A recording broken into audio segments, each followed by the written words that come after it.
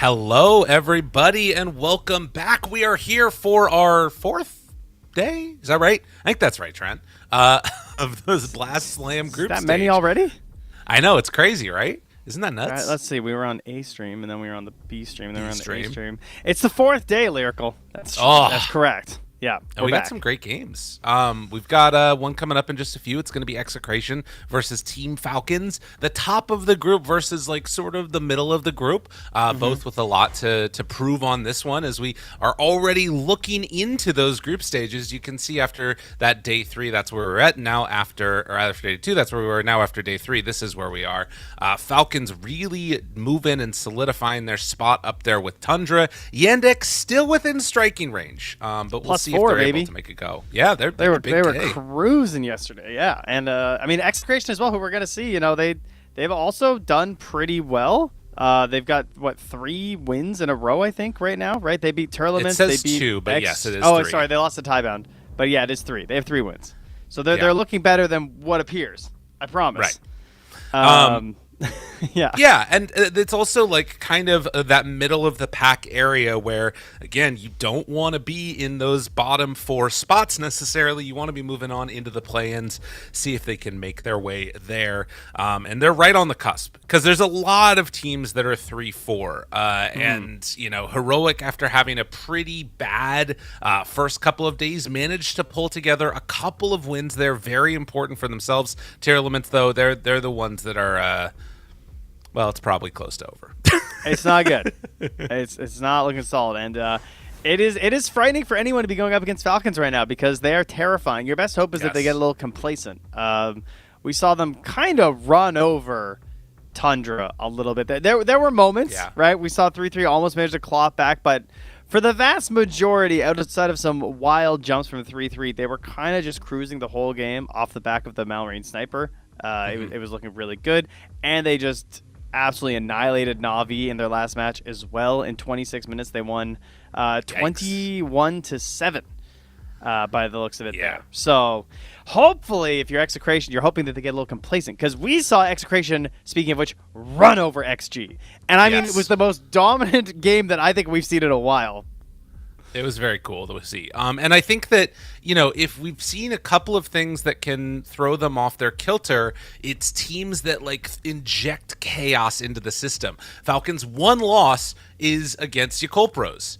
A team that has been known to do some wild stuff from time to time. Worth noting, Yakult Bros is now 2-5, so one of their only wins was against Falcons. This is one of the first games of the tournament that we got to watch. So maybe a little bit of complacency there. Exactly. But we'll see if Execration can pull something together. I think it's going to be harder to do than... you know, that original game. But I think that we already have a draft that we can hop into as the game has started. The draft screen. Oh, there he is. The trash talker the easy himself. Game man himself. Yeah. I can't believe that happened. That was so unbelievable. Yeah, me too, Amar. Me too. Yeah. Do you see that? That was him getting the freaking Huskar band against him. He's like, why? I just want to play Huskar today. Come in today. I just want to play Huskar. I mean, did you hear Quinn? You know, he was asking for Huskar. He was upset at all the Huskar bands. He just wants to watch them.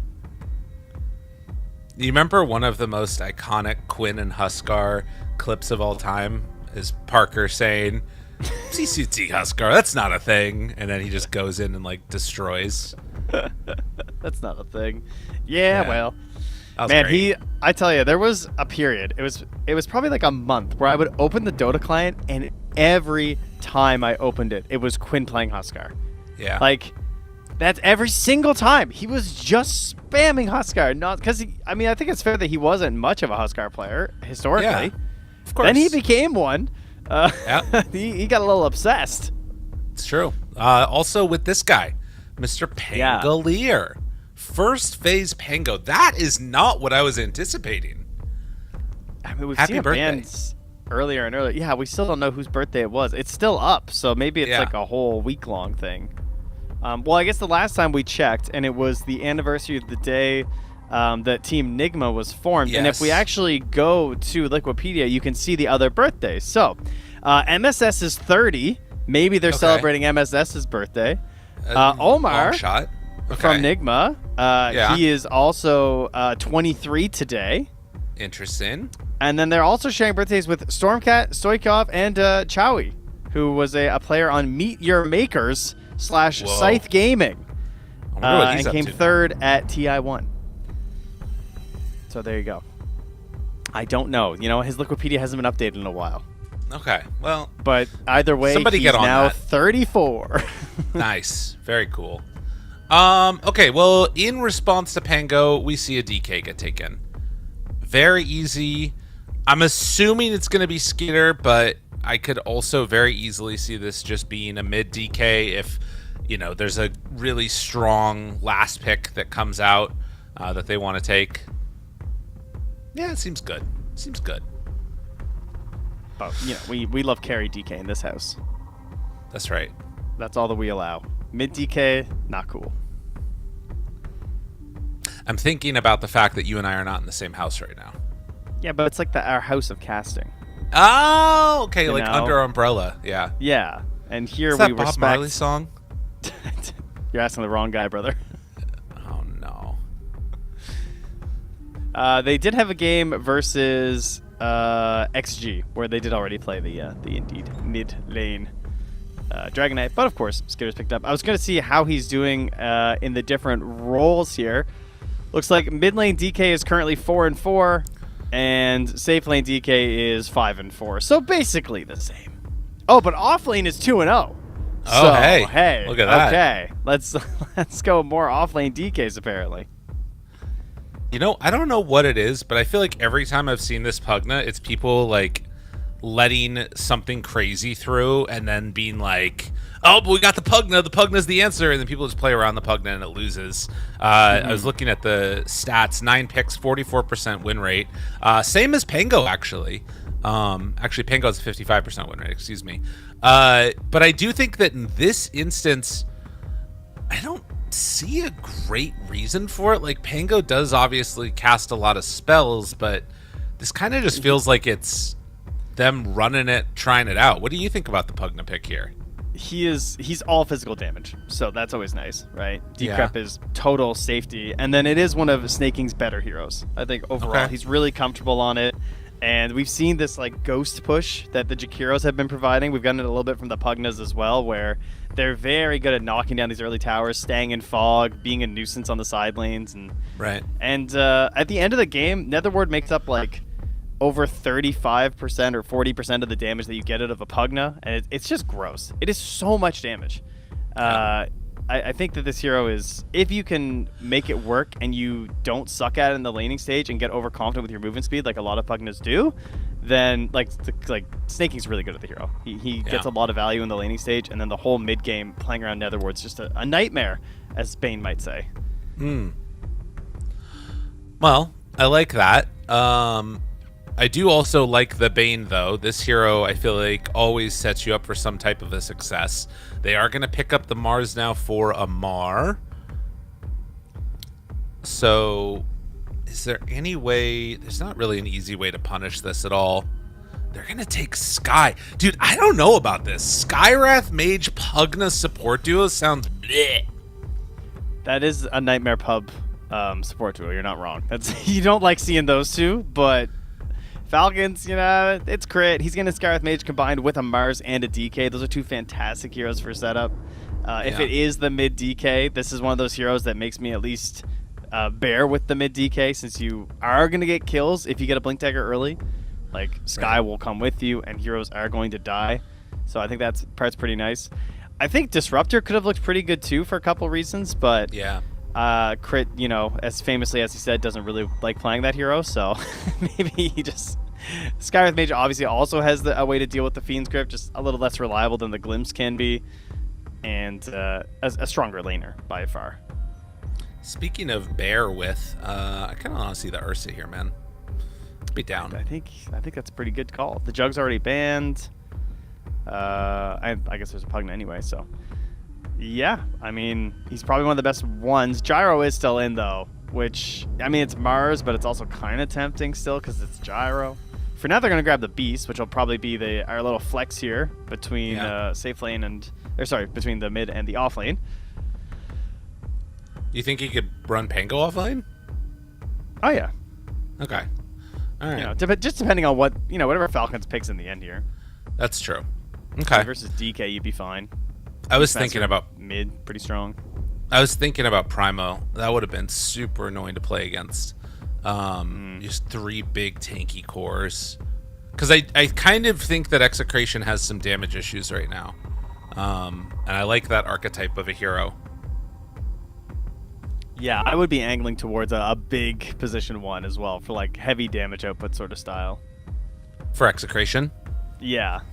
To like kind of round out their draft. Or like it's right. like basically like a Lina-esque hero if you were going mid, but let's assume that this is probably going to not be the safe lane Beastmaster we saw at a Pure. It's we're probably going for some just big, carry us through. We're going to try and set you up. We need you to finish them off with the damage like a Terrorblade or something like that. Yeah, it's like Morphling, TB. Abba, I guess, kind of inhabits that role too, with like big damage. I mean, it's Palos. He's a really nice TB. I know Mars is pretty good, and Pugna's got some stuff, and Skywrath Mage, but like TB's just that's the issue with TBs. The hero's still really annoying because of the ability to just like push waves and still get farmed no matter what. Is it scary running TB against like Pugna Skywrath though? Oh yeah, no, I definitely think it is. But I think the problem is that TB still can win those games. What about Morph then? Instead, I think similar issues though in terms of the Pugna Sky. Yeah, I guess that's true. Instant silence is pretty rough. Yeah, it can be pretty spooky. They do have the save already, both from the Bane and the Ringmaster, which is nice. Yeah, the save's gonna be big. I never like Morphling versus DK. It just feels bad. It's like you don't really damage him. If you get Breathe Fired, you do no damage. I guess you get to like take the stun. Can be kind of nice. And they're just gonna ban the gyro. I don't even think it was that good because of the Mars and everything. But he's just so meta, and he is strong at 6, and could give them an earlier timing maybe. I'm still down for Ursa too, honestly. I think I like Ursa the most. I think my favorite hero would be TA, but she's banned. And I think Ursa kind of comes in there next in terms of just like, hey, here's a way to try and get some objectives if we start rolling this game in our favor. I mean, the big like elephant in the room is Falcons are heavily favored to win this match. Execration need to do something that throws them off kilter, I feel like, to win this game. And maybe that's, just first match of the morning. They're tired. Who knows? Yeah. It's a possibility. That's a great sniper ban after that Malrine game, and with the DK Mars setup again here. Like, those are 2 heroes that really give Sniper a good game mid, and you're obviously not going to have a good matchup versus the Sniper. Right.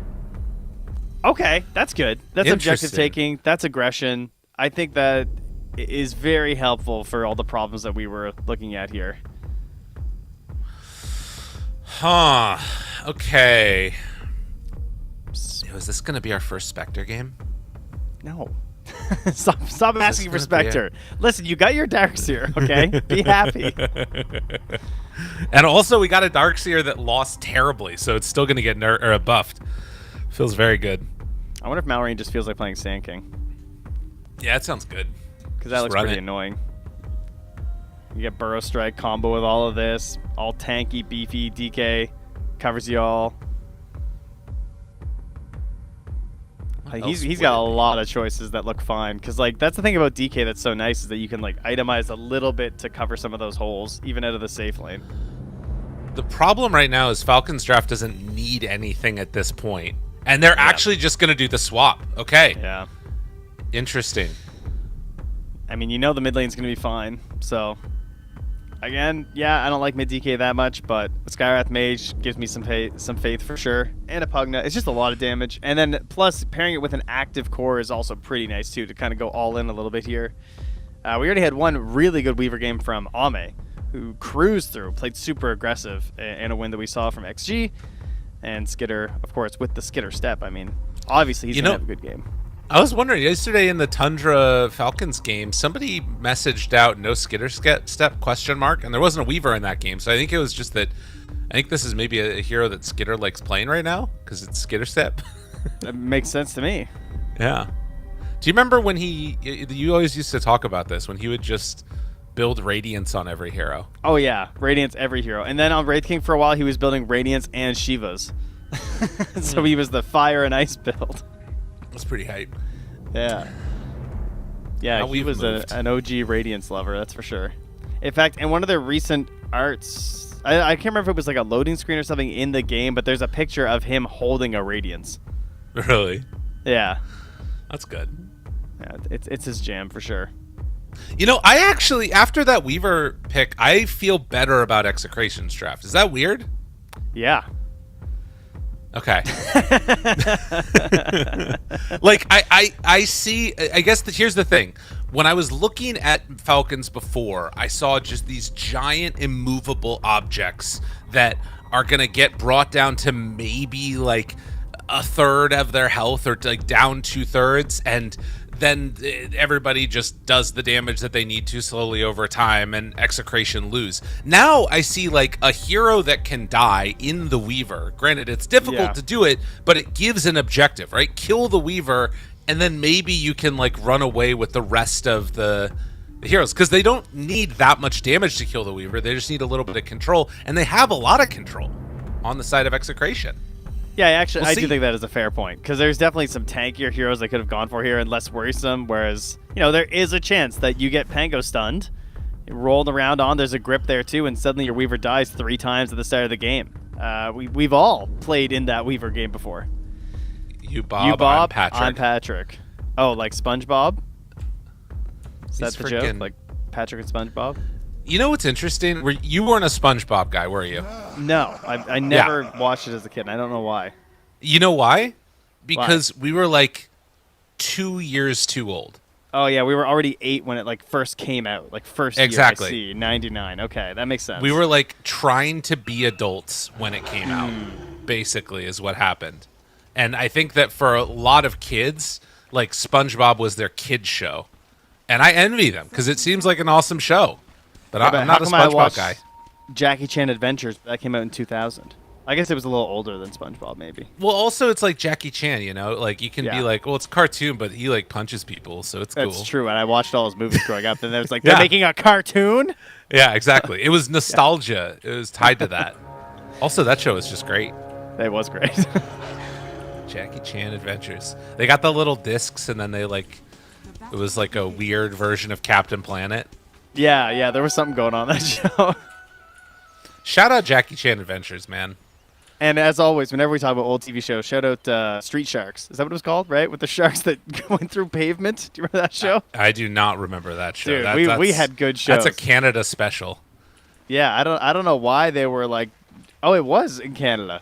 Oh, I told you. Yeah, you guys actually about the horrors of pavement? No way we'd show that shit in America.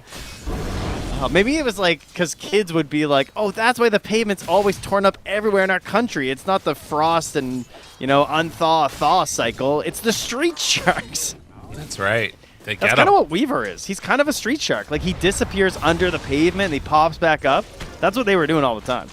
Well, he's not under the world, though, you know. Yeah, but you can't that's see Sand him, King. so you don't know that. That's Sand King is the street shark. He is the street shark. All right, well, maybe that'll be our next collab. Yeah. I doubt it, but it's a possibility. You can dream. Look, see? Skitter's already hurting. It's over. They lost. Listen, I never thought I'd get Monster Hunter, and that happened, so here we are. That's right. I was one of the 12 people that played Monster Hunter on the PSP in Canada when it first launched. That's pretty hype. So the switch up did happen that you were talking about of the Beastmaster being run towards mid, facing off against the DK, and now we've got Pango versus Weaver, which I feel like is a pretty volatile matchup in a way, and I think Tino could do some cool stuff here, particularly with the Nature's Prophet rotation. Yeah, it can go both ways a little bit too, because on the one hand you're worried about your Shikuchi cooldown, but on the other hand you're worried about getting aggressive with Swashbuckle and not finishing a kill or something. Right. And he does have double jump, which is really big for going for aggressive plays. Yeah. I was just thinking about now Zoids, which came on before Dragon Ball Z. For anybody out there. Oh, it looks like Transformers, kind of? Yeah, a little bit. It's like fake Transformers. No, we didn't have this. Uh-oh. Down low. Crit. CML finding first blood against the Sand King. Nightmare, man. Bane is good. Bane is just way too good. The Sand King? You're trying to confuse people? Yeah, that's the one. Yeah. Skywrath. That's the one. That's the one. That's the hero that we're going to kill. One of the problems with Skywrath Mage, though, of course, you kill this hero, boom. Right back at you. Blech. Mega dead. Come right back. I mean, one of the more annoying heroes to kill in lane because he just comes back with all this mana. Whoa, wait. Okay, is this new, the duration thing on the auras? Look, hover over an aura, like Inspiration Aura, on like Nature's Prophet. Whoa! Right now. Level 1, duration 0.5 seconds. What is so there's actually a timed duration. Like, look, Tango on the Mars, duration 16 seconds. But that's not duration left. Yeah, no, but that's like if you leave the aura, that's how long it would stay on. So, like, if you go to someone's Tango, it'll show you, like, the duration that's left on it, I guess. Oh, it's showing you the full duration, so you can see if someone has a 32-second Tango or 16-second Tango. Whoa. I mean, I don't think that's why they added it. To be honest with you, I have no idea why they added it. Yeah, that's weird. It kind of makes the bar a little taller, too. So there's, like, a little more of a gap, it feels like now. Yeah. That must have been just today, right? I think so. I know there was an update like yesterday, but I feel like I would have noticed this. Well, the Swarm, not an aura that lasts apparently, so it doesn't give a timer. Very frustrating. Well, I mean, it's not a... Well, actually, that's a good question now. I think it's not always conditions. Look, the Nightmare, 3.5 seconds of pain, of Nightmare. Wow. So many things for us to examine now. Thanks, know. Valve. That's lovely. You know, we're very spoiled when it comes to things like this, though. Like our UI or a settings menu. Dota might have the best settings menu of any game that's ever been made. I think it does. And like, I don't even think it's close. I think it's because, like, it's one of the few subset of people that, like, would actually appreciate it, too. We're sickos like that. Like, yeah. I remember somebody, like, being upset about a patch note from another game and being like, why are they telling us all this stuff? Palos, low. Ugh. Is Zamar going to go down to CML? They need it. Yes, no! He's living! Dodge. He's counting. Amar's a crazy guy. 2, 1. Amar's a crazy guy. Nightmare. Brain sap. Blech. Dude. Huge. Yeah, waits to steal the kill from his... Oh, wait, hold on. He's thinking about it. Are you doing this? I mean, he's trying to. Risk it for the biscuit? No, he can't get it. Yeah, it was a cool move. Not. Oh, now he just gets some creeps denied. Damn. That feels so bad. Well, speaking of creeps denied, Bob's got 12 denied mid, which is pretty cool, but there's also 31 last hits on Malrine, so he's doing a great job in the mid lane on the Dragon Knight, but they're still pretty close when it comes to net worth. It's just, you know, 100 gold, less than that, even now in between them. Bob's a little further ahead in terms of experience, and he's actually going to get 6. If he can kill this catapult, he'll get 6 before the DK, but they're bringing in the Skywrath Mage right now. Now the Skywrath Mage turning in. It's a stun onto Bob. He killed the creeps first, pulled it under tower, and now Bob is dead instead. He didn't even get 6. He needed to kill the catapult. Oh, that's so sad. Man. Nice move there from the allies of Falcons. At the very least, the rune did spawn up top, so Shanks can take that away from Malrine. Does have a 17 stick. This is an amplified damage. Could make a move onto Skitter here if they can find the right angle. They're thinking about it. They're trying to bait him in, but I don't know. Oh, he did that. He got him with the dagger, actually. Oh, no, he didn't? Never mind. I thought that amp damage could be something there. And wise decision to back out by the Weaver. And now he goes back in. And it's not enough damage. It's enough to kill the Pango. Crit. Making the move over, trying to punish. This is for wisdom. Oh, no. Yep, Shanks, you need some help, buddy. Where's your friends? You don't have friends. How about All your Skitter friends are ditching gone. him, Dude, no, you can't lose like this. Where are the TPs? Bro. You got a Nature's Prophet. He's busy. Oh my god. he's killing creeps. That's so crazy. Oh, dude, I would found. be so pissed at Palos. Oh, man. Crit actually doesn't have a TP, and somehow he's going to get away with this, though. Oh, wait, maybe not. Oh, you guessed wrong. Crit, run. Fly away. The silence. All right, Bob's there. Okay. Well, they got double wisdom. Trent, it's not looking good for Execration. I'm not gonna lie. This is a tough one right here. It's true, but it's not horrific. I mean, the gold lead's not bad. They've got they can start stringing some plays together here. But you're right, it has to be soon, and that's why it looks so desperate. Even though you're like, oh, the gold's not that bad. Sure, XP's something, but they just need to start getting some Nature's Prophet ultis. They'll be fine. I know it's not everything, but just look real quickly at the Dota Plus win probability. What do you think it's at? No. I already did. Don't worry. It's gonna be a kill there. Snaking gives another kill away. All right. Falcons want to make this one interesting here. 2 supports get brought down, and that solves some of the level issues. What I would really like is for them to ward their Ancients so that we can get big Palos ultis. That would please me greatly. It's very strong. It is kind of cheesy, but I think it's worth it. Yeah. I would love to see that. Especially versus Weaver, because it's like half his health if he gets hit by a full Nature's Prophet Wrath. Well, Shanks is going to stack him again, that's for sure. Do not have a ward down as of yet for it. And while this is going on, Bob is playing pretty far forward. He's having a good game. Top net worth in the game right now.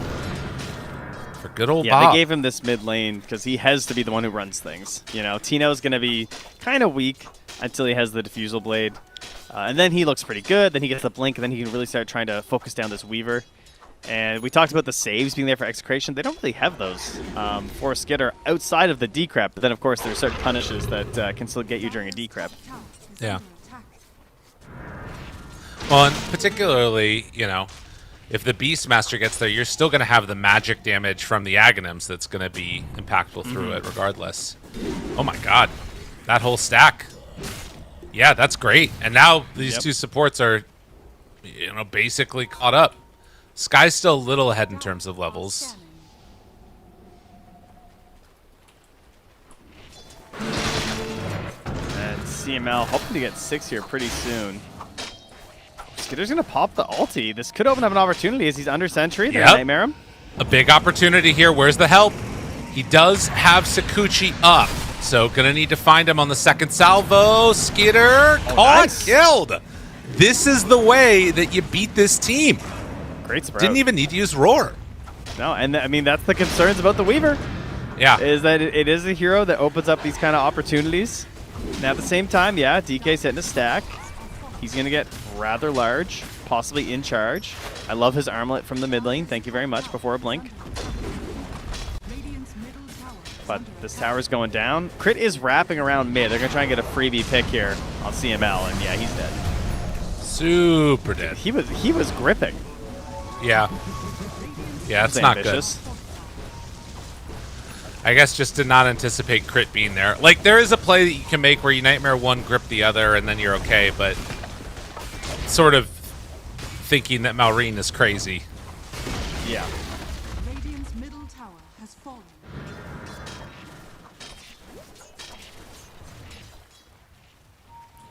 Well, 5-7.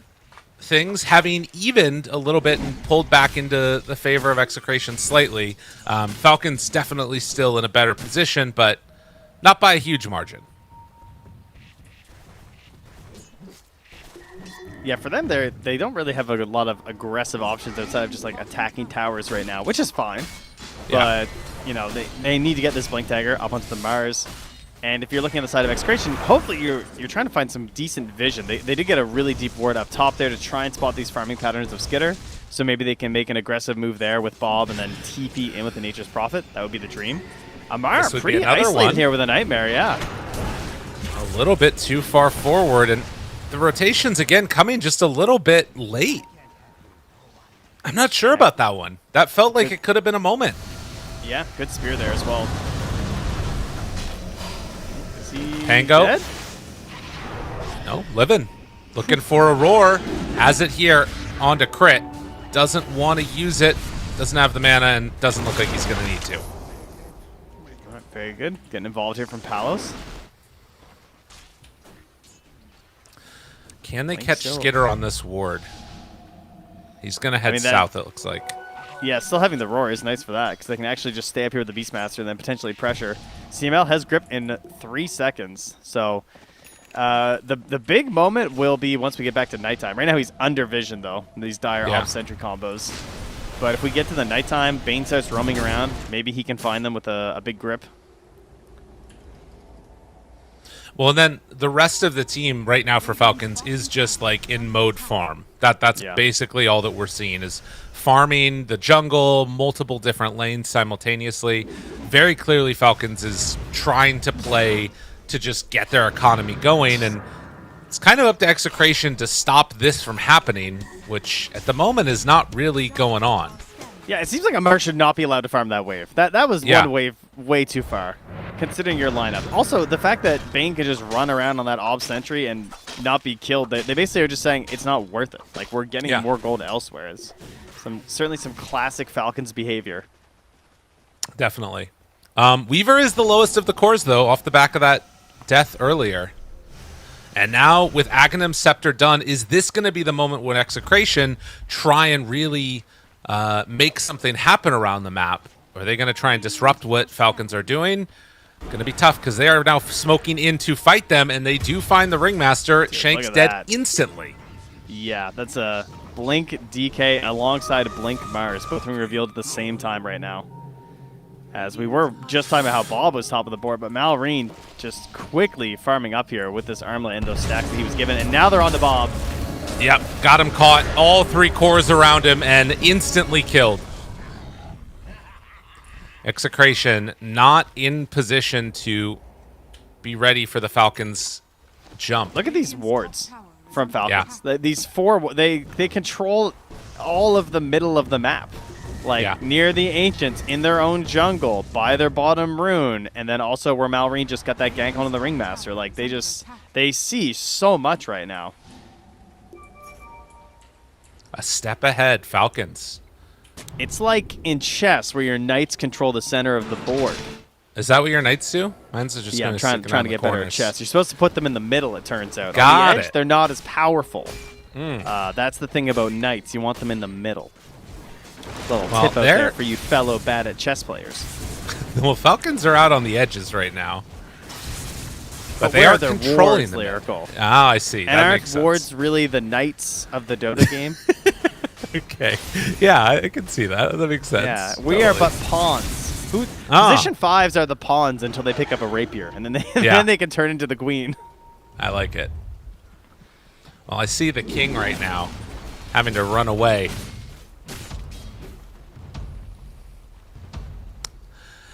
Yeah, this is unfortunate for Execration. This smoke up, they were hoping to hunt somebody up by the Tormentor who did just TP out, sneaking back with the rest of the squad. It's going to show for a moment, and now they're kind of like, well, what do we do? Shanks is behind Palos, maybe trying to bait this out a little bit. The ping comes, and they say, nope, we don't want that. Dude, Falcons are reading this so well. They're pinging like, okay, Nature's Prophet's there. That means the rest of them are going to be over here somewhere. They look like they're just having a good time, to be honest. Like, you get these Blink Daggers up, and they spend all this time farming creeps, and now they're just like, all right, let's hunt. Like, this is the exciting part of the game, right? But trying to cement a little bit of a lead before Tormentor time. Execration do manage to dodge that smoke gank as well. Yeah, and you don't want to wind up in this situation where, you know, we just saw Execration felt like they were the ones kind of hunting around for a while and Falcons were farming. Now it has flipped a little bit because they're missing out on a few of these plays. The cores are also alive on the Radiant. Oh, so this is going to stall out their lead, but you know, it just takes one, huh? Oh, man. Yeah, and it just feels like they, again, largely because of those wards that you're talking about, Falcons having a better read on the map, able to go and hunt heroes. The Knights. And I mean, sorry. If their smokes connect and yours don't, you're just going to lose the game. Tower is under attack. Smokes are like the castling of Okay, Dota, yeah. When you say... Yeah, I think so. Well, Quite. Aegis Prophet is obviously the queen, because he can move anywhere. That just makes sense. Okay, yeah. Right? Skywrath Mage strikes me as a bishop. What do you think? I feel like he's got bishop energy. I mean, Bottom tower. I guess so. I think that's just more his, like, pious side coming out, though. Yeah, that's fair enough. I mean, Mars, definitely a rook. That's a rook if I've ever seen Oh? one. Maybe a dead rook here. The grip used. All the damage in the world. Will it be enough to kill this guy? Yes! Amar goes down. Oh, that's not good. Blundering a rook is bad. Usually you're trading rooks, but to blunder one like that is tough. That's going to put you in a rough spot. When You we're can't going castle for without right the now. rook. You can't. You can't do it. Tough stuff. Let me ask you this. What it like is like a meepo en passant? Oh, 100%, yeah. Just some weird shit that they invented in the 1700s. Okay, I like this. Aegis into the hands of Bob. Sorry, it was actually the 15th century, Okay. apparently, that it was added. So, well, Good they enough. say somewhere between 12 and 1600, so I was close. All right. So here's a question then. Which is more Yeah. of a rook on Execration side, the Pango or the Beastmaster? I think I'm going to go with the Pango. I feel like it's an offlaner thing. Since Okay. he's the offlane this game, I think he's the rook. All right. You know, I they're like on it. the edge, kind of makes sense. Speaking of, Maureen, interesting position with crit over to the side here. They jump and turn, and Skywrath Mage ulti not doing enough. Oh, God, Palos gets saved. Oh, and now Bob's there to turn it. Ooh. Palos turns, goes for the hit. Oh, Ringmaster, big plays from him. And Palos will live, Maureen will die. It got so crazy. freaky and weird, and now Bob turns on the Snake King. Falcons trying to make something out of nothing, and they might just turn it into a loss. If they step too far forward, looks like they're going to call it there. Amar showing up. It was like Mystic Flare indecision from Crit. Like, it was close. He somehow got it right in between the two, Yeah. and then just kind of got nothing out of it. Wow. I mean, look, that right there is the embodiment of the play that Execration need to make. Make So Falcons badly. uncomfortable. Like, make Yeah. them feel weird. And if you can do that, you're going to maybe come away with a victory here. Well, they are moving up top here, though, towards that Tormentor. Simel was nearby. Will he get caught after that scan? Tower is under attack. Thought you said Sumail. I was No, very he's confused. not here. No. Close, though. Well, when there's any type of indecision, Falcons go back to the game plan. They know how to win these games. Take Tormentor at 20. Try and get back on track here a little bit. And they are going to be able to secure this one. There is a move from Execration coming in, but it's a little bit late. Do they still want to fight, though? They have Rolling Thunder at the ready. Crit's right there. Finds Tino. Bob ready to jump. Nice And they will chase him down for the finish. And the thing about this for Falcons is if you jump, there's a Ringmaster save. Yeah, it felt like Crit just suicided there. Like, I think he was just fine with dying. It's kind of what it looked like, you know? Yeah. He kind of just ran into where they figured the smoke was coming from, and he was correct. Okay. Simel. So this is a Bane trying to get up ahead to set up for these Nightmare and Fiend's Grip plays, thinking, hey, they left the Skywrath Mage. They've gone to go farm elsewhere. Didn't expect Amar to be lurking around, I think. Right. Is under attack. Also a daytime thing. Yeah. Yeah, he doesn't have that edge there. Well, a 2,000 gold lead, but feeling relatively close. Still would rather be in Falcon's position right now. But again, I see ways that you can come away with a win here. Now, Bob is playing pretty far forward. Ringmaster behind him. Throws out the dagger. It connects. Bob on the chase down. Axes. He's going to have blink up soon. Another dagger hits, and the roll is there. Oh, Shanks. Nicely another played. That was exactly what they needed. What a hit. Is Ringmaster the new Mirana? Is this what we have to do now? You get to throw more of them, but the rest of the heroes are actually good, so you get to throw some long bombs. It's Is this what I kind need of to cool. be I playing? like it. I miss chucking big arrows. Listen, I do it, and it's just terrible, but it can be fun She's still. so bad. Oh, it is. It's real bad. At least they changed the shard. I think even now the shard is better than the the breathing of the fire. A nightmare to start here on CML? Skitter, but there's friends. Yep. And now are they going to be able... Well, no, he's living for now. The roar onto him, trying to find the finish. They get it. Skitter gone. Now Crit also going to fall. They do lose the Bane, but Okay. absolutely fine with that. Yeah, he took 1,200 damage from Skywrath Mage, just ran around in circles as they desperately tried to kill him. Almost lived, which is crazy. Has the Glimmer now, so had that been done, would have survived. But a massive, massive win for them right now. And Bob with this BKB, 25 seconds left on the Aegis. It would be nice if they could get like a solid objective here. They have the Ops. Okay. I thought he was going to TP in there and die, but Palos does cancel it. That's good. Well, it's interesting because it's 2 times now where it's been Amar getting just barely caught out right before he's able to escape. And then that sets up for another kill later on down the line. And are we going to see it again? CML right on track trying to find him here. He's going to tumble his toy away, though. So Amar not going to get caught this time. Yeah, good ward. Still scouting where Crit is and where Amar's heading to, though. These supports for Execration doing really good work.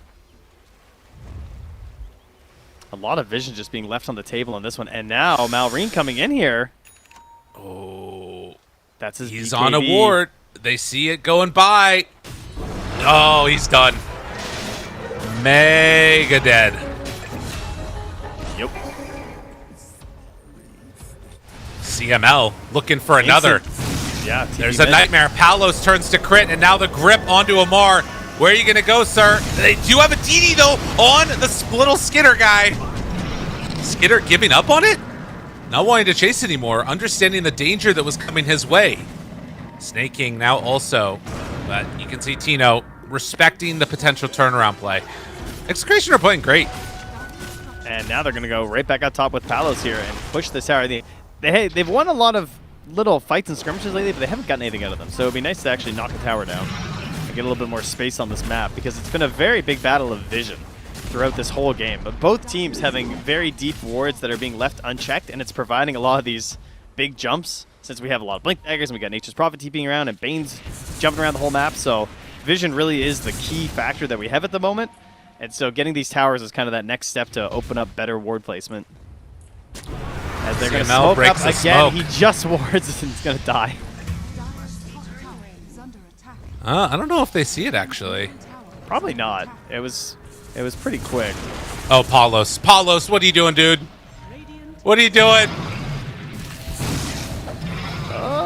He might be okay. Run He's away fine. on one. They're still escape act. He's fine.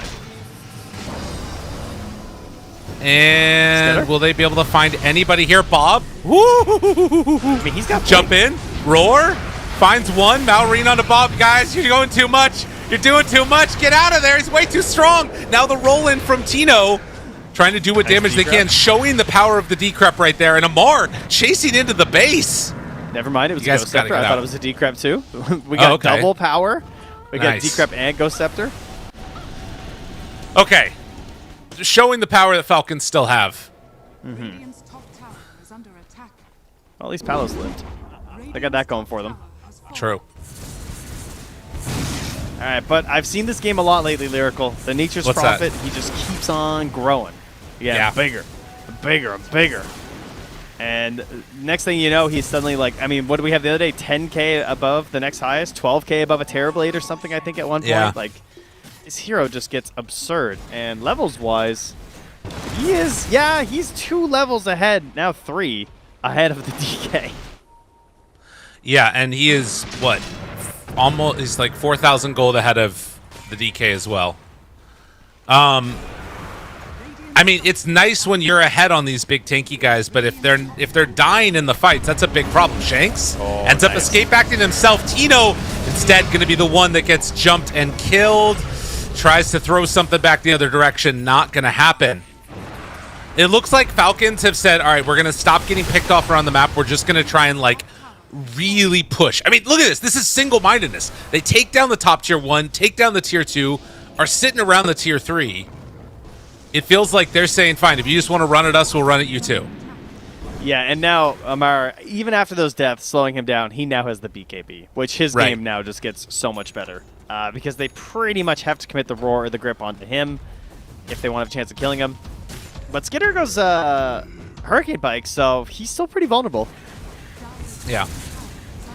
Oh, and they're still going to be capable of getting caught by, you know, a Bane something. Yep. 20 seconds till Roche. Getting ready to go. Amar looking for an opening. Bob. Gonna be the first point of contact, it looks like. If they see him... Oh, that would be a good kill to get Pugna right out of the gate. They're hunting dire scans, and that signals for Falcons to get back. Skitter. Ooh, that was close. That was close. Tino goes up high ground, spots him for the moment. Now they have Rolling Thunder down. God, Falcons played around that so well. That was super close. Yeah, playing along the tree line like that with the ward in play, very frustrating. Yeah. If the smoke had a pop, then the fight goes well for them, and then they just scan to catch the wraparound. Now they get a courier too, and now they're going to poke high ground a little bit. I mean, they got a Pugna and a DK. Mallory pops the ulti. There's a Meteor Hammer from Crit. We got all the nuisance on the push. Now, Execration, they're out on the map still farming. They have really good vision down over here on the other side of the hill, but Falcons feel to be playing in this area. CML and Shanks are sticking around. I mean, they saw the courier go through. What are we doing here, guys? I don't know. This is very interesting. What killed Snake King's courier? I think it was Roche. Yeah, I think it was too. That's a rare one. So they're cutting waves also. They need to cut the top wave on Execration as well as the mid wave. And that sets up where Falcons are going to be getting less of the map because Palos can just farm wherever he wants. So this standoff, but they're going to start just rushing, maybe? Pausing. He spammed his ulti and lowered his FPS too much because he made all the butterflies appear. Yeah, crashed his game. Yeah. Wait, he TP's into the pit. Yeah. So he TP's into the pit because they can't catch the top wave. There's just no way, right? I think if you catch this wave, there's still 2 waves already going in, so they can still pressure your base. So I think their choice right now is we basically have to force Roche. Yeah. Well, he's gonna go on in. Wrath of Nature to try and stop it. Sending out the boars, and they TP away. They can't contest. That's Roche for Execration. Yeah, I mean, the tower's taking some hits from the Pugna and the Skywrath Mage, but obviously not enough. What are they missing? I guess they don't have DK for him, so they just figure not worth. And if Skitter gets chain stunned, which is still possible with his build, maybe? I guess, yeah, they're feeling like it's hard to take this fight right now, so just farm up, get to that next tier of items, because eventually they do, like, I think lose out on it, right? Because Palos just gets more out of the map than they do if they're just sitting around the base constantly. Weird, man. I mean, Sky is also incredibly farmed in this game. We haven't really talked about it, but Meteor Hammer, Ghost Scepter, and almost a Sheep Stick. It's nuts. Scythe is an interesting choice. I wonder if it's... I don't know. I don't know why he's going Scythe. I guess because of the double BKB on the Prophet and the Beastmaster. Because I think a lot of guys would just go Ags here, I would assume. Because the Ags is pretty crazy. But it is less reliable. I mean, Scythe is like, I want the power to win this game, is what Scythe says to me.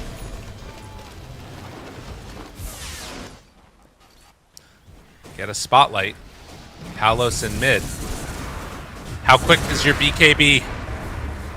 That's Aegis immediately gone. Roll up, rolling through, trying to do what he can. Can they kill off Malrine here? Can they find more? Stun, jump forward, roar onto Snake King. Now they've lost Shanks. Palos tries to back away. CML. Oh, this was not the fight that Execration wanted, and now they're in way too far. Bob is going to get stunned as his BKB wears out. And just a really, really poor fight from Execration. Yeah, good decision making. Good from execution. Falcons. Yeah, they just recognize, like, hey, if we have all our stuff up, like, if we have Dragon Form and stuff, we're still going to win this fight. Like, especially if we could just get a free Aegis knockoff like that. Like, he had no chance standing straight up to them like that. Now that's going to be at least 2 lanes. I mean, they have the bottom tier 2. They probably don't end this game. But this is going to put them at like a 11k lead or something. Oh, you can play the game so well, and then in just a couple of seconds, Falcons take everything away from you.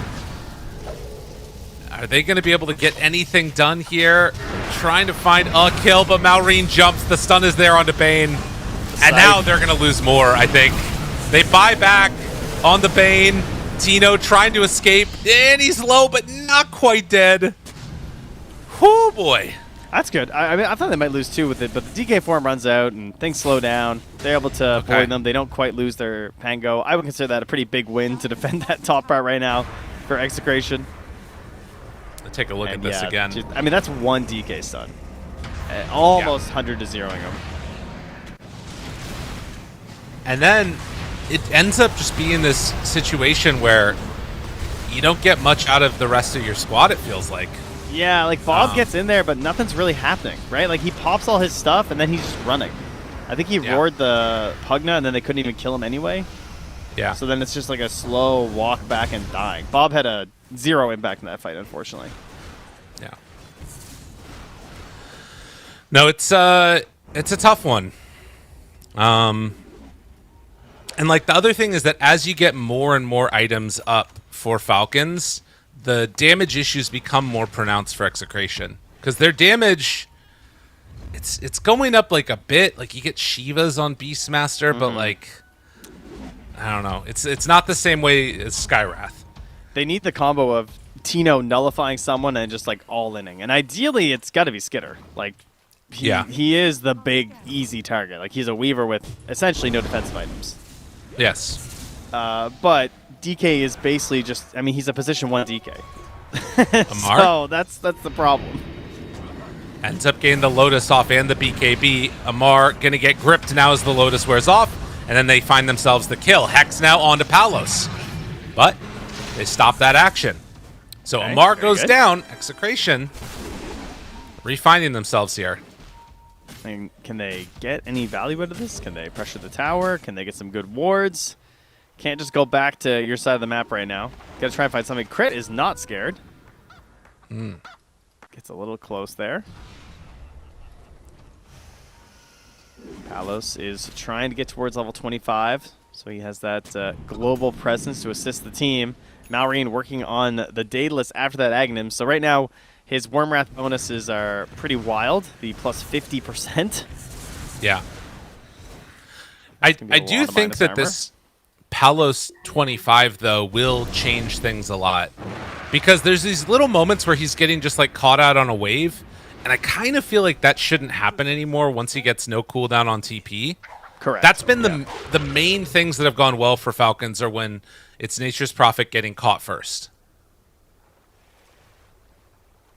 Yeah, he's going to have to angle towards that. I mean, it'd be nice if he had, like, a Lincolns that he could get to. Would do a lot for the initiation of the Dire, but that's a bit of a pipe dream at the moment.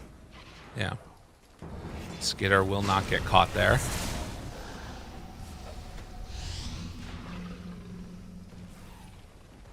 But yeah, still a very farm Nature's Prophet, but a very much swingy type of game that Falcons have led most of the way through.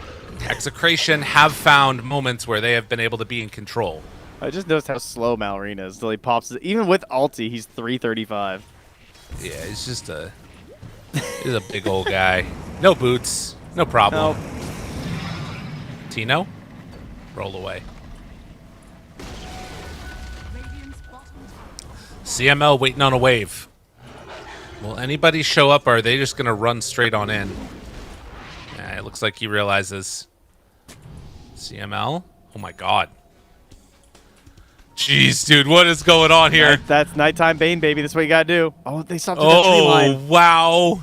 Oh, that little line, brother. Yep. Deforestation is a real problem. That's a dieback. Oh, he was going for it all. He's a huge part of their fight. Man, Palace is so close to 25 too. Jump in, roar. Nice Lotus was already there in reaction, but Malrine low. Malrine almost dead. Yes, they get it. That is a lot. And Palos now hitting on to Amar. Amar decrept, but the nullifier is there. The spotlight. How much damage they have left in the tank? Not enough. The heal. Meanwhile, Shanks is low, gets away. More heals. Oh, he's nullified too. Do they have enough to kill him? Where's the save? They don't have it. Nature's Prophet dead. 100 seconds. Points at and medic. while they Kill that guy. I can't believe that Snaky... I mean, he still had a greater healing, Lotus. Oh, my God. Amar tipping CML. Unbelievable. You can tell he got pissed at him earlier. Very well. Tipping the dead guy. The guy who died before the fight even started. I am very surprised they were able to bring down the DK with the help of that nullifier. Like, even all inside the Lotus. Like, Ringmaster spammed all his disable, and Prophet was swinging on him. But then after that, it was just snaking in the back. Just giving him the life drain. Oh. A couple of misplays here and there. You can't afford to make them against Falcons. Doesn't matter how farm the NP is. Still gets brought down in the end. Actually, so close, though. But yeah, Megas now. Go back home, get a couple items. And you're in for a long road for a potential victory for Execration. It's going to take some YOLO buybacks and diebacks probably to get yourselves back into this game if they try and end it too quickly on the side of Falcons. But that's not exactly something that they're generally known for. Tend to be a little patient. True. I mean, look, Crit's queuing up Boots of Travel, okay? This guy, he knows what he wants. He's trying to get up Boots of Travel 2, actually. Excuse me. Yeah, of course. I mean, but if they won from here, imagine how good the smiley face would be. That would be a lot of smileys. Yeah, that would be a good amount. Get a new keyboard after. So would Amar. Yeah. Yeah. You're not wrong. There would be some serious keyboard sacrifices if they managed to bring this one back. I mean, again, a testament to how this game is going that they're only 10k behind at this stage. Amar does have Refresher. They also have Refresher on Bob.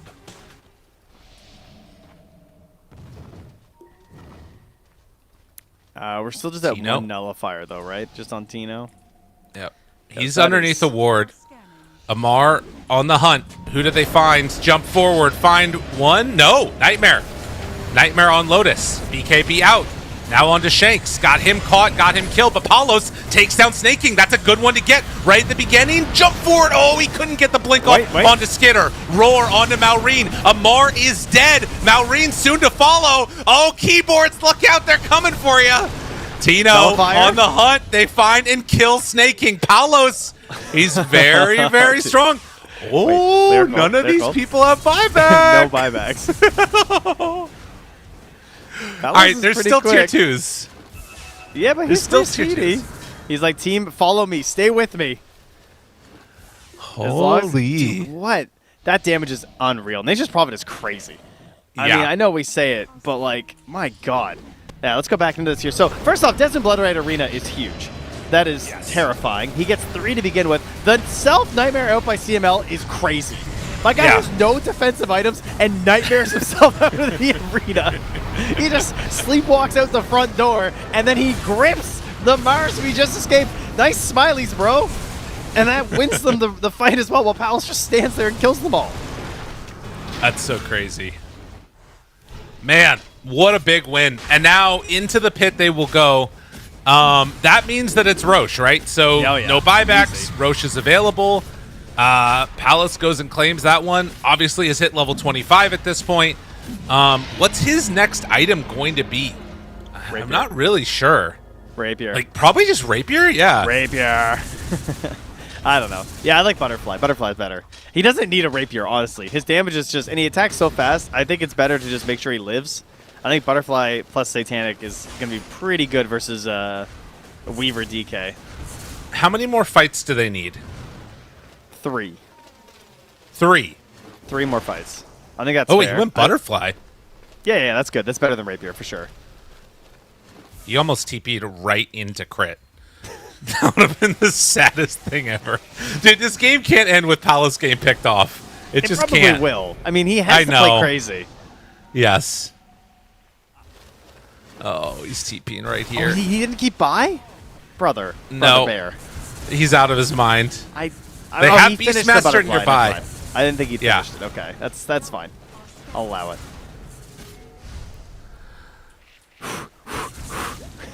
God. All right, 25 on Bob. Primal War cooldown. Oh, man. Tino got his Agnums as well, so he actually has some Palos. damage now. His damage has been mega low.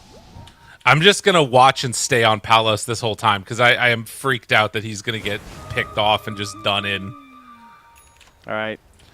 Okay, we do have Arcane Rune on Beastmaster. Smoked up. This would be a great kill to get. Spotlight Palos! Oh my god! Do they jump in and find him though? Roar out onto Skinner, but the Lincoln staying alive. Palos also staying alive. Second salvo if they want to use it. They run right on top of Snake King. Nullified on Beastmaster. Do they have him? Nice. Yes, they get the kill. Now TP out. Gotta get the hell out of here. All right, 2 down. Good backup there to get in there alongside Bob. I thought he was going to get ditched for a second, but Tino stuck around. Wait, what? what? Refresh from Amar. They're back in. Palos? Wanting to chase? Wanting to find the kill? Do they have enough? No, the arena down! The Pango. Tino chase! Tino chase! He Get him, needs Tino! another jump. Oh, they got him! Oh my god, they got him! Now and now Malrine? TP away on Malrine. He's going to escape. No basher online for Pangolier, but they got to get back for their base. 5% chance. It's growing. It's happening. It's starting to happen. How many fights? That's 2. What did I say? 3 more? So Yeah, they you need said 2 3. more fights. Holy moly. God, they need tier 5 items so bad. They need some of these freaking Book of the Dead to keep the base alive. I think they just need to try and end. I don't think they need items. I think they need to go high ground. But there's still creeps in the base and stuff, and you've got like I don't think you win this the later this goes. I think it just gets scarier and scarier. All right. No Amar for 30 seconds. Can they get a buyback? They have grip. All right, I'm putting the standing desk into stand-up situation, Trent. We're moving. Let's go. What do we got left in the tank? There's creeps that are still going back and hitting tier 4s now, so they have to defend. Okay, now the real threat is the chase down here. Like the Watcher gets taken. They're not going to get out immediately and hunt after them. But, I mean, that's good. That's one lane. That's the kind of stuff you have to do. You have to get high ground and get rid of some of these buildings.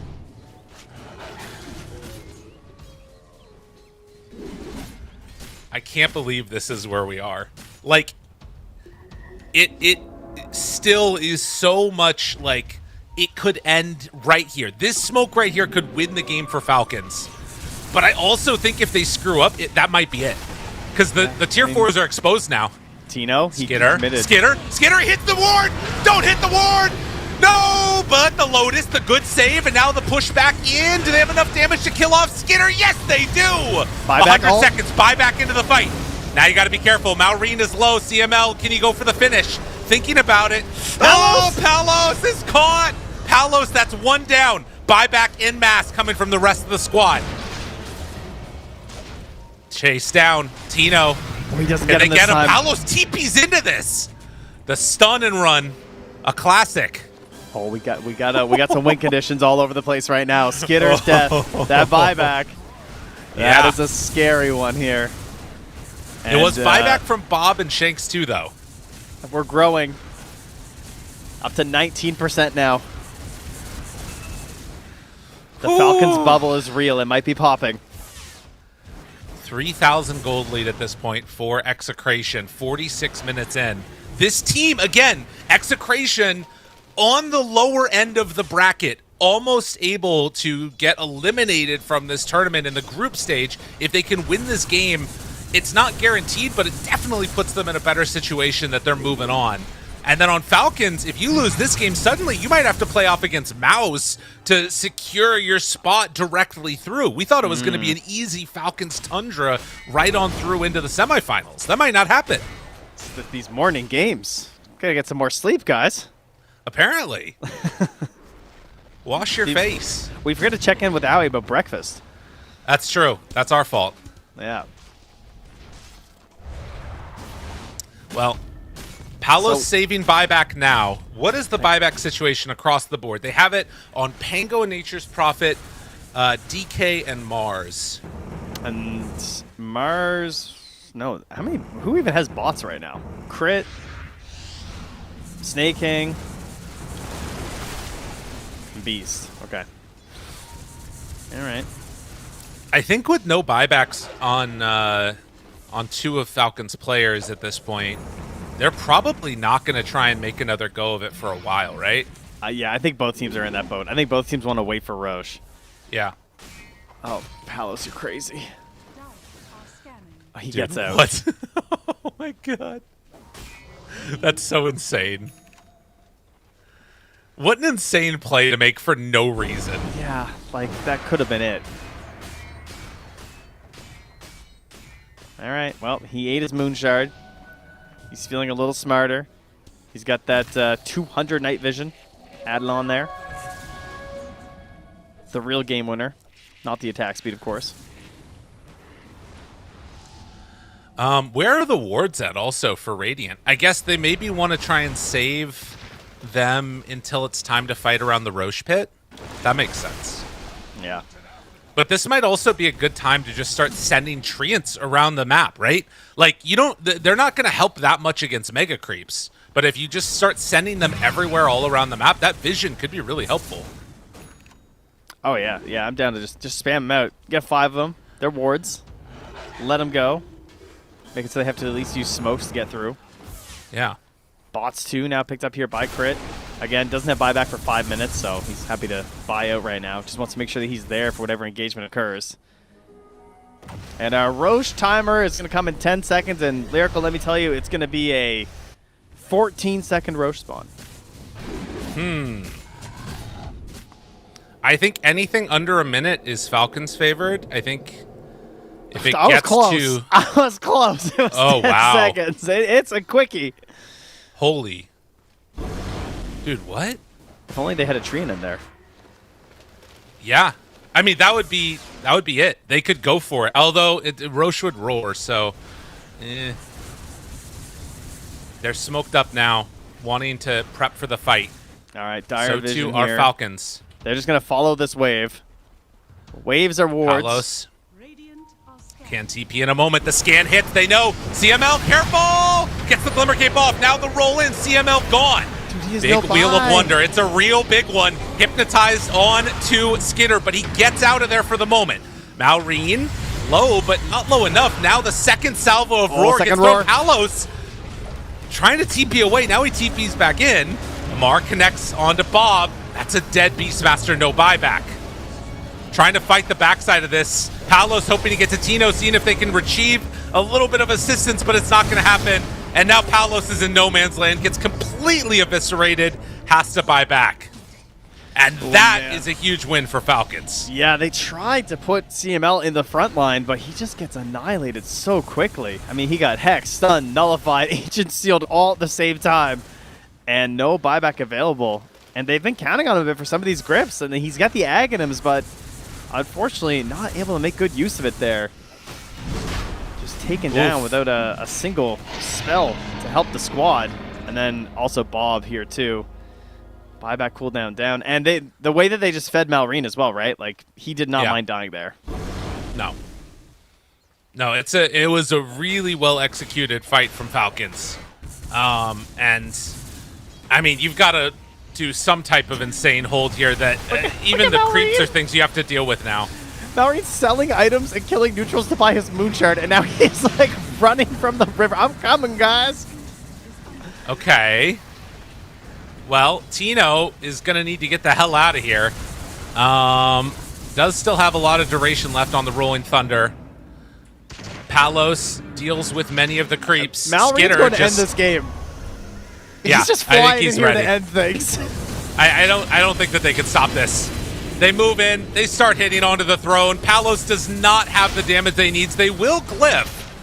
Well, they actually have Bane now, so maybe an opportunity to find a grip. No, he's already used it. It's not going to work.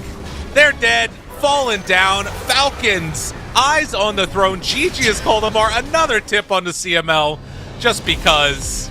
And Falcons, well, it might not have happened in the way that we were expecting. They do come away with the victory. And Amara looks very happy. Oh, goodness. Not even close. Never worried, obviously, about Where was their the easy future game here. from him? Well, that one, yeah, I guess that was about as easy as the last one, wasn't it? Yeah. Ooh, Falcons. They managed to pull it together and get their win. Things getting a little spooky there with some deaths onto Skitter on the Weaver getting targeted down pretty fast. But good prioritization there from Crit. And Snaking just in the back this whole game. 2-4 and 21. He had some great moments with the heals, keeping things up. And shout-outs, though, to Execration for keeping that one going. They have shown some real flashes of inspiration in these games that we've seen from them. Absolutely. I mean, I think 3 really big mistakes, maybe 4. Any one of those goes away and they maybe come away with the victory here. Falcons, a couple of uncharacteristic errors that we saw, but overall, I was still pretty happy to see them put together a solid game like this. You know, it's good to see the team like this struggle and have to like work through that. I think that it makes them a stronger team too. That's, that is true. Because they can understand that, they got their own problems that can occasionally come out in their games. Absolutely. But very good experience there for Execration for sure to try and extend a game like that and almost claw their way back in. So hopefully that'll help them in a future game where they actually manage to come back and get that win. Well, we'll see what ends up happening as we get ready for our second match of the day. Stay tuned, everybody. More to come in just a few. See you on the other side of this break.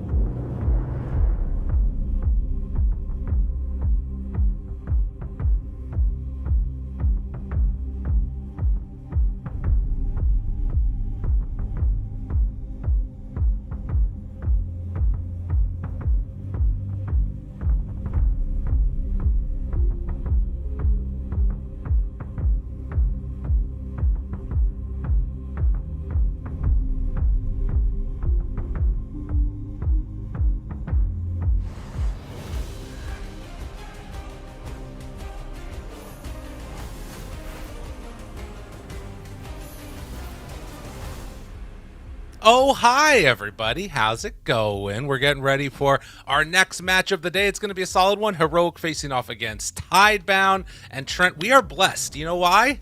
Why? Because we already have a draft, which we can get into right away. I'm so excited.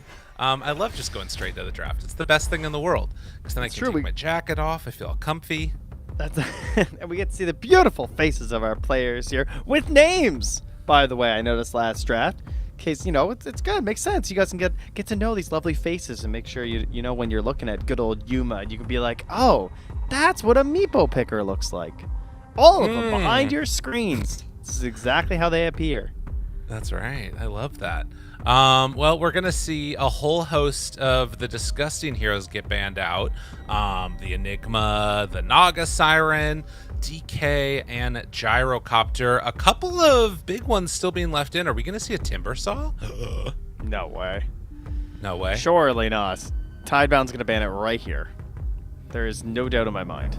It will not leave the Timber Saw in. Thank goodness. Oh, that would have been horrendous. There is going to be a Jakiro, though, so we can get back on that train today. Okay. Someone's getting it. You don't think they take it out right now? I mean, I think you would just pick it. I guess that's true. Oh, they're going to pick Tusk. All right. All right, they're picking Centaur. I don't know what's going on. I'm okay with Tell me Centaur. why you're not a fan. Oh, it's a Devi hero, though. It is a Devi hero, but I don't know. I kind of like... I like everything that... I guess Gyro's already banned and DK's banned, which are two kind of nice Tusk heroes, so that could have been something in the middle of the phase. I don't even necessarily... It's not even so much the Tusk over the Centaur. It's just the Centaur itself is just like... He's fine. He's going to do his laning thing, but it feels like people are getting a little more wise to him. I feel like we're getting some, like, minus armor heroes, and we're getting some really high damage nukers who maybe hunt him down at the start of the game where he's just trying to cut the wave and stand there like a Skywrath mage or something.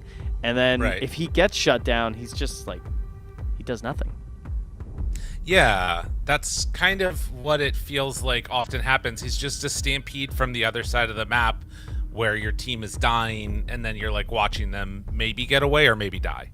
Yeah, kind of that. Another Pango game, though. Very nice. Previously in the off lane. Of course, could be shifted to the mid if necessary. And, pairs nicely with that Keeper of the Light, which I think they might have had together when they played the Coddle, I want to say. But I don't have it open. But, because I think of just, like, having, like, the Ignis Vadas plus rolling around, area control. Very annoying. No, they had it with the Timber. That's what it was. Oh, yeah, that was nasty.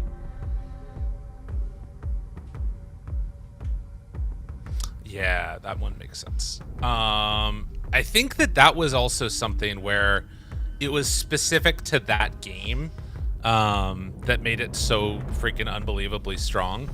But I could see them busting out the Coddle again with something like the Pango where there's some more protection around him, That could make sense to me. Yeah, 100%. I think it'll also match up nicely versus a lot of Whispers heroes, too. Yeah. Yeah, totally. Brew band here. That's an interesting one. It's I mean, they've played it before, but not a hero you see banned very often in this stage of the game. But it is a relatively common ban versus Tidebound as a whole. So that's just a lot of respect to New, for New here. But there's still the Primal Beast. Yeah, that's what I think of when I think of New. I just don't know how good that hero is as a whole right now. Like, we've seen some bans on it for, like, in the last series that we watched, Falcons got a ban against them for Malrine. But it definitely, like, it feels like more of a specialist hero, which I guess he is, so it fits the bill. Maybe we'll get it.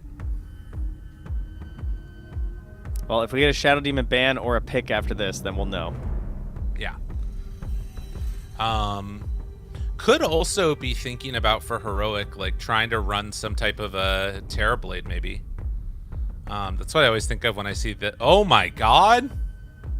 So this hero was ignored for the first couple days of the tournament, which seemed insane to me, because I don't think she's that bad. In fact, I think she's probably quite good. If we take a look now, She has not been picked. That she's only been banned just a single time. This will be her first game. Dude, I'm so looking forward to like 18 minutes Devi Lama dying to Ancients in this game. Yeah, that's actually a really good show. The Rabble Rouser is really bad because we already had Centaurs dying without it. Yeah. Oh, dude, they're building stacks too. TA's going, oh no, the Rabble Rouser. It's gonna happen. I mean, I kind of like Shadow Demon Primal Beast here. Is that crazy? I don't get Clockwork versus Pango. Maybe I'm crazy. I feel like the Pango players love it. I mean, I guess there's a little back and forth. Like maybe a really poorly timed cogs can mess you up, but I feel like they hurt you more than they help you, especially with expanded armature because you can drive right in between those cogs. So it's just simply a skill issue. Like if you're good at Pango, you can go in between those cogs and then they're just crazy. Like, and everyone's taking expanded armature. So I take it back actually, just get good and it's only a net positive for Pango. Okay, I like it. But New's going to pick a really good hero in the Mars, but this is also what most people pick Templar Assassin for. They pick it into the Mars to at least have some way to deal with him in the laning stage. Oh yeah, get taken out. Yeah, the fiery bird. This to me tells you that it's like, okay, we don't care about the TA. We're gonna do Phoenix Mars as a lane combo just because we see how powerful that can be. That's what that says to me. And I think it makes sense with the Eng 5 versus the Centaur too. I think that can be totally fine. Yeah. Okay. Well, Heroic now see a lane that they're going to have to play against. Do they want to stick with the TA through this, or are they going to take something a little bit more substantial at this stage in the draft? I mean, you also kind of like the idea of being able to maintain that flex, though, so I imagine they're just going to take their support. Do they want something to run with the Centaur, or we run a 5? No, they're doing the double pick, so you want the whoever you don't want banned. Well, right, but you still have the flex potential right now of, like, if you have multiple options that you're comfortable with, then you could, like, you know, take your support still here. I guess, like, yeah, if you really want Snapfire, I guess you would have to take Snapfire here, for example, because that's probably going to get banned. Yeah. That's true. And there are a lot of cores still in the pool.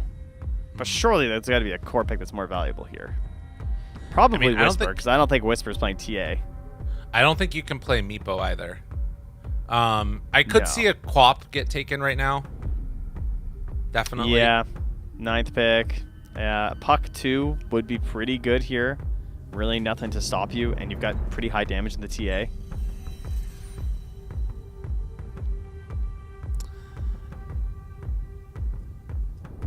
Nope. Wow. They want the Sky. They really want... I mean, this is... How many times have we seen them play Sky Clockwork? Like 2 games at least, right? Yeah. No, this is the 3rd, I think. Yeah. So this has been a duo they go for. We had Schofield previously on the Skywrath Mage and KJ on the clock, and it's probably going to be that setup again since there is the Templar Assassin. It is interesting, though, because it means that they're comfortable running a lot of different things for Whisper, I guess. Like, Whisper doesn't strike me as a TA player. Am I crazy for that? There's no way. I'd say 0% chance. 0. Yeah.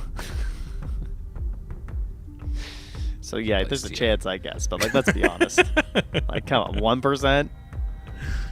Yeah, the Terrorblade ban makes sense here. Anything else that's super annoying? I guess they can ban on this last ban to cover whatever the mid is, because they get banned to pick, and they don't want to reveal which way they're going first. Because you still have some hypothetical flex potential here. Out of curiosity, I did. No, wait, never mind. It was a fake game. Yeah, no, he's never played it. Yep. They banned the Primal. Okay. And the Quap. That makes sense.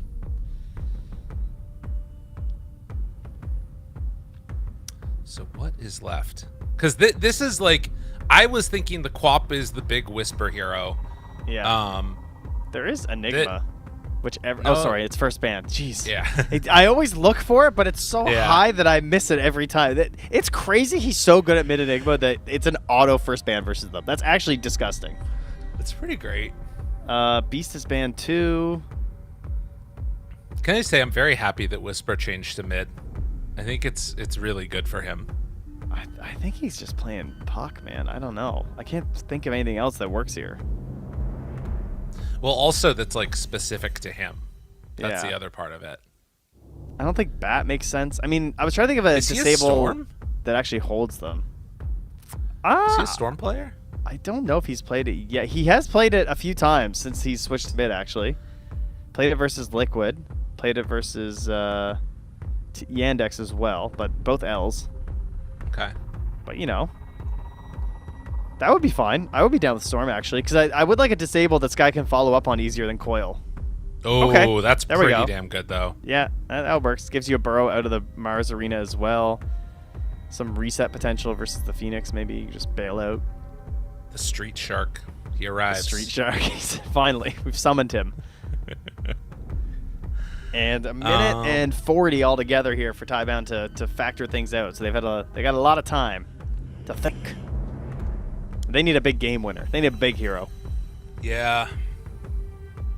I mean, Morph is still an idea, but against Sky, it's kind of bleh. Everybody else you're sort of okay with. Mega Sand King's also pretty annoying to deal with. Now I'm thinking about it. Was it Shiro? I was thinking of like Lone Druid or something. Would be kind of interesting. I think that was only Ame that we saw play it. Yeah, Shiro was playing. What did Shiro play? He played something funny that we were casting, didn't he? Yeah, I think Just so. a Ursa. Oh yeah, he did the Ursa game that did not go well. That's what it was. Oh, the Medusa. That's what it was. Yeah. I remember him That stomping sounds some pretty game. good. The only thing is you don't do anything with Phoenix or Ench. Like the heals are kind of useless with you. Yeah, but like they're minus armor magic damage. Like there's no minus. Yeah. I think Medusa actually sounds really cool. Yeah, Weaver, there's a lot of disable for. That doesn't look quite as good. I guess you run into damage issues maybe if you go Medusa. Okay. Oh, Jug's in. Okay, Jug's nice. Fine with that. Troll could have been kind of interesting too. All right, now Planet, be my guy and do the hotspot. Like, let's just see, because like Phoenix has lost both games, but they've both been dying light. So just saying. I want to see it. So the thing that's really funny about hotspot though is that it also amps the stacks of the mischance, and that gets really funny. Like, it's kind of crazy. You can get like 30% mischance just on a TA in these team fights because of that. But Dying Light's just better, and if you're better at the hero, then you can do a bunch of stuff in the laning stage. I get it. I confess. But still. Victory Feasts for New is probably going to be the... I mean, we've been going lots of Blood Sports, lots of Victory Feasts. I'm kind of moving over to Victory Feast, I'm not going to lie. It's been impressing me. It feels at times like you can't really notice it, but then when you start looking at like the survivability of some of these heroes, it can make a big difference. Like, I'm curious, did we know he went Bloodsport last time? Or He did, not the Yeah, Mar was Bloodsport, I'm pretty sure. Yeah, he definitely was. Well, regardless, into this game, we'll see how they're able to handle it. Heroic going to face off against the Enchantress, which is the main hero that I'm interested to see how she does. Because Wise is a really great Enchantress player, but it just is not a hero that I feel like we've seen a ton of recently. But has a lot of potential for moves to be made. Yeah, and with into this her game. getting picked up now, that means who's left? Grim. No Broodmother picks, really? Huh. No Grim picks, no Broodmother picks, no Doom picks, no Animage picks, or no Nyx picks. Those are all heroes that have been banned but not picked, alongside AA. So Ench was in that column, but it is. And the other thing is that Enigma has been banned 11 times but only picked once. So this is purely a heroic issue. Yakult tried to play it and lost. That's wild. All right. Schofield realized that the smoke was going on up there. Echoes breaks his smoke on Devi. And Heroic claiming pretty good placement over there. Dude, Devi's doing a good job of just shutting all of this down. Is he going to get a ward down and then run up the hill and die? He's thinking about it. Ooh, that placement. Didn't know that Would he was a even place you die? put it. There's a blood grenade on Ench. Dun, dun, dun, dun, dun. All right, they're fine. The battle 2 begins. for 2, it looks like. Yep. Easy peasy. So everybody heading off to their respective lanes. KJ is going to head down south and try and mess with New right out of the gate if possible. And it is going to be the Yuma TA. Starting no regen, no problem. Yeah. KJ's Versus got it all. a classic lane, Phoenix Mars. When Mars first entered the world of Dota 2, we had Mars Skywrath Mage and we had Mars Phoenix as some pretty popular duos in his lane. And Skywrath Mage was like pretty solid in the laning stage and really good for pickoffs. And then the Phoenix style was more of a team fight oriented thing where they're the giant AoE of the arena plus the egg it made it so much easier to get down safe eggs. And then of course you can just like Sunray from outside and provide a lot of assistance. So they're a real mid-game powerhouse duo. Yeah, the lane itself can still be annoying as well, depending upon how you play it. KJ trying to run down and block the camp, and will be able to. On the bottom side, Ashiro takes a few blasts. But, yeah, why having the Nature's Attendants up early? They're going to... I thought it was something different going on there. Maybe they're going to go on Skullfield or something, but whatever the case is, that was not great from Shiro. He actually probably needs to be careful now. Here. Let's see. Well, I believe he had 21 ping, so I'm guessing it wasn't that. It was only bad for a second there. Clearly, it's some packets. He did have 2 packet loss. I can confirm.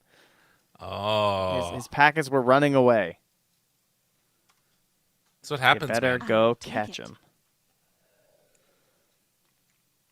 Well, it will be a spin onto Devi, which I don't think is going to do anything.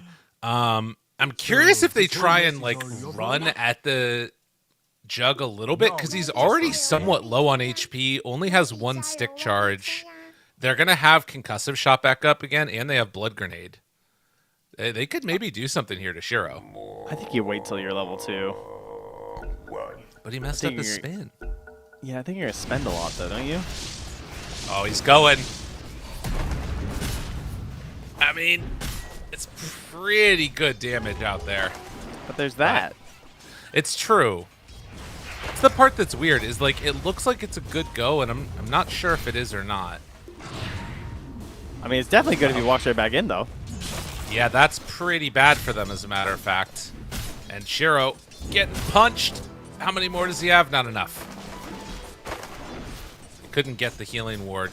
Schofield's trying to find an angle on the healing ward. Yeah, I can't get there. God, if this was any other hero but Ench, like, Shiro would be dead. Why is it a ball of yarn? What is this healing ward? Pretty cool. It's a magical ball of yarn that floats?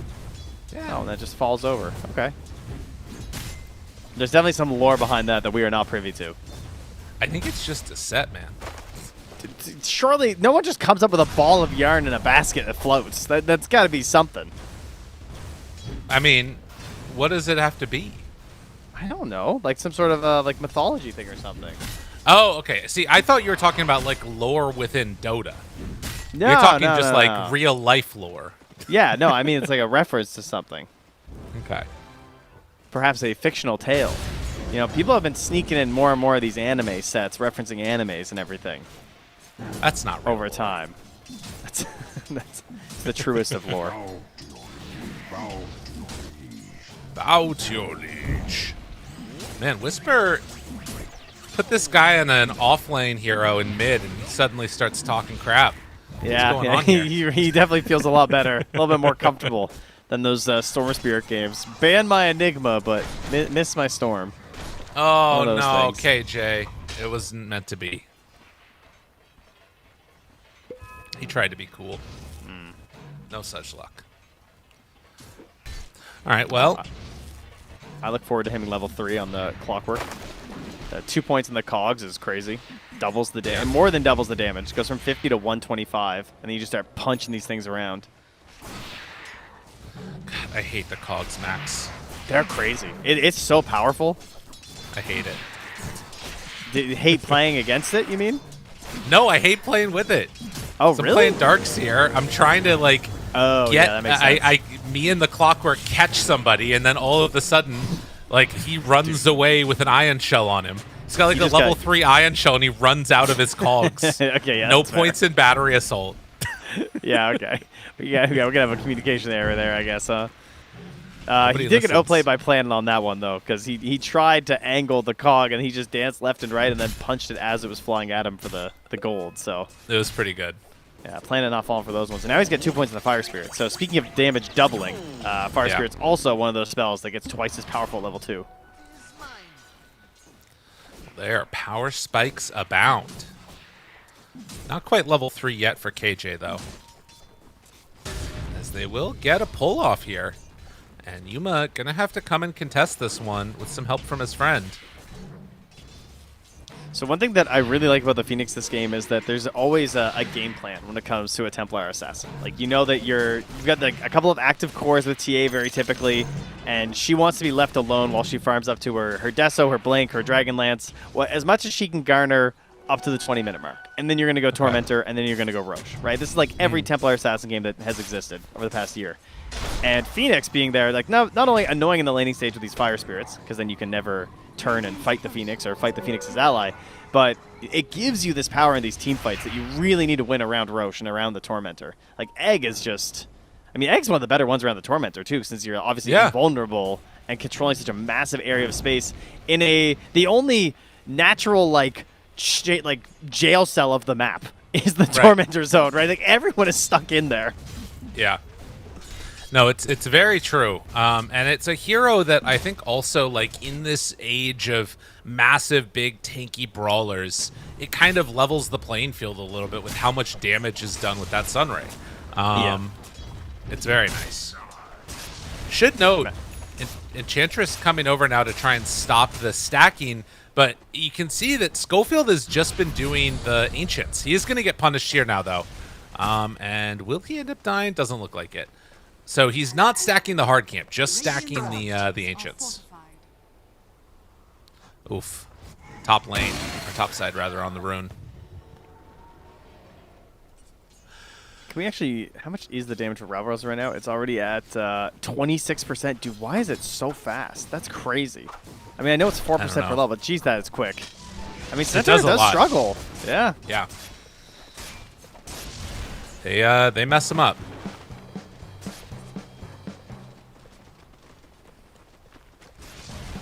Currently, Echo's running over with Planet, so they're leaving alone New. God, this is gonna be an ugly Wisdom Shrine, man. Yeah, I don't know what's gonna happen here, but you've got level 6 on Pango, so there is with an Arcane Rune a good chance to make something happen. On the other side, they know they're KJ, here. KJ is setting up for the other one. Devi runs into Y. Shiro shows up too. Meanwhile, Burrow Strike connects onto Echoes. Good damage out, but Echoes gets away, and Shiro, he's living through this too. Back to the shrine. Yep, I think they're going to be fine here on the side of Tidebound, because Whisper's just dead. And Y, of all people, draws first blood. That is a huge move right there. I thought that they were going to bring in the Clockwork to try and secure the other one, but he can't. And so they get double Wisdom, and they also get the kill on the mid. Yeah, once he missed out on the chance to bully New out of there and they end up losing the attempted trade, that's where it went really poorly. And Echo's just great move to use the early Rolling Thunder, because many Pangos don't even take it at 6, right? They stay in the lane, they just max out their points in Swashbuckle and Shieldcrest, and they're more focused on just like farming up their items. But they found a really cool way to use that ultimate in a situation to actually win themselves a Wisdom Shrine.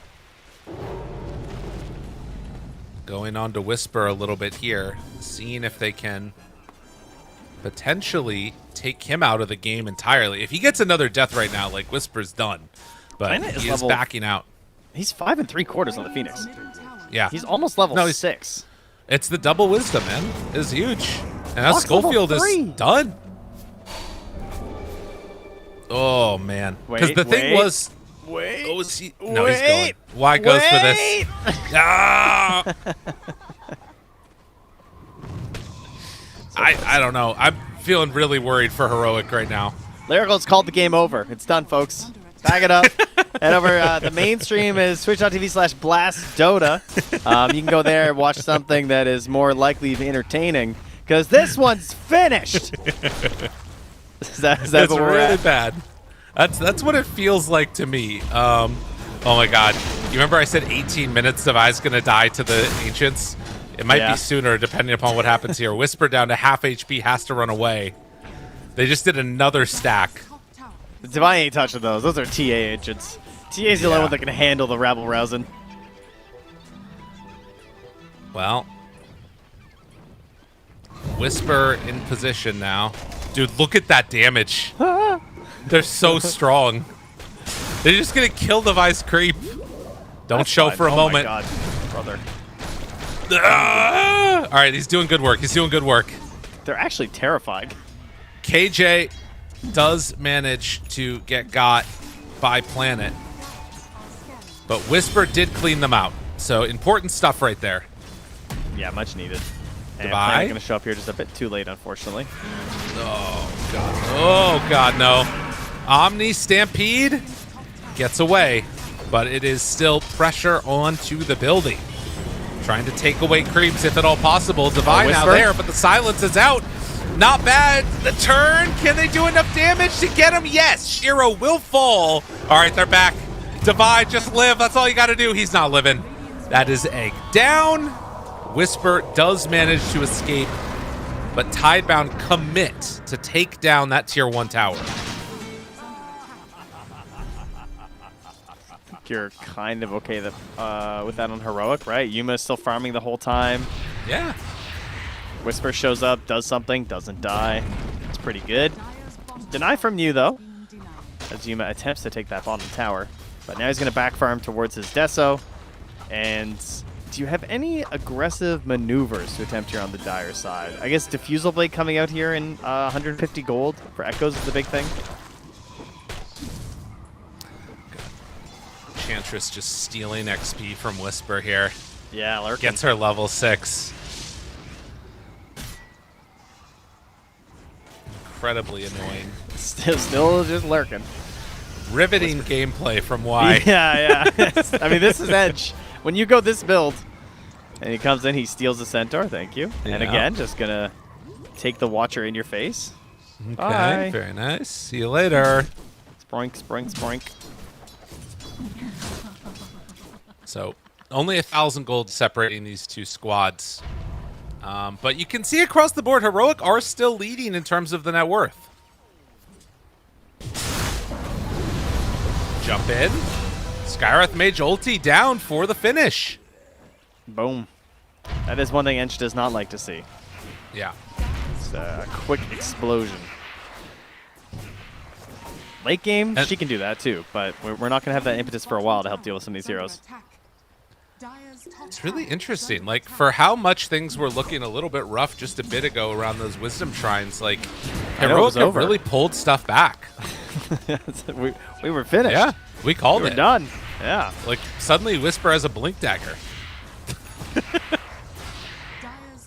Those stacks were very big for him, for sure. Yeah. Divide tipping Shiro for unknown reasons. Love that. Schofield has a smoke, but Whisper has 0 mana, so okay. See, oh, you got clarity coming. All right. He also has an amp damage, so... Oh, they changed it! It's called Rune Amplify Damage now in the bottle. Oh my God. Oh, they fixed it. They're Let's watching. go. They're paying attention. Radiant Scan, Planet. They're not quite getting him. Double ward placed. Ooh. And now they run into Shiro instead. And they get him caught and killed. Heroic. And they'll take Devi if they can get him with the Stampede. Oh, the Stomp? His own, another Stomp? He's got a friend. Everybody wants a done. friend. You got a friend in me. And Whisper takes down Echo's Courier as he's cutting the wave. I mean, they are just outplaying Tidebound right now. Like, it's one of those things where it feels like, much like our chess discussions from earlier, You know, it was Tidebound with a better opening, and now in the mid-game play, Heroic are just making better moves. They didn't memorize the opening. They've got the... Exactly, yeah. Tidebound was doing book moves, but they didn't really know how to make the most advantage of it. Yeah. Now a double jump to try and chase Schofield here. The question is it worth it? I am unsure if it's going to be... Dude, Devi was nice trying barrier. so valiantly to go in and take down the egg, and it just wasn't going to happen. They get echoes instead.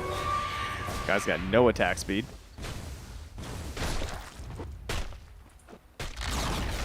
Radiant's middle tower. And Planet Planet. comes in here with an Invis rune. He's going to try and steal the Wisdom. Radiant's bottom tower is Oh my under gosh, is attack. he going to get this? It won't be fast enough, will it? Planet, go, go, go! Oh, it's going to be close! Top tower. Oh, he got it! Oh my Dude, god. how? That was so great. In Well, the that's a meantime, they big kill kill. New. Yeah, that's pretty important. But, like, that was like, his hero collision box was like on it. I can't believe he stole Listen, that. Tidebound, they're the king of wisdom shrines. That's what now we're he's- learning right now. He's going to get his creep, too. Oh, he's not going to I guess chase it. KJ got the other one. Well, that's good. They needed that. Wow. And a Alongside full- picking off New, too, so, you know, Crimson. they won out. Full Crimson Guard right out of the gate for Devi. Yeah, there's a lot of physical damage here, too, from the Dire. Obviously, with, like, a Pango and a Juggernaut, so going Vanguard and then going to the Crimson Guard to help everybody versus all these attacks. Pretty good.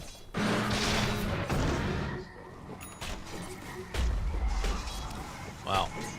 A big moment there for the side of Heroic as everything is just kind of passively worked out into their favor. A couple of clutch moves here and there. Oh, he cogs himself to stop him from being pushed back too far. Can't hook out of that one, sir. That's kind of a cool move. Not enough, unfortunately. But now Deso, Blink Dagger done. Oh, excuse me, Falcon Blade done. As they will kill off the Enchantress. Whisper paired together with the Sky. Oh, man, this... Yeah, those are such quick assassinations. And now, I mean, 16 minutes already having Blink Deso is crazy. This is a very firm TA. And then can just buy the shard now and go for Aegis. Like, that is what every Templar Assassin wants to do. Yeah. And Whisper is just being shadowed by Schofield. He is just following him around the map, keeping an eye on him. If anyone comes to the lane to try and deal with Whisper, then they just get turned around on. Wise decision there from Shiro to TP away as the gank was coming their direction through that gate. New is still up here. I mean, it always feels a little bad when you play this Mars and you only get a couple of kills involved. Love to be able to keep moving around and making moves with the team. But Devi is definitely not a hero that you can go for. No, and the problem is that he has a lineup that's good at team fights, like that's the thing with the Phoenix, but he doesn't have that Skyrath Mage. He doesn't have that, like, he has Right. no burst damage if he goes for a kill on any of these heroes. Well, he finds a Hellbear Smasher and can't do much about it. Bottom side, Tidebound pressuring for the tier 1 tower while Heroic is taking the tower mid. So it does look like it's going to be a trade-off. Both towers filing basically simultaneously. Rocket Flares scouting out Planet's position. And KJ actually just going to run right into him there. They got the hook shot. Planet silenced. Eviscerated. Why can they chase him down too? Doesn't look like they're going to go for it right now. I mean, this could open Roche for you if you want. Or at least you could smoke to your Centaur and try to find a play there. But Phoenix, I mean, I guess the respawns are just so short. Phoenix is certainly, I'd say, like one of the main concerns around actually roshing at the moment. Dire's top tower is under attack. Devi doing some cool things with his creep. He was pulling the wave back in between the tier 2 and tier 3 tower and trying to pull it to himself. Well, he's just farming the entire jungle. And now he's going to end up doing the similar thing, trying to just send their waves into the tower if they can. And in the meantime, Tidebound are kind of just hunting the creep. Yeah, So, not great. This is why you're like passively getting more out of the map on Heroic right now.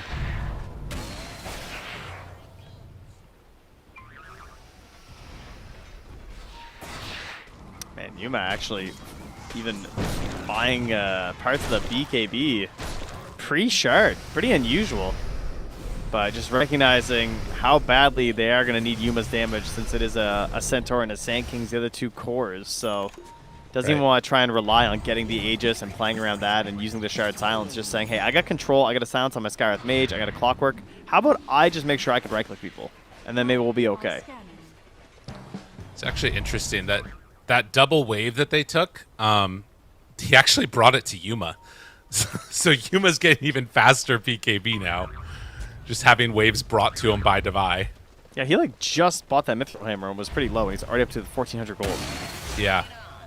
It's because he's farming both waves and ancients. Like, he's getting everything on the map.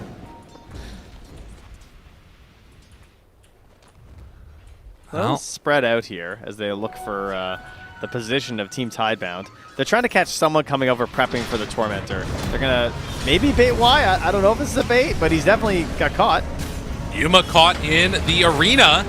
Maybe an opportunity here for something to go their way. Although, now the fight's kind of over. Echoes is going to get burrowed before he can get the swash away. And the silence comes out mid-press. Ooh. Oh, jeez. They missed a couple spells here, though. Now they're even pinging the tower. You can't fight this here. Like, you have Egg, Omni, but I don't know, man. This feels very tough. They get a silence now onto Mars before he can come in, and now getting the slowdown on him. That's the end of the fight. They're going to smoke and try and chase this now. They're not done. They don't have Scan arena. connects. They know they're coming. Oh, wow. They pop Crimson Guard. Free pathway to Tormentor. Whisper. Burrow. Okay. Okay. Sack one, I guess. Well, they do manage to kill Whisper. A nice consolation prize there for him.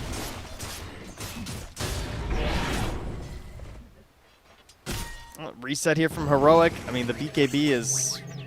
it's done for Yuma. That is crazy. Oh, KJ? Oh, no, it's not going to work. Wait, Or is maybe? it? Oh my god, it worked! Dude, guys. Oh, KJ, what a Guys, he boss. got out. He got That home. was so Guys. crazy. I can't believe that worked. That's not okay, man. That is not okay. That was awesome. Where's my Phoenix Shard at? He's gonna try and just raw Shivas. Yeah, he was hoping for the Tormentor. He's like, you guys don't deserve this. Now you can give me the Tormentor. Brother, your team is not killing a Tormentor. I hate to break it to you. You're gonna have to do this yourself. Let's take a look at this again. Yes. Okay, so Planet's in there, and then he gets pulled cogged out, which is beautiful. But then there's a roll in. Yeah, he needed to just attack one more time, and then use it a little bit late, and then the hook shot TP. I mean, chef's kiss. It's beautiful. Look at him. His little face right there to the side. He knew what was happening. Too pleased. Dun, dun, dun, dun, dun. Dude, that's so sad for Nuke, because he just like, he had to sit there silent, know that the Sand King stuff was coming his way, and he just couldn't do anything about it.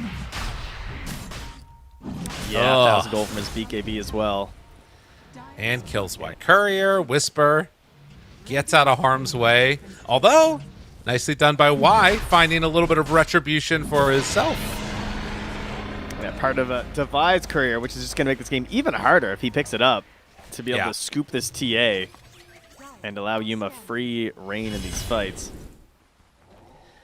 Boy, oh boy. I mean, they just have the ultimate support duo of do nothing outside of team fights in the Ench and the... I mean, Ench obviously can do some stuff outside of team fights in terms of like scouting and stuff, but she provides 0 damage with this build. Yes.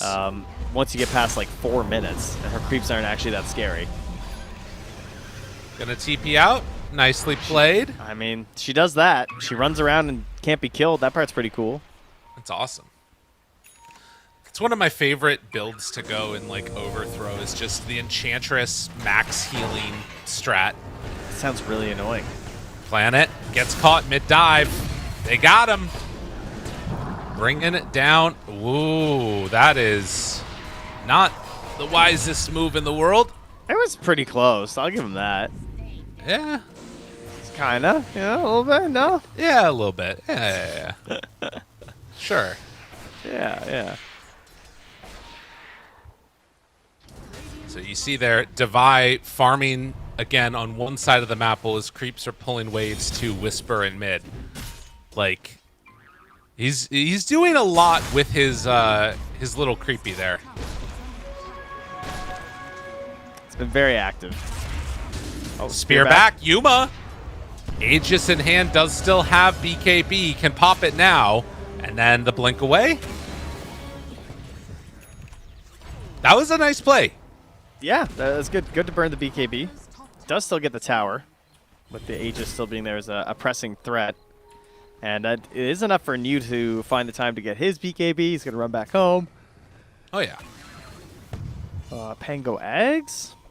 Shiro Butterfly is definitely the next big power spike for the side of Team Tidebound. Surely they have to try and find a fight once that's up. It does feel like that would be a good move. Aghanims is done on Pango. Eyes towards a blink. Like, they have... That's the thing, right? It's only an 8k gold lead. They have a lot of the components that they need to make a good fight happen. But it's never felt like they've... I'm trying to say this in a way that's not flamey. It doesn't feel like they've tried. You know what I mean? A little bit. Like, do you know what phrase I say to my kids all the time? What's that? If they're doing something and clearly not putting in the effort, and they go, "I'm trying," but they're really not, like trying to take their socks off by themselves. I always say, as Legion Commander says, "Try harder," and they go, "What?" Oh. But I just say it over and over. That's good. I like that. Yeah, it's good. Much like KJ. Getting a kill. I mean, look, they tried to do it and they did it. They tried harder. That's some good stuff. Tresden was right. Should get that on a shirt. As Legion Commander said, or Tresden was right. Tresden was right about everything. Yeah, that sounds great. You like read the lore, you're like, oh no, what have I said?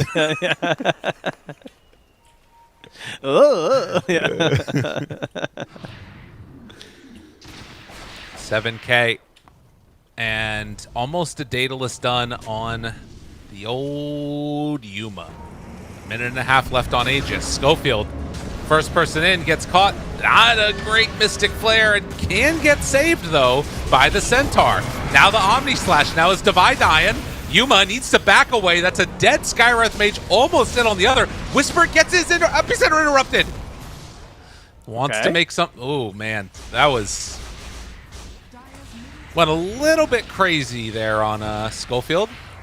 Devi really just wanted to show that he had an eggs. Yeah, I think so. So get in there. Almost worked. Yeah, I'll save you. Run into 5. It's the worst that could happen. Man, I'm going to say it. I think 8 seconds might be a little long. I don't think it can be 8 seconds and a 24-second cooldown. That seems a little wild. Is that just me? Yeah.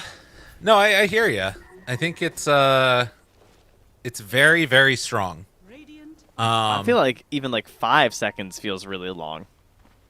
Yeah, but like it's also you run the point. Like I think it is a hard thing to try and balance. Oh yeah. As new. Hello, sir. Gets brought down there. I think because like you run the risk of it just being completely irrelevant. Because you also have to like you cast the cart, you cast the workhorse, and then like as soon as you cast it, that's the 8-second cooldown. So if you're not like immediately able to pick them up, it feels true. weird. Yeah. Good body blocks from the high ground. Give him the old 2 quick ones. They have to fight and do things in tandem with their Juggernaut, or they can't do anything. It can never be any sort of like isolationist play. They're only good in full-on team fights because of their number 1 hero of Jug, everyone else being really far behind. Yeah. I mean, Pango like looks low net worth at 11k, but Echoes does have good damage right now. It's just until he uses this Blink Dagger, it's hard for him to actually utilize it in these fights. Right. Yeah, that is the problem, and he almost has it. Yeah. I mean, that timing is going to coincide with Shiro's BKB. It's crazy that like Echoes has been working on this Blink Dagger for so long, and Jug has like 2 components of a BKB when he was trying to finish the butterfly. Dire's bottom tower is under attack. I think Schofield's build is really interesting too. Yeah. He like has the just bots. We saw this one other game too. I can't remember who it was, but maybe it was probably Schofield. But I remember seeing this like double null into bots without going for the blink or like the meteor hammer, the crit head. Dire are scanning. And I mean, as long as you're present in all these engagements, obviously that is like the main benefit of bots. So you don't really farm that well. You might as well make sure you're there to cast your ulti on stun people. Whisper does have BKB, burrows to get away, Stampede to run, and they can't catch him. 30-minute mark. Could be thinking about a Tormy. Yeah, I would say so. Considering where they are and the fact that they're only good at fighting as a full team, it makes sense to try and do an objective together. Yeah. All right, Blink done also on Echoes, and now queuing up the Shard.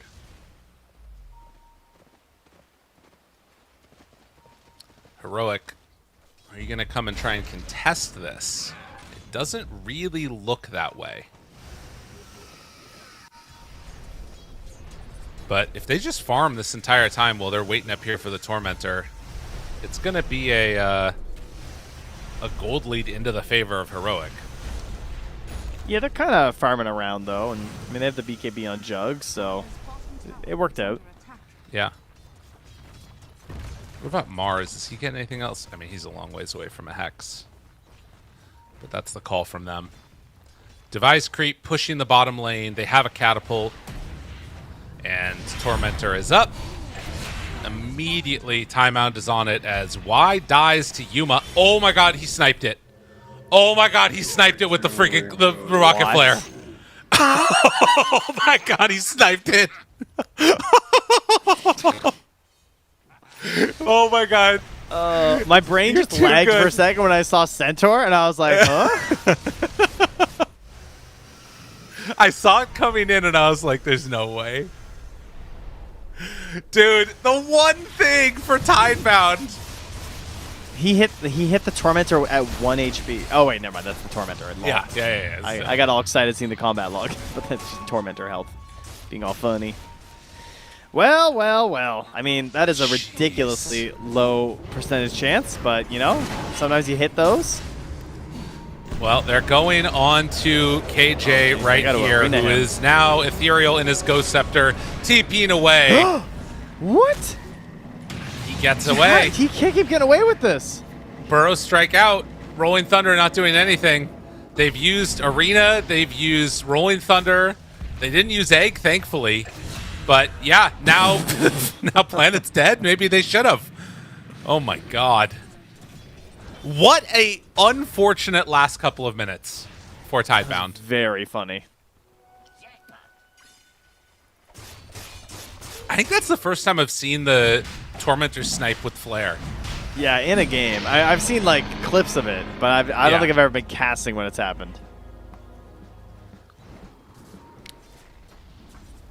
It's just so depressing. Like, really. Yeah. Like, there's nothing. What can you do? I guess kill it faster, I suppose. Yeah.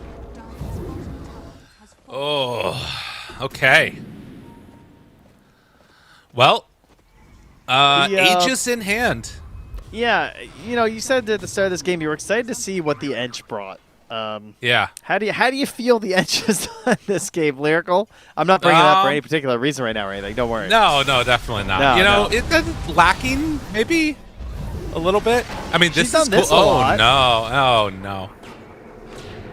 I want to see her healing numbers at the end of this because that does feel, you know, like relevant a little bit. She's healed herself a lot. Yeah, that's true. They just had 0 damage, and she's part of that problem.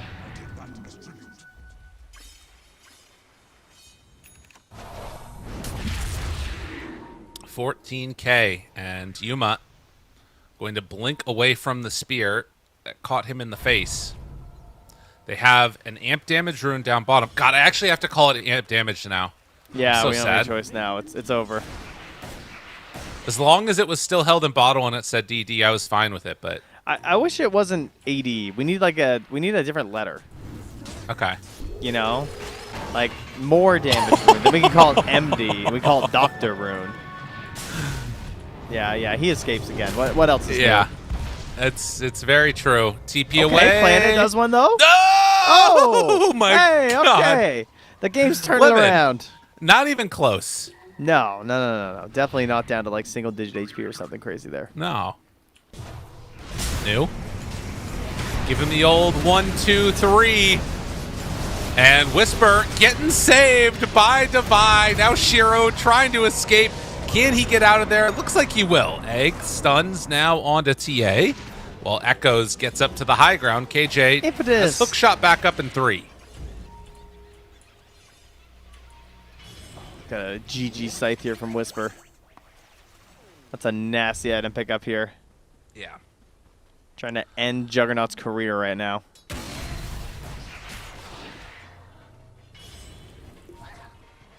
Yuma just for no reason dropping side traps to farm creeps. It's how you know you're really feeling it on TA. Yeah. When you don't even want to walk to the creep wave to kill it.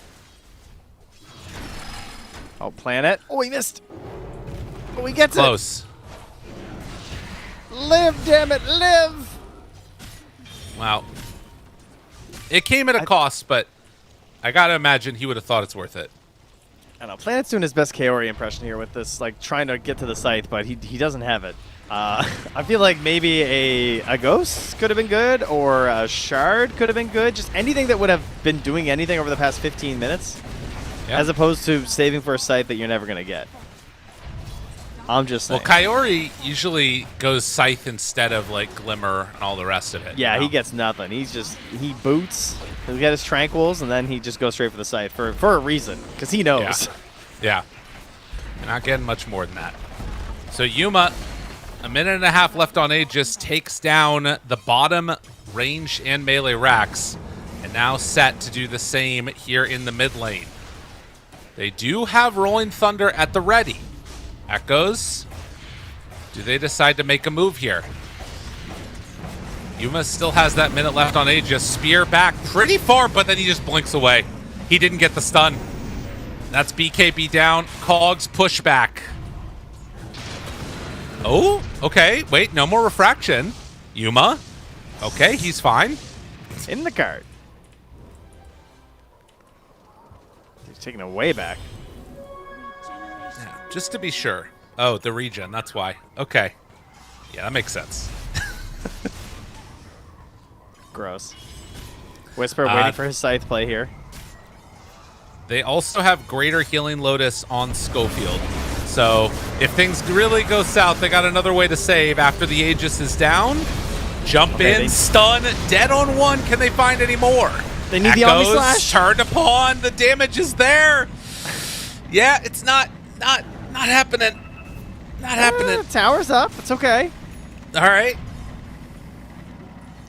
Heart done for Centaur. 6,000 HP now. Oh, KJ's On got that Divide. big damage now, though. He's got the overclock clockwork. That's right. I'm sorry, did you say 6,000? Oh, my God. 52, Well, 87 HP. Wait, why does he... Did something switch off? Because it was 6,000. Huh. Was it? Oh, he had double edge. That's what it was. He is the shard. Ah, yeah. He done a big old chonkin. Well, Yuma living does get refraction burned through. which is pretty annoying. Big stomp, big double edge, big hero, not so big on the Mars. As they do force out the glyph, they have Pango back up in 15 seconds, but it's going to come a little bit too late, it looks like. Again, Yuma, no more Aegis. He also has no detection down, so he can't even try and Omni Yuma there, or else he's just gonna meld it. And they're covering it with the sentries. All right, buyback from Mars, and Heroic back away, looking to build upon their success of day 3 and killing couriers. That was the Swift Blink. It was only the recipe. What's the recipe for it? Yeah, it's okay. It's too much. It's too much. 1750. Yeah. I was like, maybe there's a chance, but no. Yeah, it's gone for 3 minutes. Yeah. Oh, all right. Well, at least they got whispers.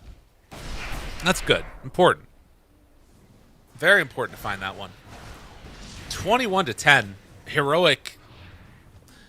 Again, thinking about like the more macro sense of this game and where that leaves us in the tournament, it is a team that I think everybody would be really afraid to play in the play-ins. This feels like a team that could have a very big glow-up from like initial group stage into play-ins, and Tidebound is one of those teams that is like right on the cusp right now. Heroic is 2-5, Tidebound is 3-4. So this is going to put them on even status if they can come away with the victory here on Heroic. Another Shard double is edge. here now. We got 2 sunrays Shiro. if needed. They have Blink back up in 3. Not going to opt to go for it, though. You know, That was your Jug, in case you were wondering. That guy who know, just died. it's pretty rough. Oh, man. It just happened so quickly. Like, Yeah, he just died. He was gone. I mean, he does have buyback. Oh my god, device going in.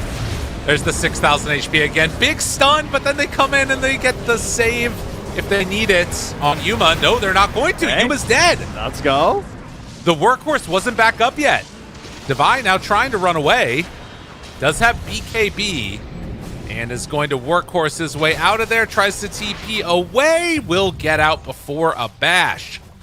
Oh, there are no bashes. Never mind. Oh, no, he has one on Pingo. Yeah. The Poogies are fleeing as the top lane is in some trouble here, but they get KJ was not paying attention. What the hell just happened? He lost his gem, too. Was he just not looking at his hero? Dude, look over the last 11 seconds, he was just getting punched to death by golems. He was just rocket flaring. Well, like flares in the face. Dude, it was longer than 11 seconds. You must have been sitting there for a really long time. Well, he got out alive, and then he just sat here and took 516 damage from neutrals. That's fucking rabble rousers, man. They're a problem. They're so There's strong. discontent in the streets. And You know, honestly, that makes a big difference. Because now they're going to get Roche maybe because of that. No, they're not. They're He good. fought back to fight this. Yeah. Imagine if he That- diebacks, though.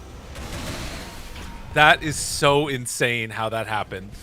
I mean, he has been hook-shotting into the creeps like all game to avoid his own mistakes and almost dying, so That's true.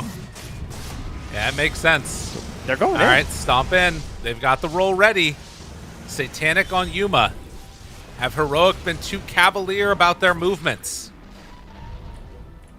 A little spear action there onto Devi. All right, Shiro is not that close to 25.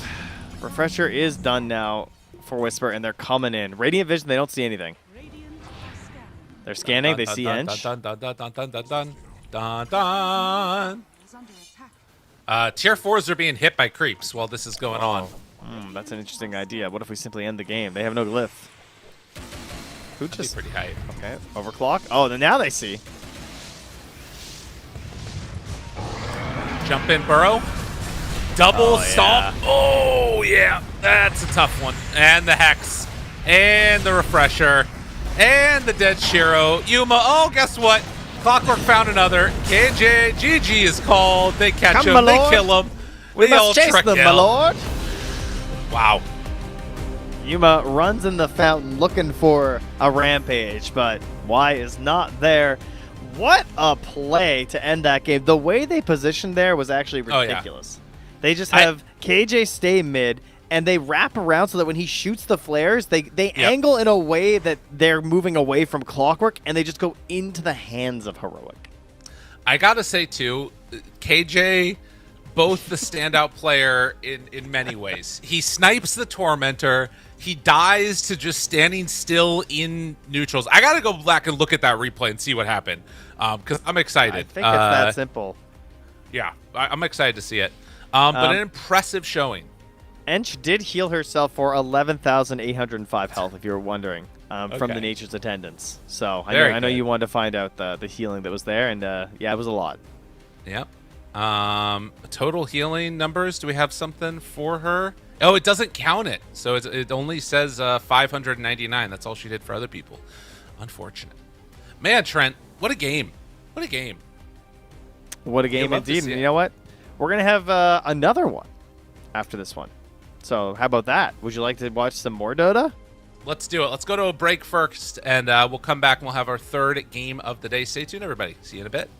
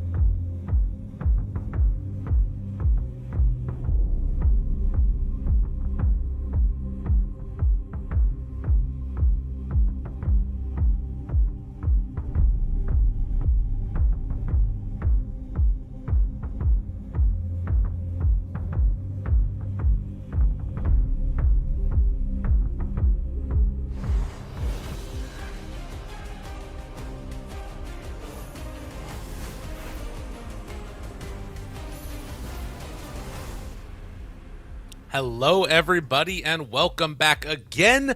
We're here for our fourth game of the day where Trent has gone to the dark place. His face is shadowed. Hello! How you doing? Sorry. Look at that. Oh, it looks so nice now. I have the power to press the light button. I was turning off during the game and then forgetting that it existed. My bad. That makes sense. Okay. Yep. I was going to mention that we've got an interesting matchup here, sort of similar to what we had before, where Yakult Brothers are going to be taking on Tundra. And if you remember, Tundra currently sitting top of the charts along with Team Falcons. Yep. The only team that they had lost to on Team Falcons was Yakult Brothers. So is this something where they can pull it back again and make some solid moves? Who's to say? It's a possibility. Only time will tell, and we're already into the draft. We sure are. So, where are the bros now? Where have they? Not so good. Yeah, they're 2-5. Yeah, so they're in 11th of 12 because everyone else has 3 wins except for Tearlaments. Yeah, that's not good. Because we were trying to get some of these teams from China to come with us to China, but also come to the arena. That will be cool. And we're going to need them to do a little bit better. Well, and I'm talking a little bit, I was saying it earlier about Heroic, but I think that there's a lot of other teams too that like the best of ones I feel like sometimes don't help the team. I think Heroic is maybe one of those where like in a best of 3 they probably would be able to take some of these games that like they randomly lose, because like Heroic can win any game but also lose any game very much. That's how I feel about them as an identity, and that because they're good enough now, I think that actually hurts them more than it helps them. And I think Yakult Bros are probably the same. That's how I feel, at least. I like their lineup a lot. I do. I see those same highs that you're talking about. I would agree. And so far, their games have been really good, as you mentioned, like the very first one versus Falcons. But even in the ones where they're losing, like I'm still seeing the ideas, the identities. Boba's played really well in a lot of our games. He's had some crazy back games. But likewise, so has Ari. So Yakult are the ones who actually banned it out. Right. I guess what I'm trying to say is that for a lot of people, they'd be looking at this game and being like, all right, it's going to be a stomp. And it may very well be a stomp.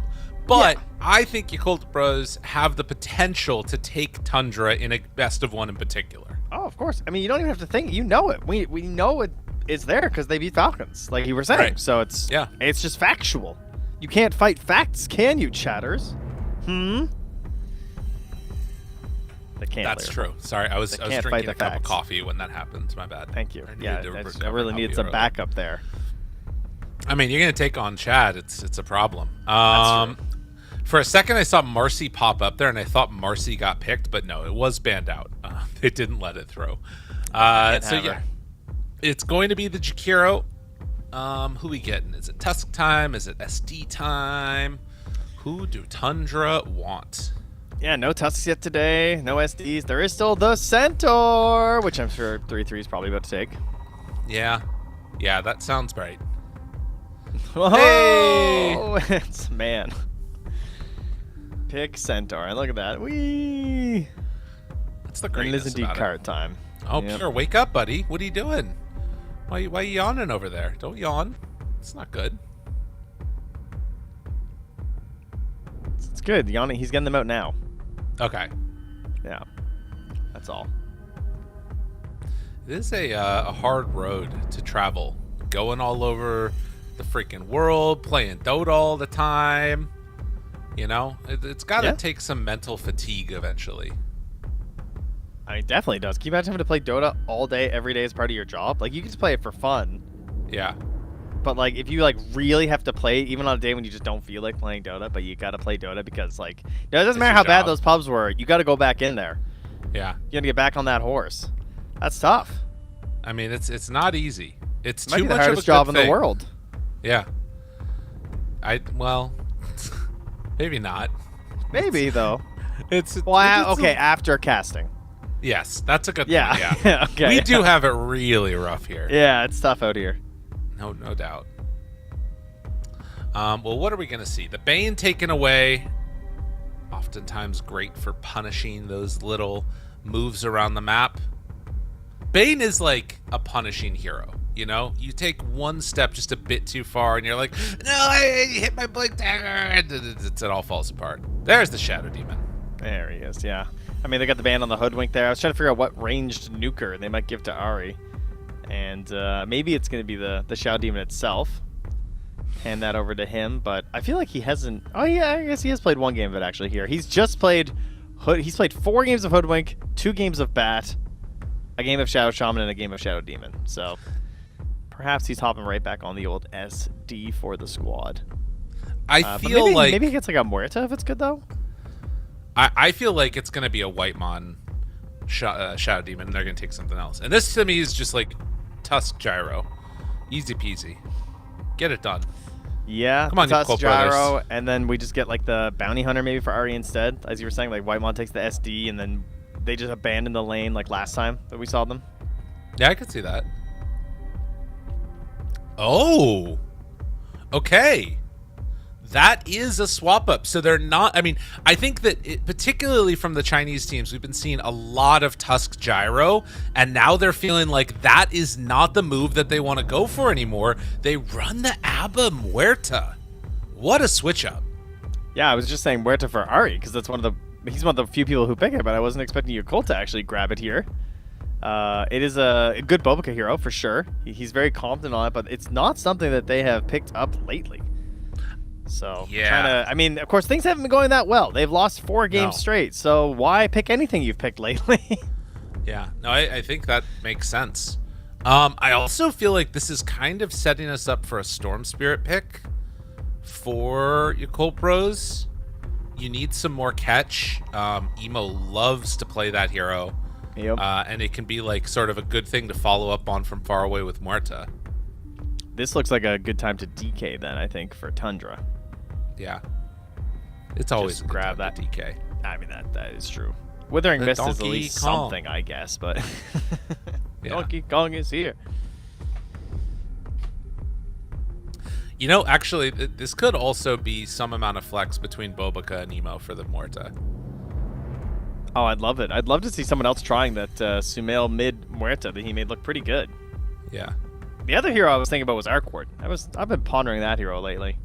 Speaking of Sumail, he likes to bust it out mid, and no one else seems to, but like, surely that hero's got potential, but we're all just going to pretend like he doesn't exist, I feel like. I played And that I'm fine support with a couple that. times. It was Because fun. I don't...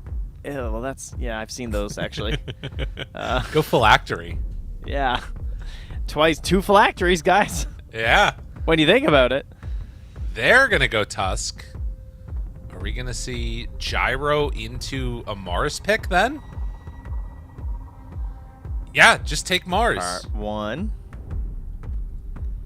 That would give you Abba Safe Flame, Radiance build, Mars Muerta combo, Blind Sport, or yeah, Blood Sport versus Tusk Shadow Demon. I don't know, man. That looks like a great Mars pick. You're not wrong. What else would Zeal take here? I mean, Gyro's pretty good. And they have great save for him, too. Disruption, Centaur Warrunner. He's not like a Medusa save, though, where, like, this is going to just make you feel so crappy because, you know, you come out and you're dealing extra damage with all the illusions. You don't care as much about those illusions. Like, this amount of save feels like it's good for a Medusa on Tundra. But... Grab the puck. Wow. I mean, that's kind of like what you were saying with the Storm, though, right? It's the same logic, is that they do have a pretty good amount of damage. They need a little bit of extra setup to help with, and Shadow Demon Tusk support duo, we often see a puck being picked up in those situations. Yeah. It also was the fact that Zeal doesn't play that much Mars, so maybe he wants to go something a little bit sneakier, like the Night Stalker or something. Maybe not necessarily Night Stalker itself this game, but like the Viper's still in there. He wants something a little bit more out there. Yeah, and I think that also speaks to, again, if we're going with the idea that this Gyro Tusk thing has been more adopted by China, they probably feel more comfortable in certain matchups than other, and like maybe they've seen Mars enough and they feel like it's not actually a real solution. This is also why I wanted the DK, though, instead of the Gyro in that spot, is because I think the Puck and the Storm, I don't know if they would have picked either of them into the DK and felt super confident about their game plan. Right. Yeah, but once they see this, they're way more comfortable with that. Yeah. Ban the DK, this- ban the sniper or monkey? Probably monkey. For Tundra ban, I was thinking. No, sorry, for you Yakult for ban. Yakult. Yeah. I was thinking Void Spirit, although you're not Yeah, a believer in that. No, I'm really not. Heroes doo-doo. Okay. You know what Yakult are, Mr. Lyrical? What's that? They are sneaky. They're a little bit sneaky. Yeah. They do play Fly Huskar, believe it or not. Oh, that's the way They're you're a- thinking about sneaky. That's pretty sneaky. That would be some sneaky stuff. See, I was But thinking the other sneaky of Zeal taking the ABBA and then Muerta 1, and then you take like a different sneaky support here. But maybe That would be pretty sneaky. I don't know if there's a like game-changing support that you can take though. Oh, we're gonna find out, aren't we? Like AA, but they're not showing anything where that's a huge problem. I mean, AA is annoying to deal with as gyro, to be fair. But then you have like no control besides the puck. So, yeah, probably just a core here. They did ban out the Jug and the Mars. Oh, that's Zeal cool. Dom. She was ignored for a bit of this tournament. I believe she's come out since, though. Let's see how she doing. The old Dom Breaker. She has been picked in no games. Yeah, this is okay. This is her first pick. I mean, Wow, this there is we a go. cool answer. I like it. I did not think she would still be ignored, though. But All right. yeah, apparently no picks or bans for the Dawnbreaker. I mean, it's good with Coil, Yeah. but it's not like a. I don't know. I don't think the lane pairing is that great with Muerta, is it? I mean, it's fine. To me, this feels like the classic Chinese style thinking about the team fights, and it's just like Gyro goes and casts all of his stuff. You just ulti with Ags and chill. Is there a mid that works here that also has a bit of a save or AoE control outside of Monkey? Ah, that's pretty good. That's a nice save and AoE control. That's a really good shaker pick into the puck. Yeah, I would rather be Tundra in this one, I think. It just looks so simple. And all of that backed up with Stampede, too. And the panel's talking about this. We were talking about this yesterday with this idea of, like, Centaur Warrunner just getting fat and buying items. And 3-3 just is good at buying the right items in a game. Yeah. And good at playing the map. And Centaur just lets him do that first pick in the game. And there's nothing you could do against it. Yeah. I will say there are a couple of things that Yakult Bros have that feel good to me. One is when we get into this game, you're always going to see this Dawnbreaker set. And I was holy moly, just is that looking cool. at how sick that looks. Got a when little we get mixer into going it, on. we'll do a little zoom in on it. But the other thing is like Bobica, I think, can do a lot in this game, particularly if you can get to an Aghanim Scepter. Suddenly you're stampeding to run away. Not anymore. You start swinging back the other direction.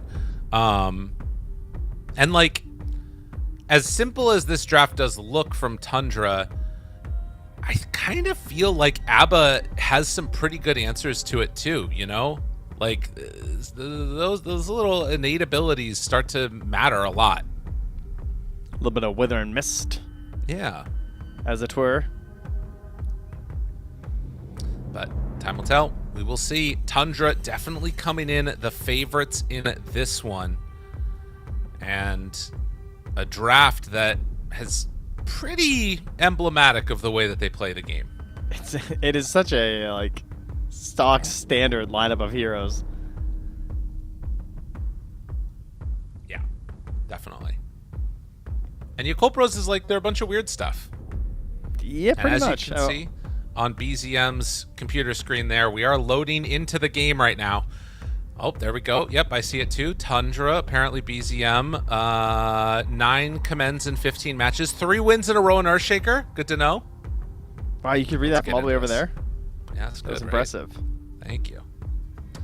So, best of 1 going out.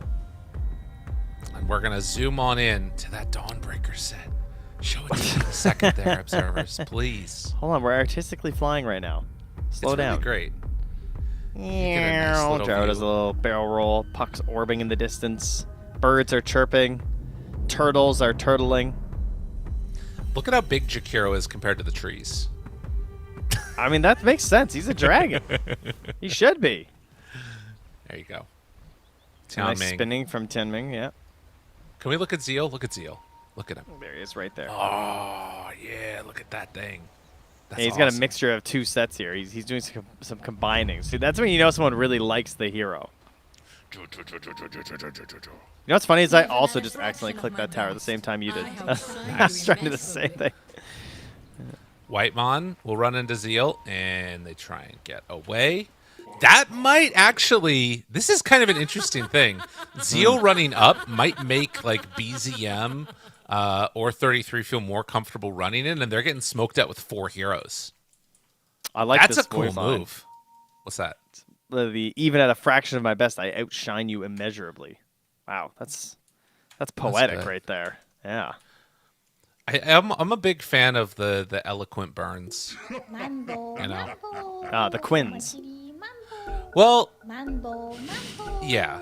I mean, there's been times where Quinn will just like spam big words as his burn, which I'm not as much of a fan of. When you keep it short and sweet, that's when it's really nice. Okay. All right. A little bit of both. Yeah. Well, they're not going to find anything here yet. It looks like...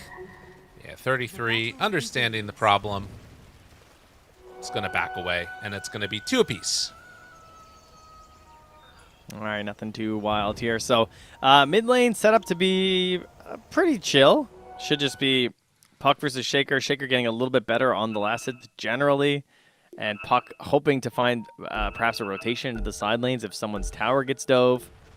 So it does limit some of the pressure you can do.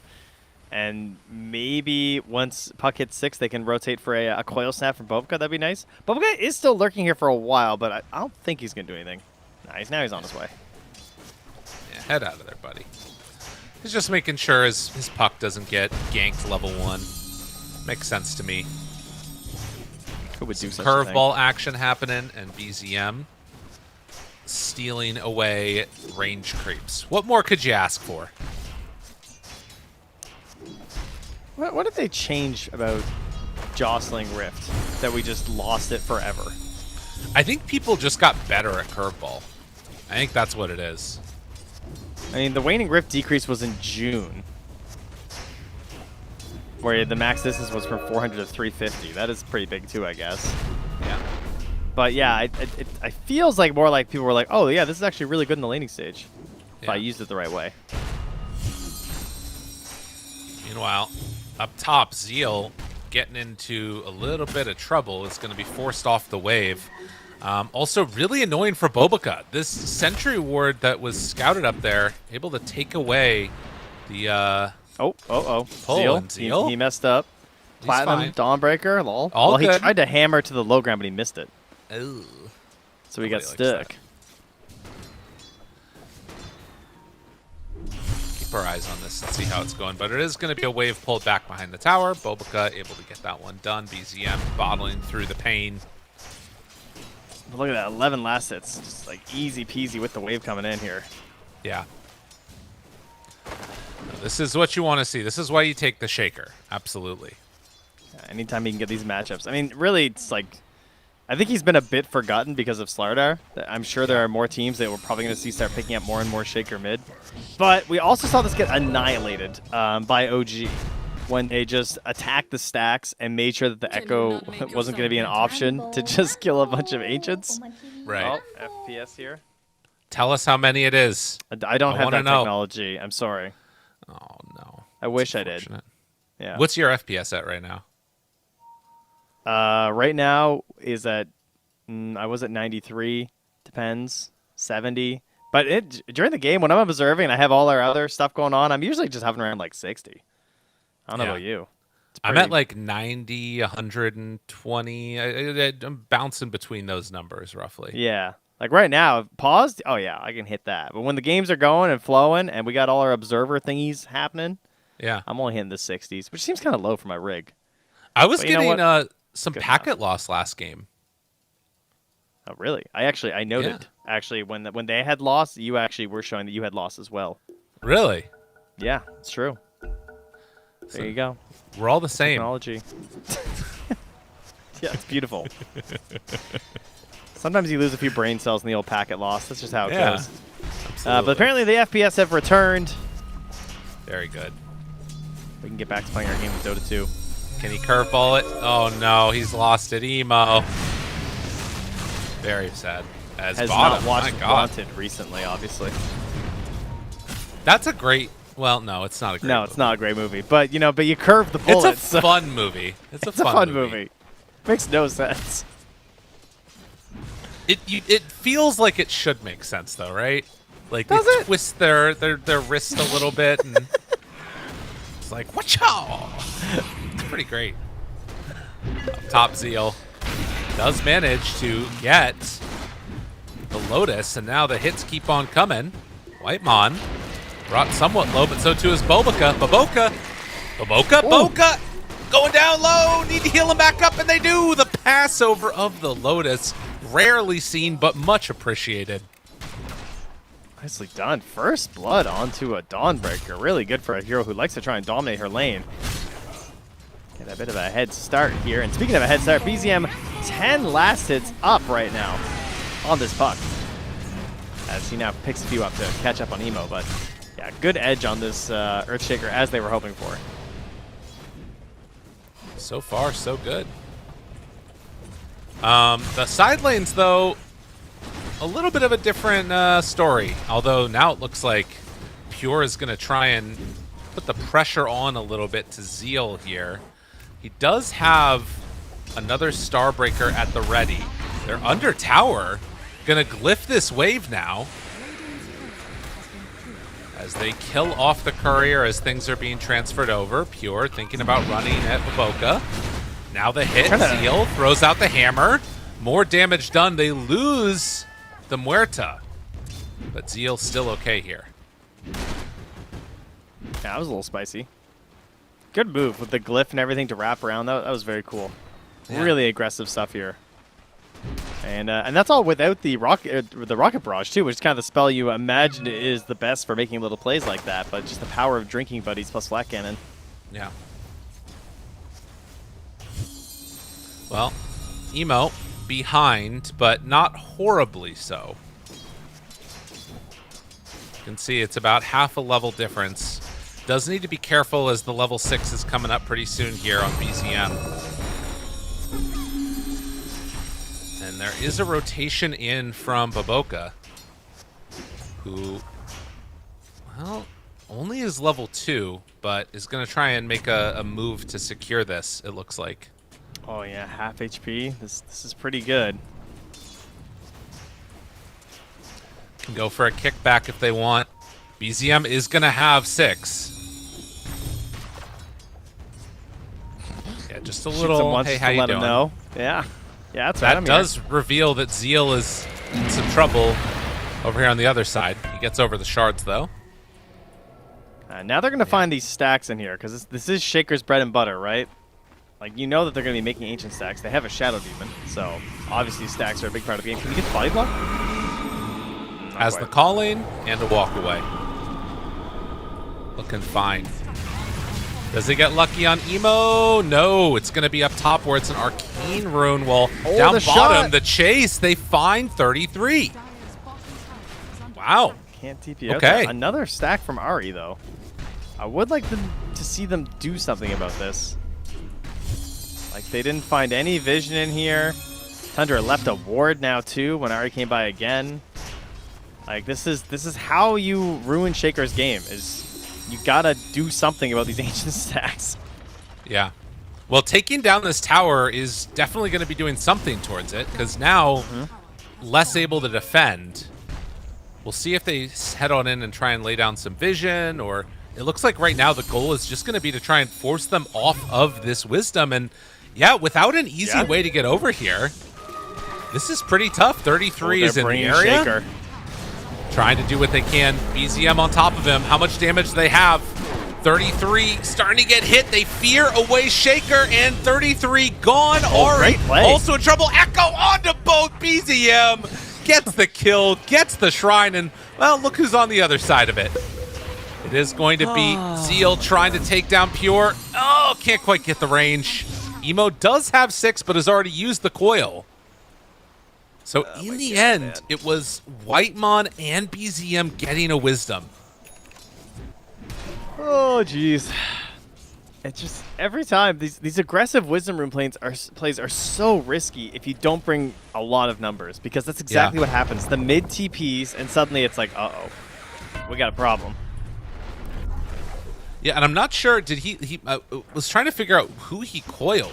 If it was like maybe trying to coil BZM on his TP out and missed, or what it was, but whatever the case ended up being, Tundra, the big winners there. Runes up top here. Regen for BZM. Every rune going to Tundra. And all right, well, now back on the horse. Oh, they're going to try and come and check. No stacks for you here. Emo does have coil. But Yeah, they have Soul Guardian as well, but they don't quite have the damage. Yeah, at least they're not feeling that comfortable with it. They're saying push the wave and then we're going to smoke maybe, but yeah. They're going top. Okay, oh, they're going to find BZM, but Dawn's going to be dead. Ganking the Dawn is just the wise play here, right? Oh, 3-hero coil, but... On to 3. Dawn still 20 seconds away. Trying to find Pure, not going to happen. Oh, it's so painful, dude. If you can't snap that coil... Oh, he's just going in. Good silence. Good silence. They have 10 on Dawn. Oh, jeez. I mean, they don't have a coil for a setup. I mean, they still have it. There it is. Dawnbreaker ulti out. Finds the stun onto BZM. They lose one. Can they get the Earthshaker, though? They need to get this kill desperately to make it worth it. Emo looking for the kill, but the raindrops doing a lot of value. Had a stick charge to boot. And Baboka hoping to find something here with a little bit of help from Emo, but they just do not have the damage quite yet. Yes, they get him. Pure gets a double kill as he dies, stun? And then they take down Emo. I mean, just a really chaotic game so far. I feel like they're just forcing things that they don't need to force. Yeah, that too. Like, they're trying to make plays when the coil's already down, and it's like Tundra know what they're doing. They are aware of what spells you have. Oh my god. Yeah. No like ulti that. left. Bro, the fight's over. Why are you here? He felt like he wasn't going to die. I don't know. Yeah. A big kill, as Fly was kind of the one that things were still going well for, working towards that Radiance. And having the Blink Dagger done on BZM, this also means that this stack of Ancients can now become gyrocopters. Yeah, he didn't even need them. Oh my god. Oh my god. Tianming, no. Like, Shaker's not supposed to look that good pre-blink. You shouldn't get that many good echoes. Yeah, he's hit like 5 heroes with Echo Slam before a Blink Dagger came out.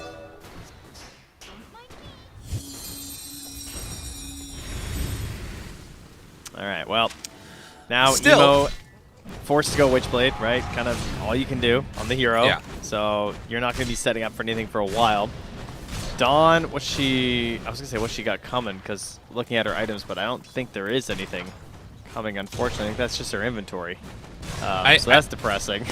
I will say that I think in spite of, you know, how a couple of oh no. Well, yeah, bud. In spite of that, if they can get Anya Kulpros to like a decent amount of items, like comparable items to Tundra at the mid game, I think that they have a good shot. I like the team fighting that Yakult has better. The problem is they just keep on dying like one by one, bit by bit all over the map. They kind of just need to stop the bleeding a little bit.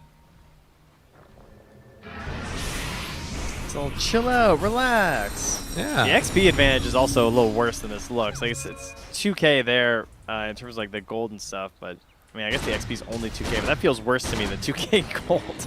Yeah. Like the level gap is not looking great. BZM's level 10. I guess that's where a lot of the advantage is at actually, because many of the allies are just level 7. Also, Bobica's level 5. That's a big one. This should be a pretty easy kill here, though. Emo making the move over. Pure Ari in the area. Are they going to get caught, though? Dude, Rotation for BZM. I think this actually is okay for them as long as they don't immediately all die. BZM doesn't get hit by the sounds. He blinks in onto both of those heroes. They do find Pure. Do they have enough damage to kill him as of yet, though? Disruption out. It's looking okay. Pure backing out. The snowball save pulling into Tianming. Flyfly's there too. They need to kill Pure, and they will get him, but BZM, the big old swipe down, connects onto both the others. 3 for 1 so far is not feeling great. They'll try and jump with Emo, but he immediately gets stunned. Aphotic Shield for the save. Okay. Ari goes down. That's a big kill, but now a triple for BZM. All the creeps in the world. What a freaking monster. Yeah, he drops the shard and immediately buys a Kaya. It was your own damn fault. Dude, that disruption was so insane.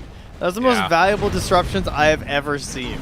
It's like he's locked in the coil and he gets disrupted here when he starts getting low to dodge the Dawnbreaker coming in. Like, and this fight starts with no Echo Slam. So already it's like this might not be great, but BZM, he jumps to the Jakiro, so there's no follow-up on the coil. Pure runs in circles while dealing damage. Look at this disruption.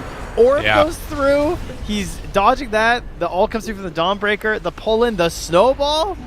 Yeah. Just so much time wasted keeping Pure alive, and then BZM is just the mop and the bucket. Yeah, I mean, BZM did the most damage in that fight with no Echo Slam. Like 3,000 damage or something with no Echo. It's pretty nuts. And you're in a situation. Their damage. Tianming? They don't have any damage on the Radiant. Like Puck's spells are not that powerful right now, and BZM, because of a Shaker's build at this point, is just so beefy. He is godlike at 14 minutes. I mean, here's the thing. Like, now we're in a situation where BZM, I think, can solo kill everybody except for ABBA. And doesn't even really need creeps around to do it because of this Kaya. But if he overextends and they punish, it's really, really bad because he has so much net worth tied into it. Yeah, there's a lot of candy in that pinata, for sure. There also is half an Aghanim Scepter done on Bobica already.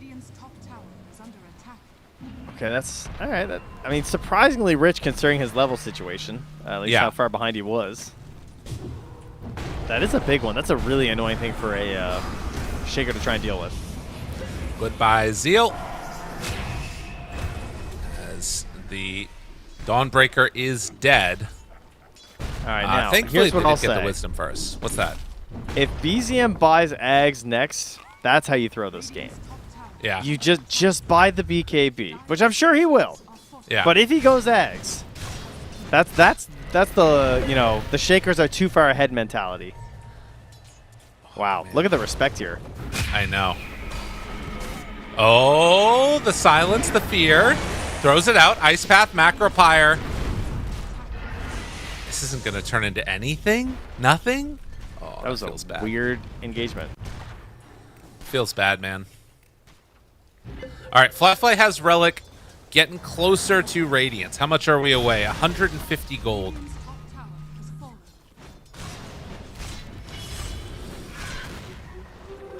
It's also Earthshaker Shard, though. Just a hell of a game so far from BZM, and they're going to hunt. Flyfly, you got to get out of there, buddy. Oh, yeah, I should have clarified. He's allowed to use Kaya Yasha first. Sorry. Okay. That's legal. That's okay. Then just BKB. Radiant's middle tower is under attack. It's just No anything except illegal for maneuvers. Ags. Yeah, just don't buy Ags. That's true. Okay. That item is such a throw item on Shaker. Constantly. Okay, this could be a good moment for them. Dawn's level 12. That's big. Radiant's bottom tower is under attack. It is Radiance, ABBA, Dawnbreaker 12, like you said.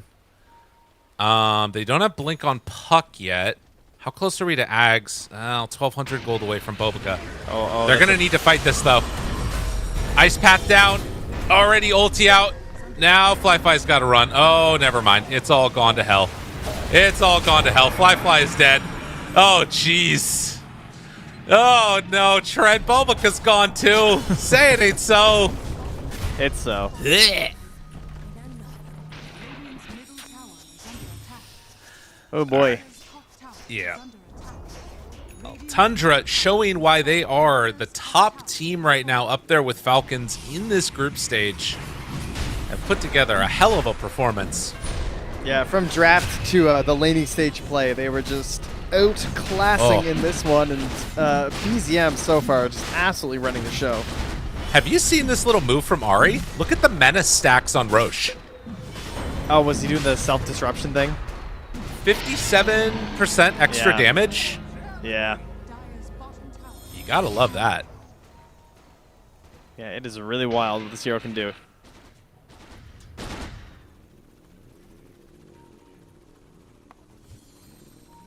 Eight to 21. And a Blink Dagger almost in hand, 433. We've got drums on Tusk. They're getting set up to try and do Tormentor. The worst thing going right now for Tundra is that they're too early to take the Tormentor. Mid, Suffering from success, yeah, you know. Tianming is gone. They did dunk him, so there's that at least. Fly. He's just gonna get ran down, man. Oh, this poor guy. Oh no. Radiant's top tower. Everywhere you look, they're just getting picked apart. 1-2 steps ahead consistently. And it's sad because now you have a Dawnbreaker with an Aghanims too, but I don't think that changes anything. No. No, it is a brutalization that we are seeing right now. A brutalist draft here from Tundra even. Under attack. That's true. Gray and So- boring, but It's so winning. brutal. I gotta hit my inhaler real quick. Here we go. Okay, yeah, understood. All right, Couldn't we're good hear to it. go. Perfect. I stepped back a little bit. Oh, I like hearing the noise. It's like when you Do you? crack a can, you know? Radiant's bottom My health just makes Yeah. you feel good. Yeah. It's like I'm getting a little bit of energy too, you know, because I know it's That's right. just a energy shot. Obviously, you're just Yeah, taking- that's the but one. anyway. Oh, here we Emo. go. Dude, Ari. no. Ari. Dude. Come on. Please. Come on. No, not like this, Evo. Don't get caught and killed. I think Please. you could just GG after that. Oh, man. That was a lot used. Yeah, Tian no, Mei. you can call it. Ooh, buddy. I don't When think you- BZM wants this to end. He's like, look at how much No. I get to do. So much fun. 16-0-8. Yeah, that's a fair point. But like, Is this you just the best game we've coiled- seen from him? Probably, yeah. It's hard to get better than 16-0-8 on a shaker. At 20 minutes. top tower is under attack. Oh, also he bought a Yules. That's pretty swag. I like that. He's been a part of every kill but one. That's the math. Radiant's top tower. Yeah, he's definitely the most valuable gamer in this one. He's not buying a BKB. He's like, screw it. I'm going Yules. Yeah, I'm going to get that's Octarade. fine. He's fat enough. I don't care. As long as it's not eggs. Anything else is fine. Oh, he's looking. He found him. Zeal. Now Zeal gets away. Radiant's top tower God. is under attack. What a monster. What's crazy is Gyro's still ahead of him. But I guess it makes sense. Like, it's Ags, like, Daedalus Gyro that's just been farming this entire time. Yeah, phase moves are kind of crazy, huh? Yeah, a Could just run at 500 movement speed with this build with the Yasha and the Yules. Tormentor. White Mon claims it.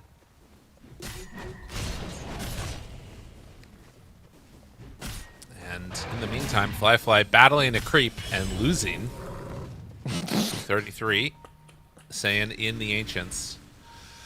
Oh, God. Fly is about to walk over to these creeps, and then he's going to get killed. Nope, he's got to run home. He knows. He's aware. They're looking. They're hunting. The jump in is there. They can't get through the gate, but the fissure block off and the shards. Oh, they're going to dive Fly. Fly, run! Let him go. He's going to get away. Like, you can take half a camp. That's it. I think they're just going to try and kill BZM and then GG out. Yeah? Yeah, like, let's just get our dignity kill and get out of here. I mean, they're definitely just trying to do, like, one thing, and that's it feels like. Emo. Yeah, they scan.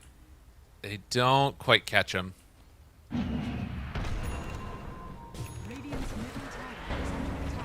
Okay, I mean, annoying items for sure. Blink on the ABBA. Maybe they can get a crazy dead shot play with the fear. Emo, is he showing the wave here for a moment? BZM was looking. Not going to catch him, though. Is Emo? he? Is he lyrical? Emo! Run, Emo, run! Silence to get away. Oh, he was right where he was. It was just a little late. Yeah, it was still on cooldown. Couldn't quite get there, unfortunately. Speaking of cooldown, minus 15 seconds on Dawnbreaker. Whoa! All right, this is the play that has to work. Centaur breaks the smoke. Oh. Now they're under vision. Now Centaur stuns. Oh, Seems Emo. not good. Well. Run away! That's so sad, man. This is their big play. Oh, God, it's over. Now is our time. There is a BKB now as well on the gyrocopter. Well, and you know, Ags Bobica, another smoke ready to go. Emo accidentally right-clicked, so he can't get in the smoke. Gyrocopter's there. They have so much save. They have so much save. Oh, but they get the stun. The Ags is there. Now the ulti out. Zeal trying to get away. Zeal in trouble. Zeal dead. Now also catching on to Fly. 33 keeping back the Muerta, who throws off one last blast to try and keep her carry alive. Also dead. Worth noting, BZM not really there in that fight that much. He's going. He's looking. He's got Emo? Blinking 4. All right, now he sees him. Yeah. All right, it won't get him. Well, meanwhile. Oh, yeah, they're ending the game. Yeah, that whole thing. Not bad. It's the BZM show. We don't care about the rest.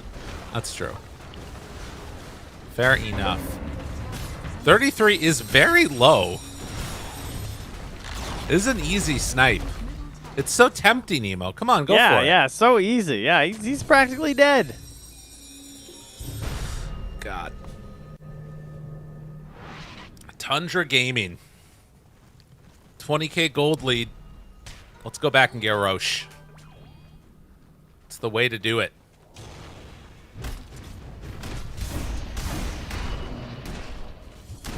Blade or do Mill we on fake Dawnbreaker. Thoughts? Yeah, I gotta try something. I mean, that's your best chance, right? There's no BKB on the Shaker, so YOLO. Blade Mail into buyback ulti, you know? Oh, a chance. Everything dropped on him.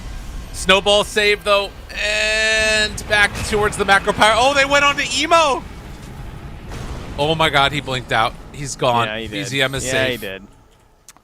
Snowball and Disruption have been so, like, it's true. They can pick Puck, and they can't kill him that easily. It is hard to do, but boy, you can't kill them either. These Dawnbreaker spells just seem so horrendous versus Shout Demon and Toss. Yes. You're not wrong. Like, I feel like he's hitting nothing. And oh, okay, Muerta Fear. All right, nothing else after that. That's fine. Another round of Fissure. Give him the old doink. I mean, Muerta Deadshot feels like it's the best thing that is working for them in this game. Because it like comes out of nowhere, huge AoE, super annoying to deal with, but they need the follow-up there, and they really do not have damage right now. No, they have nothing. Oh, look. Another one. Didn't have to use Echo. There's about to be BZM with Octarine Core completed. Dire are scanning. I mean, I don't know. I'm trying to find Yeah, something buddy. good. I was thinking I might get some like goldfish between the games. Yeah? Yeah, that's one benefit of parenting. So you get these random things in your house. Just trying to take your minds off it there, Emo and friends. Yeah. Yeah. Poor Emo. I really want to eat a carrot actually, but it's hard to like peel and eat a carrot in our downtime because it's not that long. But sometimes I like to just pull a whole carrot out of the fridge and eat it. Oh, good blink out. Sure, I don't really have to peel it. And BZM, the overextension, the turn. They have their moment here. Never mind, he's walking away. But these are That really is- big carrots, Lyrical. I just want to be clear. They're huge. Yeah. They're like if you had a snowman, you'd be proud to have this carrot stuck in its head. Okay. Yeah. That's good. So I think think- that's what I'm going to do my break. What are you going to do? I mean, I don't have carrots. I Oh. also, actually, I think I have some baby carrots, but it's not keto, so it's not possible. What? What do you mean? It's How's a not carrot keto. not keto? Because it's you take carbs minus fiber. Maybe it is Huh? keto. I don't know. A carrot is what? Is it all fiber? What? Oh, apparently they are not strictly Yeah. keto. See, I told you. Because they have medium carrot contains about 4.1 grams of net carbs. Oh. It's a lot of starch. Because you only get 20 to 50 grams of carbs. Yeah. Oh, I see. Yeah. My Celery bad, is dude. good. I eat celery. Celery and peanut butter. Ooh, buddy, look out. Yeah, peanut butter. Look at me looking at it. That's dangerous. Yeah. Speaking of dangerous, Pure up on the high ground has a Tanic and a BKB. Now, there is a downside to this. We saw the other day the Sanjin Yasha gyrocopter was a little better. If he pops his BKB for some reason a little bit too quickly, then maybe there's an opportunity where they don't disrupt him, they don't snowball save him, they don't workhorse him, they don't use force staffs, they don't use pipe. Maybe if all of those things happen and Pure doesn't blink away in time, they can do something. Yeah. So far, I so like what good. you're They're not saying. using any of those abilities. Oh, right. Demonic Cleanse, too. Yep, that's another one. Get that in there. He also just had a death throw, I think I saw for a second. So one of the creeps Okay. must have thrown in a tomato there. Love the tomatoes.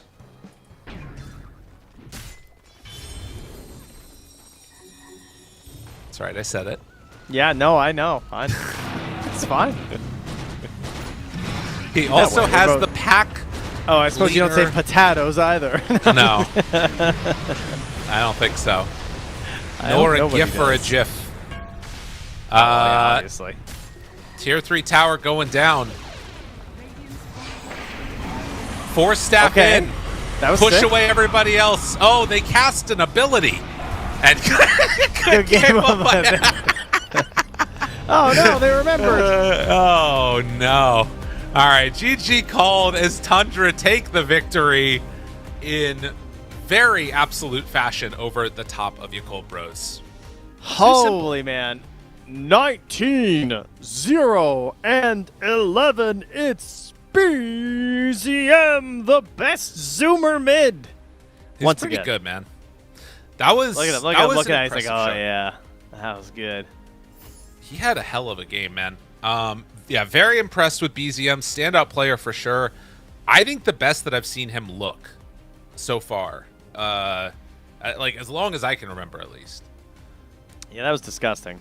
I will say we gave a lot of credit to BZM himself, but he was extremely well enabled, like we pointed out, from all of his supports. Yeah. Because they made it really hard to go onto Pure with Ari and Whitemon there with the disruptions, as well as just the snowballs, plus 3-3 backing him up with Stampede. They gave him all the freedom in the world on BZM and made his early game rotations super easy, especially when he just showed up to the Wisdom Shrine and got a double kill with an Echo Slam. So shout-outs to the rest of the team to make him look oh so glorious. He participates in 30 of the 34 kills that they got. Yeah. And in terms of, the way that things are going forward, Yakult Brothers not going to find a victory here. This is probably not the match that they were looking and banking all their hopes on to get a victory, and would have loved to get it. But they are still looking towards the bottom of the pack. We'll see if they can turn their fortunes around, Trent. But for now, we're going to go eat some carrots as we head to a break. Yummy carrots. Yummy carrots. Yep. Yummy carrots. We're going to eat some carrots as we head off to a break. Have a good one, everybody. We'll see you on the other side.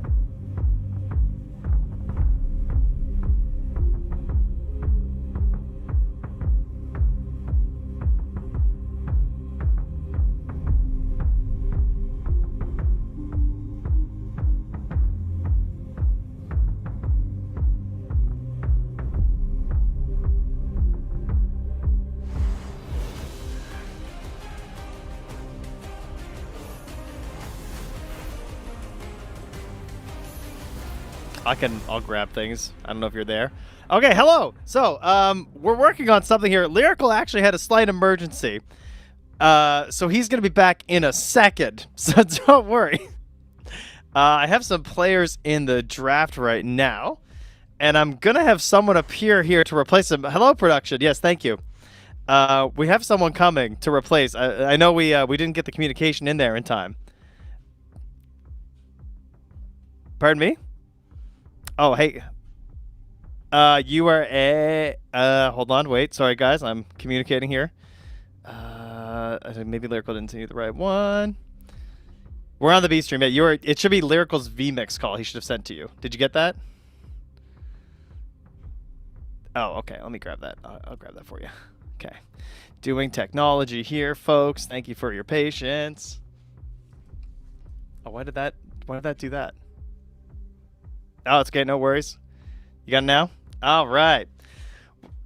We have a special guest making his way here, guys. It's Capitalist. And he'll be talking to you momentarily once he makes his way in. But the good news is the draft has started anyway. So when he gets here, all will be good. Lyrical had to go and deal with his puppers. So everything's just fine. It's Tearlaments versus Heroic. Some teams who have not been having a fun time in the old best of ones. Heroic has cleaned up their act a little bit here as they've managed to scrape their way up to 3-5. But Tearlaments, they're down to the old 1-6 after 7 games. And I'm going to tell you, that's not a good spot to be. But alas, they're here. They're going to try and win some Dota. And you can tell that they want to win because they're banning Meepo and Timbersaw. And those are really good heroes.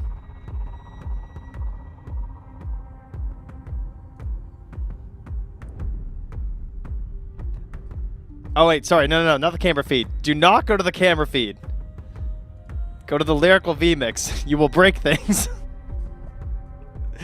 Please do not break the A-stream, Capitalist. All right. I'm here, I believe. Aha! Hello. I think the people can hear you now. Welcome, Capitalist, to the show. How many games of Tearlaments do you think I've watched? I'm going to guess 0. Incorrect. I've watched like 3. Oh, perfect. I knew you were watching some of the games. Yeah, I actually watched feel? a decent amount of this team. What are your thoughts? First game I watched them, which was their first win, maybe their only win? Question mark. Yep, it was indeed. I thought they were pretty good. I thought their team play was very impressive. And then every game after that I watched, I was like, oh, this team isn't that good. Wait a minute. What happened? They're really good at team fights. I think they're good at team fights. I think they're bad at everything else, basically, which is unfortunate because teams like lose lanes a lot. Their laning seems to be pretty bad. Yeah. Okay. I'd say that fits.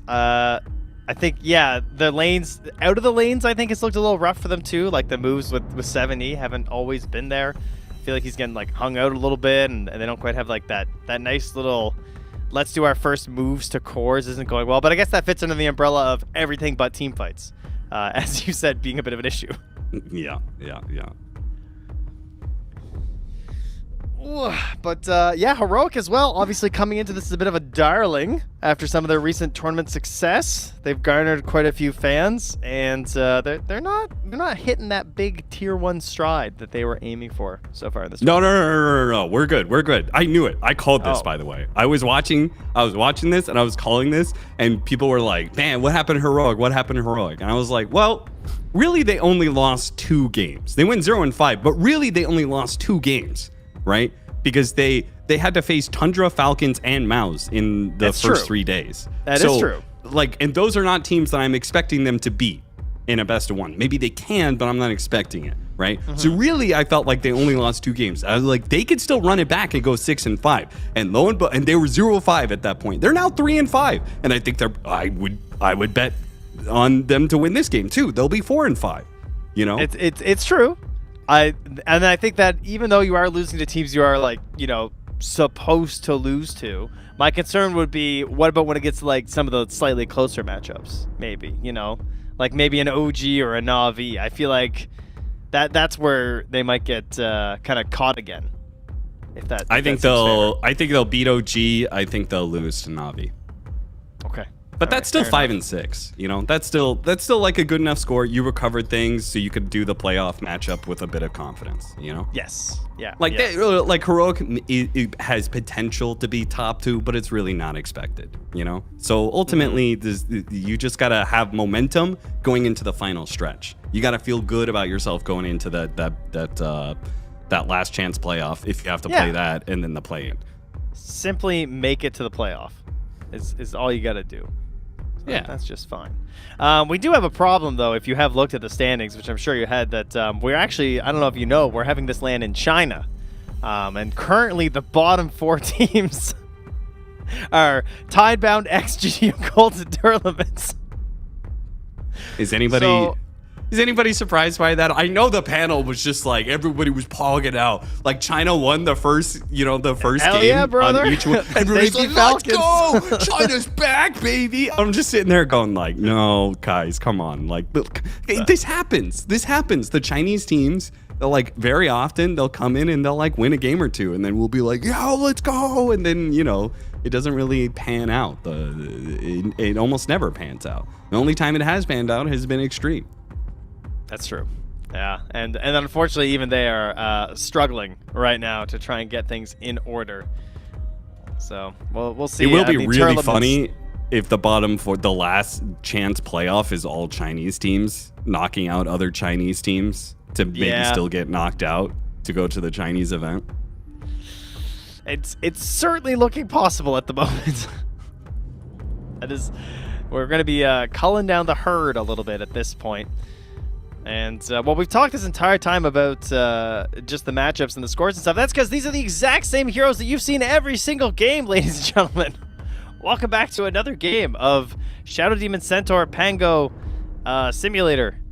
It's a shallow puddle of a top few picks, it's felt like, over the past couple days. This is my first coverage of all the Blast. I've watched a lot of the games before and streamed them and stuff, but I've never actually been casting a full Blast best of 1 set. And it feels like the teams seem to play a little safe and very top hero heavy in these best of 1s. Yeah, my theory is that it's best of 1s, so I think that leaves for less room for experimentation. And the speed at which the best of 1s happen means that teams are not, you play a match and then you're potentially playing a match. You get an hour break and then you're playing another match, right? So that only leaves you time to digest what happened in the game you just played and fix some things, but probably doesn't set you up to you can't actually go and scrim against some other team and really change your lineup too much. Though this is the first time I've seen Skywrath at Blast. I probably missed it, but I didn't really see too much of this hero in the games I was watching. Yeah, we've been getting him a lot today. He hasn't been massive overall, but we have had quite a bit of Sky here today, at least on the old B stream. So he's been looking great, I gotta say. The hero's been crushing. Heroic has been picking it constantly for Schofield. Yeah, he often plays it in the 4. Even if they had Clockwork, they were giving KJ the Clockwork. He was playing great, and Schofield's just been spamming Sky. Crit has been as well. You're not wrong. It's 5 matches of Skywrath Mage. 4 of them are heroic games. Yeah, and the other one was Crit. Yeah. So okay. And yeah, that Crit one was against Execration, which I'll let you guess if I watch that series. He went Meteor Hammer first. It was not all there. He does that. Interesting one. Yeah, I don't know. He does that. Did I ever share you the game where he bought a Meteor Hammer and it ended up being a 65-minute game? Oh no. Okay. Guess how many times he clicked on Meteor Hammer in that game? I'm gonna guess 0. No, he clicked on it twice.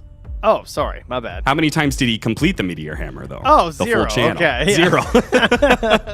He bought a meteor hammer and straight up never used it. He tried to cast it 2 different times and got interrupted. I sent that game to Jenkins. I was like, please, like at Dream League, one time you got to get crit on an interview and just show him like a highlight reel of this 65-minute game where he bought a meteor hammer and never uses it, and please explain, you know? Yeah, I was like trying to solve it one day, like why he buys it. Because there was some other hero people were buying it, and I was like, well, it must like increase the spell amp. Then I just forgot, and then I looked, I was like, oh no, it's still just 10%. It's like, well, does the mana regen go up? It's like, no. It's like, oh, well, you get like, what do you get? 6 strength, 6 agi, and you get 8 more int. That's what you're paying for. But I mean, it's also only 750 gold, so I guess that's why. Yeah, it's very cheap to like upgrade it. I do kind of wonder if like maybe there's some numbers that are a little fidgety in there. You know, it says it stays at 40%, but then if you test it, maybe it's actually 45 or 50% mana regen or something like that. You know, there have been things like that have happened in the history of Dota where that's true. Somebody is buying an item because they figured out that the stats aren't actually what they say they are. But hey, we're gonna see a Kez. Yay! For Yuma, yeah, that's a fun one. It's mostly been Pure, and I feel like Pure and Mickey are like my Kez eyes are always out. Everyone's banning Kez versus Pure throughout this tournament, so cool to see the Kez come out somewhere here, and has the Shadow Demon coverage I kind of like. Like you get the Shadow Demon on your team, then you pick Primal Beast and Kez, and I feel like Shadow Demon has looked like a decent counter to the Kez as well to try and like control him and make his game a little bit harder to play. So I like this combo from Heroic. Yeah, I think I am buying into this Kez hero. I know some people, was it Mike fucking hates this hero. Listening to Mike cast this hero, he just seems to think it's trash. Like it never scales enough for him. But he's just actually not a fan. Yeah. I mean, like I will agree that it's not the hardest carry in the game, but I think it is very impactful if you put it in the right hands on the right team. And I think Heroic is the right team for it. Liquid is the right team for it. What other teams do I think would be good with this hero? Navi, I think. I don't know if Got the Juice plays it, but Navi would probably be good on it. Chrysalis would probably be good on it. Oh yeah, it's a very good active hero. Like it's not quite Monkey King tier for me on carry, but it's close. Yeah, that's kind of how I rate it too. I like the Falcon Blade Deso build too. I'm not as big on the Battle Fury. I understand like some games that make sense and looks like the time is gonna be better, but like that active element that you want, the Deso just feels so good. I want you to know something, Trent. What's that, buddy? When Lyrical called me, I had like literally just within 2 minutes had stepped into my house straight from boxing. So excellent. I mean, you were if we get really to a looking point forward where to a shower. Yeah, I really was. I'm very sweaty right now. But the funny part is, if we go back to the camera, you will see me again because my head is sweaty. I put a shirt over my head and I've put my headphones over the shirt. So hopefully we'll go back to cameras at some point in time. Oh, good. I'm glad. Thank you for dressing up. I appreciate it. In their emergency summons of you. I mean, it was shockingly fast. He got you here in like 2 minutes. Like literally, he goes, "Trent, I have to go," and he goes, "I'm calling Sunsfan," and Sunsfan's about to start the podcast, and then he goes, "Wait, I'm calling Cap," and then Sunsfan goes, "Am I needed?" I'm like, "Nah, you're good." Once you showed up. Sunsfan's about to start the podcast, Drew. Yeah, we can't. Nothing can stop. We say things, guys. Come on. It's even. I looked at the stream. We say things Black Friday edition. So like, we can't have that be ruined. I don't know. Do I get a discount on my Patreon sub? Maybe. All right, Sand King last pick for Tearlaments. I think it's a decent pickup if you're good with Sand King. As Quinn would put it, I don't know if anybody outside of Malrine can make this hero work mid, because Malrine gets out of any lane and he's really good at the melee stunners on mid. Yeah, so I think we'll see how 70 is good. Yeah, he probably could be picked a little bit more by teams in these situations where, like, you know it's a melee matchup mid, and you're going to have an opportunity to play the hero into that. But I think most teams would probably just, like, pick Shaker in similar situations or something.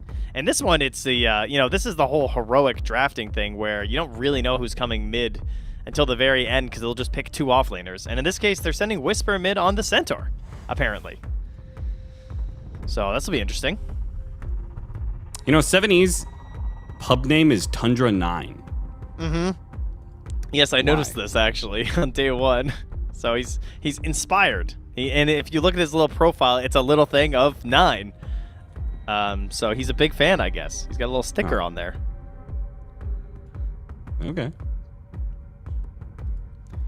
Out of all the mid laners, that's his guy. Out of all the mid laners in Dota's history, that's like 9's a great player. It's just like I would not put him in my top 5 of all time mid laners. That I'm, you know, if I'm trying to be a professional and striving to be one of the best, you know. Well, I mean, one thing 9 has, he was, you know, pretty unique. So if, you know, maybe that's true. If he's trying to mirror something, or if he wants to really stand out, you know, he wants the confidence of 9 to break free of the chains. Like, we've broken free of the chains of the A stream to come over here to this beautiful B stream.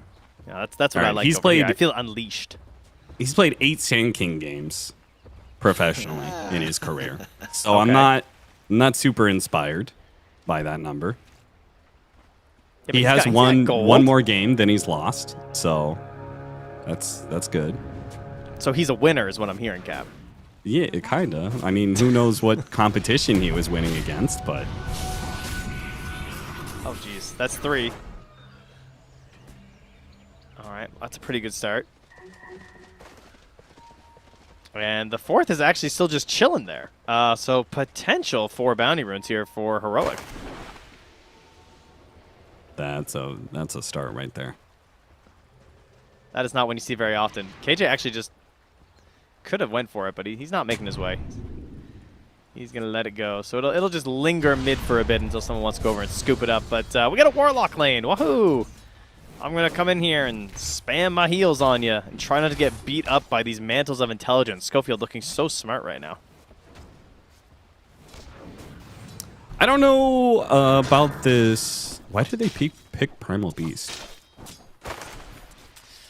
Well, they picked it really late, which is kind of interesting. And then they put it in the lane versus the Ursa instead of the Centaur was the idea, I guess. I guess Primal is supposed to do better than Centaur. I mean, Centaur, that's a bad matchup, no doubt. I guess it's only...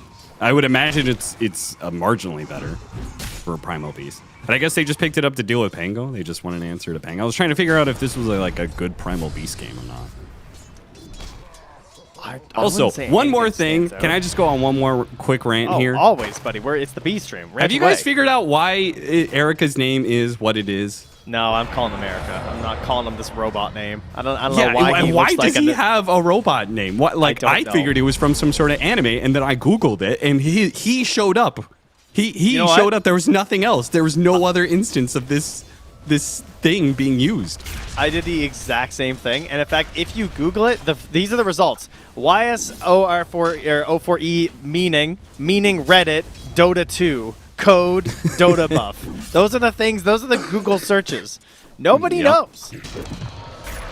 And then if you go down far enough, it's like an IKEA number for like a bed or something. Oh, really? Okay, perfect. So no, I just maybe he's just tired. I'm sure it is.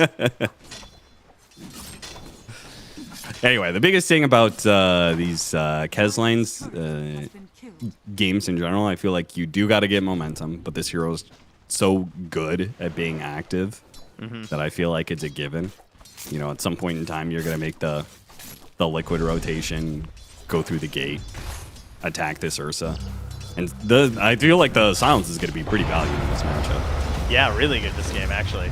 Tons of stuff to deal with. Via silence here. He's getting under that tower. Oh, he's dead, but they'll get Devi in return. Still, though, first blood for Schofield. Oh, yeah. Always good to see Schofield get a good start so he can get up to whatever shenanigans he's going to get up to. Oh, he's just been doing his regular thing, dude. He is he's shenanigans abound on this hero. He's been doing the double null into those bots and just being active all over the map on the Sky. So just hunting for kills. Not quite as feedy or as YOLO. He's really been actually shadowing his cores a lot more than usual. Did you guys catch the game where he Mystic Flared the Tormentor to deny himself? Yes. Dude, that was a sick play. That was the most Schofield play I've ever seen in my life. Yeah, that was He Mystic wild. Flares the Tormentor to kill himself, and then as a result ends up getting the last hit on Tormentor as well. Yeah, actually. You know what they did last game, actually, is KJ flared the Tormentor and got the kill. That's Like, from across crazy. the map. Like, it was a YOLO flare, just happened to steal Tormentor. From, like, a full... It wasn't, like, one hero doing it either. It was a full 5-hero team taking the Tormentor. And his Did he flare even have killed it. maxed flare by He 20 did have minutes? max flare. Oh, okay, okay. It was a later Tormentor. Okay. Oh, okay, okay. But it was still ridiculous. Was that the game where he had an Ags pretty fast? Yeah, but it was Eggless. It was just, you know. I mean, they were stomping. It was like, oh, they actually want to fight. They're gonna get Tormentor. Oh, nice. Kez it up. All right. Kez isn't that powerful. He's only got one level of each ability, so. Yeah, we're gonna stack those up. Very cool hero, though. Yeah, it's. I'm very happy to see this hero like actually being picked. I don't think he's too broken. I feel like he's in a pretty good spot. He might be slightly overtuned. Because as people get better, I'm sure we're going to see it being more and more annoying. But at least he's fun to watch.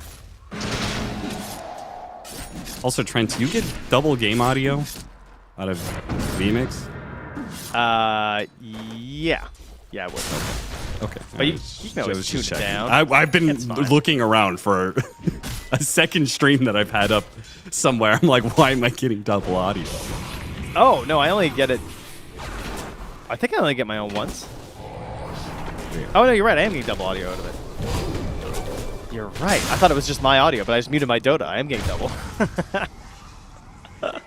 That's very funny. I thought it was just my own echo happening. All right, KJ went to go check out the... see that defensive ward they placed, though, next to protect any invasion?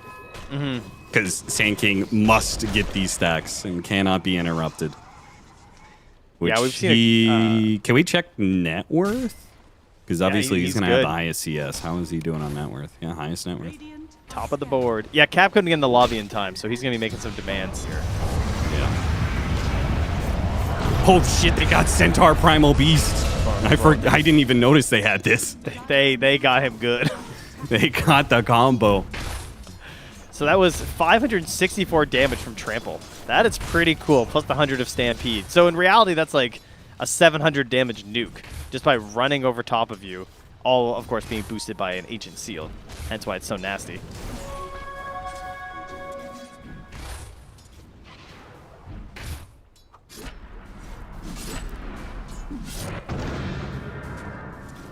Numa doing just fine here, from up towards his treads as they try and harass Devi here. I mean, we're getting close to the Wisdom Shrine, so 70 is going to kind of try and take over here, it looks like. As Schofield runs the other way. Radiant's top Schofield literally running down lanes. Very good. Doing his best here. Radiant's Are they not going to move for the... Yeah, they're going to come for the Shrine. Devi knows. They're, He's gotta they're get the hell definitely out of going to here. invade. I think that's the biggest advantage of picking Sand King is like you guarantee take the enemy Wisdom Shrine Yeah. Radiant's Yeah. top tower because it's too hard to fight into Sandstorm. Oh, KJ gaming. Oh, this Watcher, dude. It is.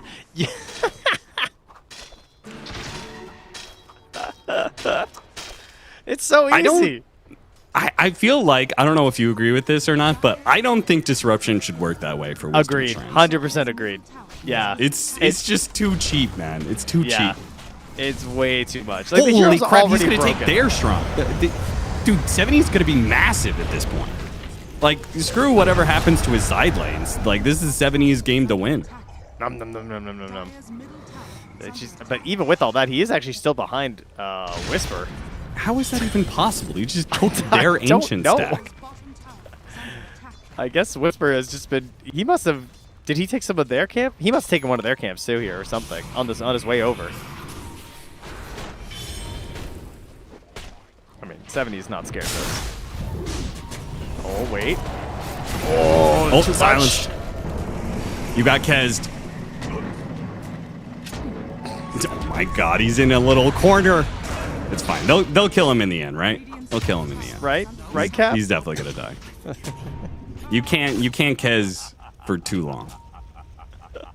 You get like 1 or 2 instances of Kezing out of a fight, and then that's it. Yeah, you get your Raptor Dance is your Kez moment, you know? You get the max health and you're healing around. It's pretty good. Yeah, or your grapple. You get 1 grapple away, and then, you know. Yeah, that's true. Devi closing in on level 6 here. So I guess next Stampede in 25 seconds, they can try and make a play with that. And Erica also getting up to the old Battle Fury. Considering how much chaos there's been, he's decently farmed.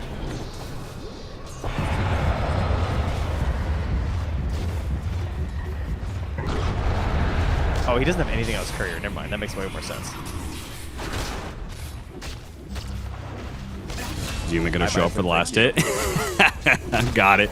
Defi does all the hard work for 10 seconds, goes after this kill, and this silence is just gonna ruin the Ursa. They have actually too many silences for Ursa. This is gonna be pretty rough. Yeah, and he's got a Warlock and a Hoodwink, so he's yeah. He's gonna end up Pango too, who obviously wants Diffusal. So he's gonna, like, we got all these off lane Lotus buyers. In the one game you really need one, you got a Pango. Yeah, this is gonna be rough for Tearlaments. If they can get to BKBs, if they can beat to BKB on Ursa, they just need to be starting fights. And the problem is you're probably not going to be starting fights because Kez is just going to be more active than Ursa.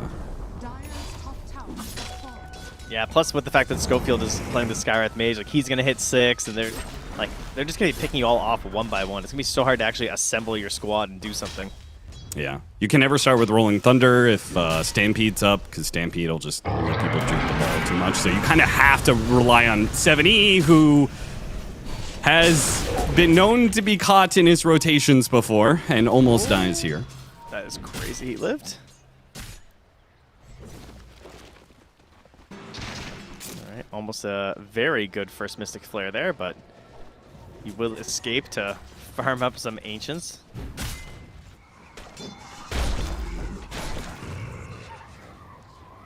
All right, well, he's got Blink Dagger now, so they can get some stuff done with his Blink Dagger. They just need to be playing pretty defensive under Vision and Towers, and then make these smoke plays. Blink Burrow Strike, Rolling Thunder, Chain Stun. Yeah, they're gonna get they get the full wave. They just run away from K-Class so we can actually get 6. But Whisper's gonna take the tower thanks to that, so cool. And here comes that smoke. So after the Kez we go. Will they actually find him? Oh, no, we're gonna do the Ancients instead. All right, never mind. Just I feel one like they more were round of ready to Ancients. smoke. It's just one more. Just one more. But part of the problem is that it's because Whisper grabbed the wave, so the wave would have been shoving into the mid tower. So now Warlock stays behind, and KJ is just kind of lurking. That's true. They have enough bursts to kill any of the oh my supports. God, Devi! Guys, Zeki just drops it without looking. What the hell was that? Bro. A Burrow Zerg, what a Burrow Strike! That's the hit you need right there. That was great. That was fantastic. Our poor Observer was like, what the hell is Trent talking about? And all of a sudden we see ZZQ drop a golem on a not even an ancient camp. The hell was that? He couldn't see what was going on, or I don't know. Oh wait, he had a ward. I don't know why he dropped that. He had a ward. I'm confused. I'm very confused. I don't know why Devi Alama is dying to neutrals. There's no Ench, dude. There's no rabble rousing. I don't know. Why are we dying to Ancients? I will say, I feel like Golem is not useful enough that if he got like 4 Ancient last hits with that, worth. Oh, yeah, 100%. I would agree, but he didn't even make it that far. All right, well, after Yuma again here. Oh, this is a nice move. Unfortunately, it's not going to work, but dude. They are good. Okay, so this is the part that I like about Tearlaments. is that I think that they are very good at reading when they've gone too far and to just reset. And I think that was a good example, right? They whiff on it, and you could have kept trying to roll around or something. You instantly TP. And I think they do that as a team very well in fights. Like the number of times they'll start 5-on-5s and get just like a 1 hero kill and then reset and not try and like keep chasing. I think they're very restrained in that regard. Which that's a good quality to have. Yeah, that was really good, Devi. Man's struggling when it comes to neutrals. He's not doing so well. Is there like a boosting service for hero medals or something? I see platinum up there, but I'm not seeing platinum in this game.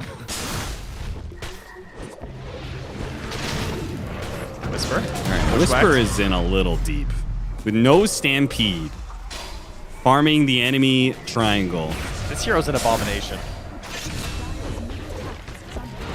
Well, it's a good thing he's got Kaz behind him. Oh my god, that swashbuckle almost killed him, man. All right, somehow that worked out. Somehow the Centaur being so deep and being like 20 seconds away from any of his allies ends up working out because he's just so damn farmed right now. He's got 8,000 net worth at 14 minutes. And it might be one of his most valuable assets, is just being so thick in the hide, you know? Yeah. That... Oh. Do you like that? fucking Bango did not like swashbuckling that Centaur. Let me just say, that return hurt really badly. Yeah, he's not built for that one. Damn, that is crazy. 350. Chunked. All right, what's going on, Yuma? You got yourself one component of the Aghanim Scepter. I've played a few games with October. You know, Mr. Kez Spammer Extraordinary. Do you know he has on average 2 games of Kez played per day that Kez has been out in Dota? That is kind of crazy. Isn't that disgusting? And like, he actually plays other heroes too. Yeah, man plays a lot of Dota. That's yeah. So anyway, you know, so I asked him some questions because I mean, who better to ask about Kez? Just like his general thoughts on the hero, and I don't think it's too much of a surprise. He's just like, you know, you got your Ags, that's your first crazy timing, and then you got your BKB, that's your second crazy timing. Seems pretty accurate.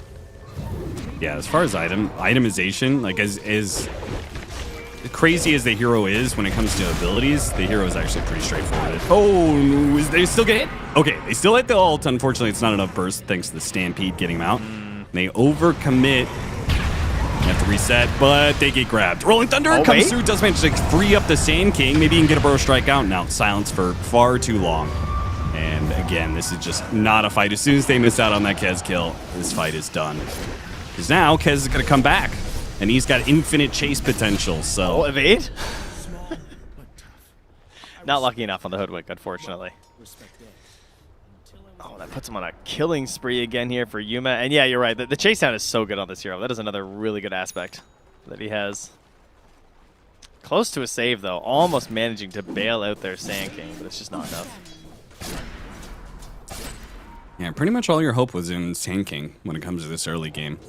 Now they're 5k down, so you kind of have to wait till BKB is up on Ursa. And Ursa is a good answer to Kez. Outside of like Kez having silencer for you early, Ursa is very good at manning up on Kez. Yeah, it makes sense, right? Unfortunately, this Ursa's going to die, and his BKB is going to be delayed. Nice Burrow Strike, hits on 2, but they don't really have the damage follow-up to it. As the Hoodwink is only just now going to join. Maybe he gets a good Bushwhack, frees up 7E for another Burrow Strike on 2. They do not have Rolling Thunder, though, and they're fighting to a pipe, so they, despite the setup, they just can't punch through these heroes. That Skywrath Mage is probably near unkillable to magic damage because he's got his facet, he's got intelligence, so he's got natural magic resistance, and he's standing next to a Centaur that gave him a pipe. So he's not taking shit for magic damage. No, it's actually so ridiculous on this hero. I think that was one of the things that surprised me, and I was like testing, like, why is everyone playing Skywrath Mage? And like taking a look at it, it's like once you hit like I think it's level 12, in terms of just like the amount that you get from the Shield of Scion, Because the way that it works, it's like your barrier duration or whatever is it's 10 plus 1 for your level. Oh yeah, so it's level 10. So right now he gets like 20 barrier per hit or whatever, which means that when you Mystic Flare someone, Blade Mail doesn't even do damage to you as soon as you're level 10, which is kind of crazy. So like the old counter just doesn't exist anymore as long as you have this facet, because you just have enough block plus spell lifesteal to just negate it completely. Yeah, him and Pugna are the two supports that have taken the biggest advantage of the intelligence gives magic resistance, which makes sense because they're both high magic resistance heroes, and then they also have something on top of it. That's what Rubik's lacking, right? Because Rubik is another hero that has this mechanic where he could take advantage of the magic resistance, but he doesn't have something on top of it. Like Pugna has his heal from Nether Ward, and Sky Earth Mage has his shield from casting spells, and like Rubik is just missing that extra bit of something, or he could become like these other heroes and be like kind of this intelligence bully. Dire's bottom tower is under attack. Someday we might get him back. Radiant's top tower is under Yeah. For now, he's just feeling a little bit absent, the old Rubik. He's not absent. He's in the trash. Okay, He's yeah, in the that's trash true. can. That's Yeah, where he you know, lives. he's never absent because someone always still just tries to pick him, even when he's in the trash. Yeah. Somebody in your pub thinks they're FY god, you know. scanning. I don't know if FY's in this tournament, buddy, and trust me, he's that's not what they think they are. Dude, I don't know how you felt about it when I saw that. I was like, that's really sick that FY's back, but like, I feel like I'm gonna be disappointed. Okay, can they kill Schofield? No, he hit him once. All right, maybe they can kill Schofield, but it's not gonna feel good. They have committed 3 of their cores to killing this. They got this other support as well. Where's the Kez? Where are the other heroes of Heroic? I'm coming. He's coming. All right, he's here now. And dear God, he just killed a bear. Bird kills bear. That was actually disgusting amount of burst damage. Yeah, this eggs, man. That is just he just presses all the buttons and you just die. That was 1,500 physical damage in like 2.5 seconds. That's not okay. You're just out Ursaing an Ursa, really, is what it is. But that's, you know, yeah, you were saying like you do have a good matchup there as long as you have the Enrage, but the second the Enrage is gone, like, oh boy. Yeah. You're just done like any other hero. And again, they committed 3 cores and all of those cores resources to killing the 2 supports, so. I mean, in their defense, Schofield's pretty annoying. No, he is. So He is. who can blame them?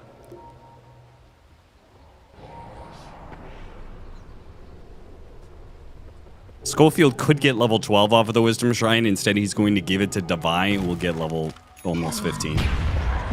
Oh, nice of him. That Who else doesn't seem right, personally. No, but yeah, he'll get it on the wave. You know, this is just him saying, well, that means I get the wave, right? Like I get to run around, try and spam on those instead. Maybe Schofield was the lowest level, so he was going to get it anyway. No, he wasn't. I checked. It was KJ. Oh. I'm pretty sure. I checked pretty fast, but I might have missed it. Hard disagree with that. All right, now we got Ag tanking, though. Scanning. Okay, all right. I have a hard time judging We have a these Ags. chance of getting through the Bipe and killing somebody quickly at the start of a fight. Yeah, that's pretty much what it is, with the Stinger. Yeah. And combined with Fatal Bonds, this AoE damage can go really hard. Even though they're 8k behind, this is one of those combos that can always win you a fight. So, you know, Heroic is not going to have the freest high ground unless they pick off Tearlaments, which is likely to happen, seeing as they have Kez and Primal Beast with a Skywrath Mage. They've got some good kill combos around the map. They've got the colossal Primal Beast to take high ground. 40% more damage to buildings. That is true. I think. Have you been seeing these Primal Beasts by the Shard now? Oh, dude, it's so sick. I saw Collapse do a combo. Why is it so good? Because I saw Collapse do in one game where he can do it in a full combo where it all hits, and he did 1,500 damage in a Sunlock at level 15. It was like absolutely ridiculous. All right, well, this fight is already over. It was a good pick off on Schofield, but unfortunately now that the rest of the team is done doing Roshan, they're going to run down several Tearlaments heroes. So what's the combo? You blink grab, you blink charge grab. him, or you start off with the... You can't start off with the boulder, right? No, not if you need a full chain stun, you have to do the charge into the little, like, it's like a mini rock throw thing. But the full combo is if you're allowed to do a full trample and everything, you can do 1,500 damage. If you can do a blink, like, pulverize, trample, onslaught through, and then hit them with the rock throw. It was pretty absurd. Okay. But I was looking at there's a way the to combo diagram it. of the rock throw. Can you, on the pebbles that come out after the first one, there's an overlap there. Can you do double damage? Okay. Yeah, you can. There's a way to... I think you can, at least. That's what it looked like. But I did not demo it. But I know what you're saying. Like, basically hit them with the first one, onslaught them, and then have the second one hit. Oh, right, because the increased AoE. Okay, right. Because this facet, this makes this... Okay, so yeah, you're guaranteed. You can take out the whole creep wave if you have the stacks. Yeah, and you just pulverize random shit around the map, and then you just chuck them. Right. Yeah. I forgot people were doing this facet now. That makes a lot more sense why this shard is... Because, yeah, I was seeing it was the C teams were in this tournament. We're buying it like at 15 minutes. And I was like, what is it? This can't be that good. Yeah, the first one I saw do was collapse like I think like a month ago or something, and I was like, why is he doing this? And I just like watched his whole replay and I was like, oh, now I see it. It's really annoying. Oh, all right, Schofield no, again. they were so... I mean, getting Schofield is great. It's just, if they could jump to Kez first, it would have been so good. Unfortunately, every one of these fights that doesn't start with killing Kez, I think, is just inherently going to be bad. They do have BKB, though, on Ursa. If he has to use Enrage right away, though, it's not going to feel great. If they can burst down Divide, though, he gets the BKB. And now they've got no damage to finish him off. And I don't think Erica can make it out of here. He can't make it up the cliff. Actually, Yuma's out of mana. Oh, never mind. Divide charges through the pit and blinks on him and finish him off. The extra rock throw, and they just call GG. They're done, Trent. They've been mentally broken. I mean, I've seen a bear climb a cliff. You know, they're actually pretty good climbers. But I guess not this time. That was pretty brutal. Heroic with another tool in the arsenal here of the Kez to show off. And really, I mean, it's not even like we can just put all the credit on the Kez or something. This was truly a 3-lane victory here for Heroic. Yeah. Yeah, I think this one was... I think people's expectations should have been Heroic winning this one. Definitely a more one-sided victory than I expected. I kind of expected Tearlaments to put up a little bit more of a fight. But unfortunately, they seem a little frustrated by what's going down. Yeah, I was feeling that too. Feels like, you know, they're probably a little down, a little out, perhaps. But, you know, at least they'll have their chance as things get going here. And Hi, Trent. That is lovely. You look really good. Yeah, that's nice, right? Thank you, Cap. I think you're going to be sticking around by the looks of things. I think so too. I think that was a very fast game. We have a 7-minute break. I don't think that's enough time for me to shower. No, man. I think so. So we'll be back. We'll take a break. We'll get Cap fully sorted. We'll get him in the lobby this time, and we'll see you guys for game number 4 on the day. I think. Bye. Yeah. 5. Game 5. We'll be right back.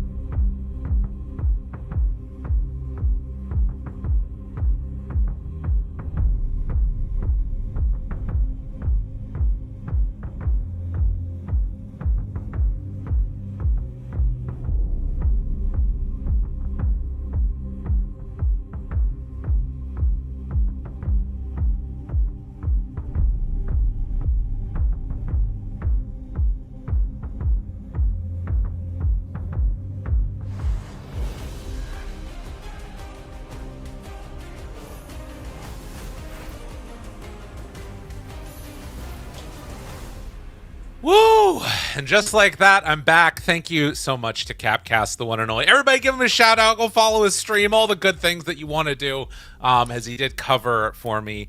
As my dog ate like 2 sticks of butter and all of her meds. Is insanity. I thought it was going to be easy this week. Yeah. Like, Yeah. no kid, He no was like- problem. There goes dear daughter and wife are away right now, and until we leave for China, he's home alone. Yeah. And he's like, man, Trent, I got no responsibilities. I can't wait. He's like, he's got all these dreams. He's like, I'm gonna finish the trim. I'm gonna finish the floor trim. And it just and doesn't it's just happen. been dogs. Dogs everywhere. I forgot to close this up behind me too, so you see my door. It's so disappointing. Let's get into the draft though, because that's something that's not going to be disappointing. We have an amazing game for all you fine folks out there today. Xtreme facing off against Yandex. How was the last match, Trent? It seemed to get done pretty quick. It was indeed pretty quick. Heroic. They took it to him. We got a lovely Yuma Kez. He played very well. Tearlaments had some good stuff going. They had like a little bit of 70 Sand King, some action. Thought maybe he was going to be the one who would lead the charge for them, but it was too much. They could not handle the power. Power. The Heroic very much back after struggling versus some of those top teams they had to play early, are now climbing their way up the board. And I'm sure that in those types of games, you're getting a situation where teams are becoming stronger through losing to some of those top teams versus the teams that beat up on all the lower teams. They don't learn as much from those matches. You're so right. They're learning nothing in their glory. Well, you really learn when you lose. That's what I've learned throughout my life as a loser on occasion. This is go for it? Oh, well, no, I was going to say that this matchup, but no, please continue first. We'll get on to my point after. I became, over the course of my career as a soccer player, a really good keeper. I was amazing at it. And part of the reason for that is because the very first match that I ever played and many subsequent matches that we played afterwards on the JV team my freshman year, we lost 17-0 when I was playing keeper. Can you imagine? That's like a full season's worth of goals. It's crazy. It was really, really bad. But I learned a lot because I got to take a lot of shots on goal and then I was blocking them like crazy. Anyways, into this game, we're seeing a lot of the normal stuff banned. DK taken out. What's left? Naga gone. Timbersaw, he's gone. It's all the good heroes you want to see gone. Yeah, I mean, Abba is still in. He's been a little annoying. Pango. We're going to get rid of the Shadow Demon to open up some other heroes. And, well, to no one's surprise, we got another Taxi Centaur game, as you can see in our beautiful display here. But I was going to say, in terms of this matchup here, Yandex versus XG. XG, they are, alongside Team Tidebound, 3 and 5, trying to get out of that bottom playoff area. They just need to get some wins. Get out of here, so you can at least make it to the second round of the little playoff situation. Yandex, on the opposite end of the table, though, they are trying to have a shot at that top 2. They have lost 2 games already. They're at 6 and 2. But they still have their match versus Falcons left, which means if they can win here, they can go to 7 and 2. And Falcons, they still have they have some tougher matchups. They still play Maus, who've been looking great lately.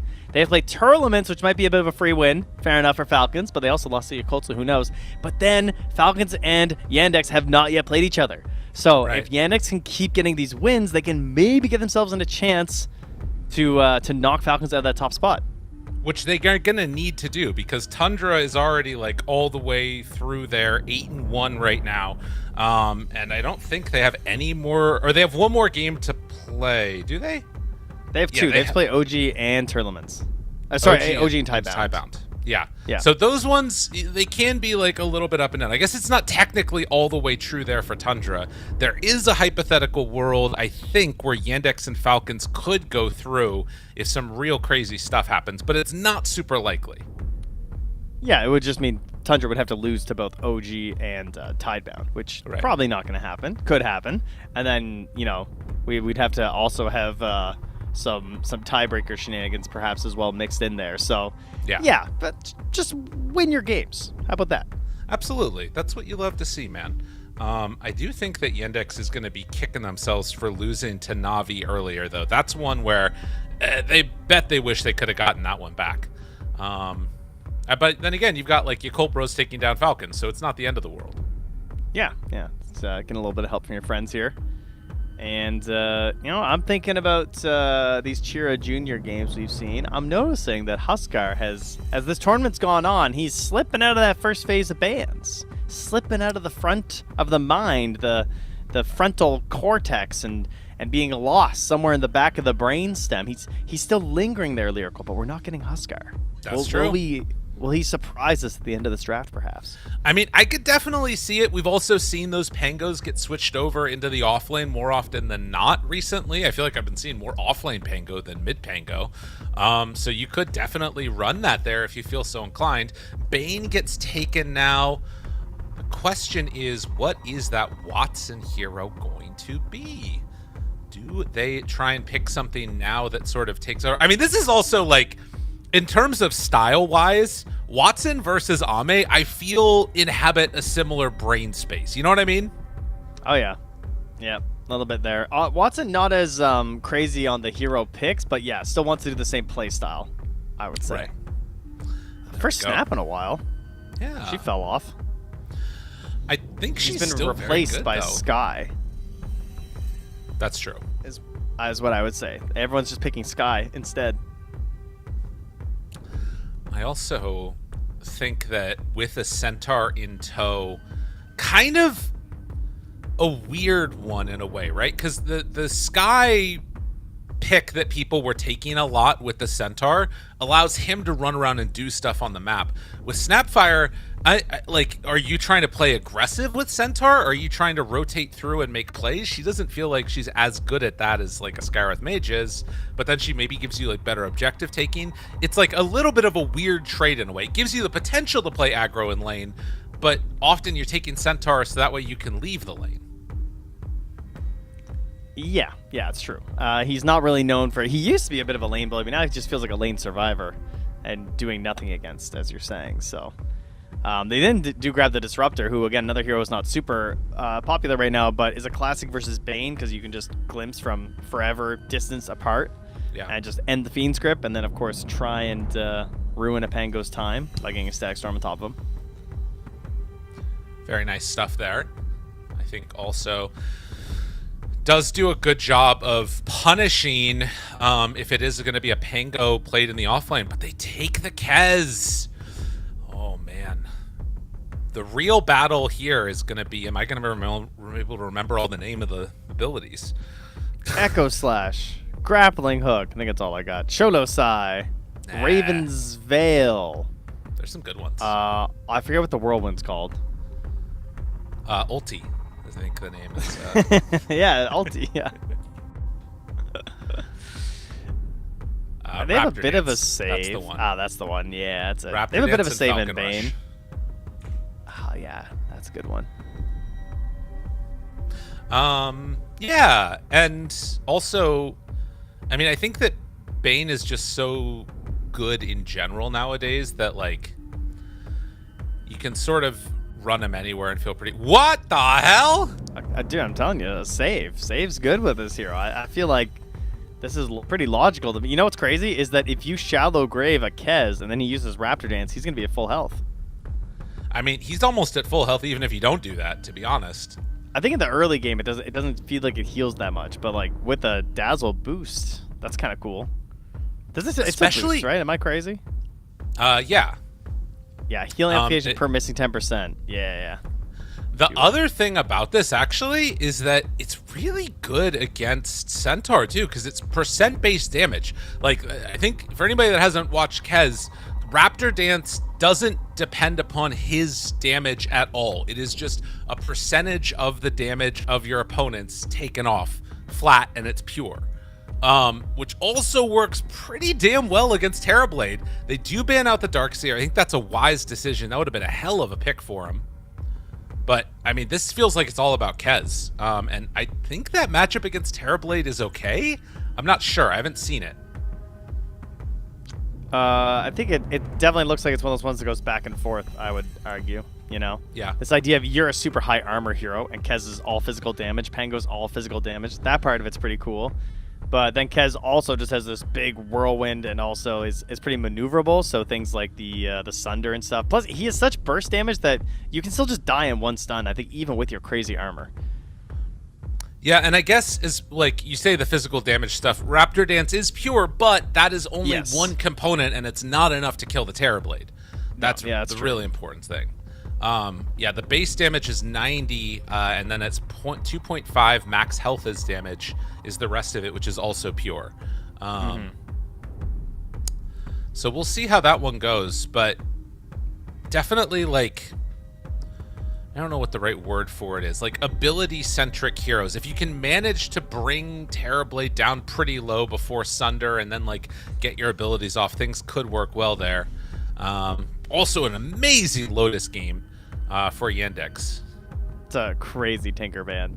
Did he play like a nothing to say Tinker or something? Did they sneak one in one of these recent games, or are they just really sniping that? I don't. No, they did not. Oh, wait, sorry. I'm looking at all teams. Hold on. I would be very impressed if they managed to sneak that in. Yeah.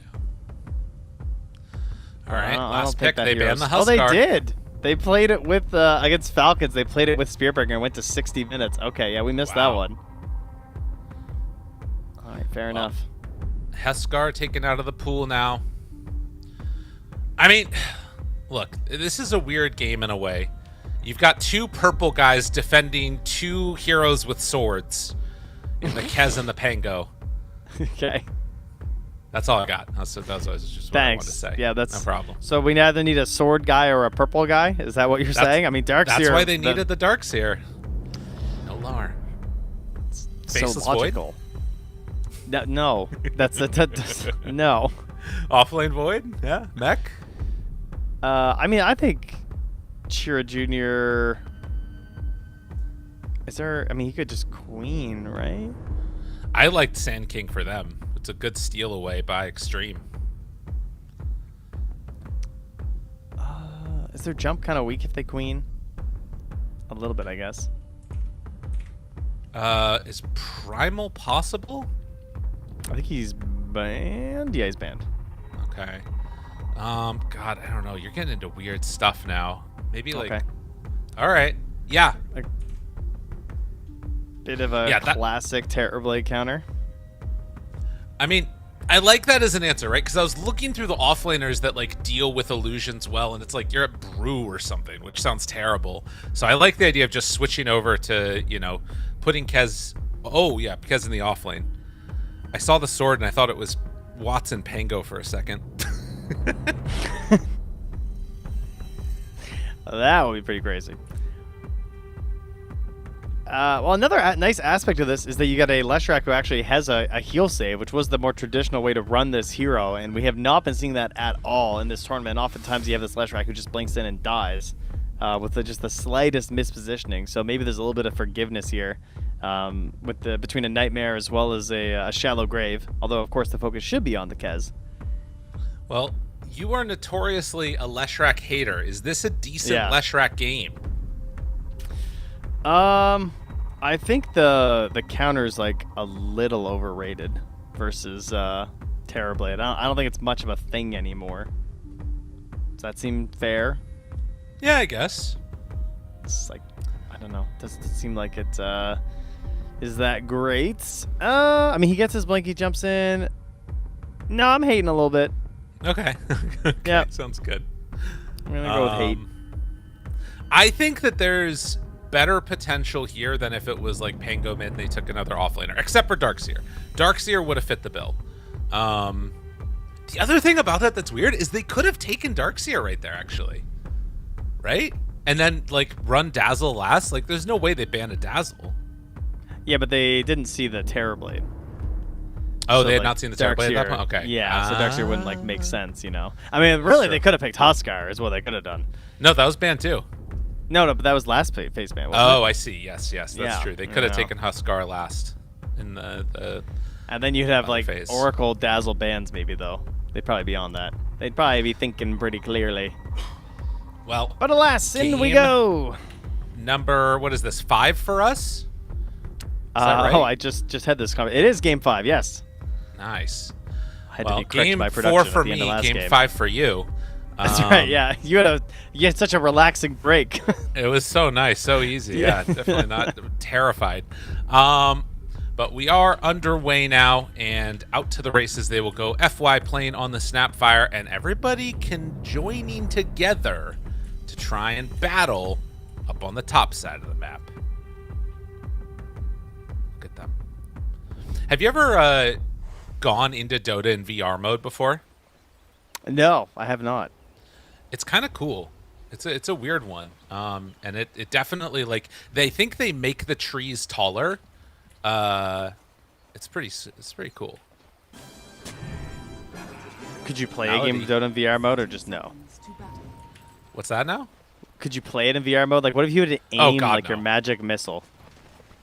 No, I do not think you could. Now that's a show match right there. Throw your spells, don't miss.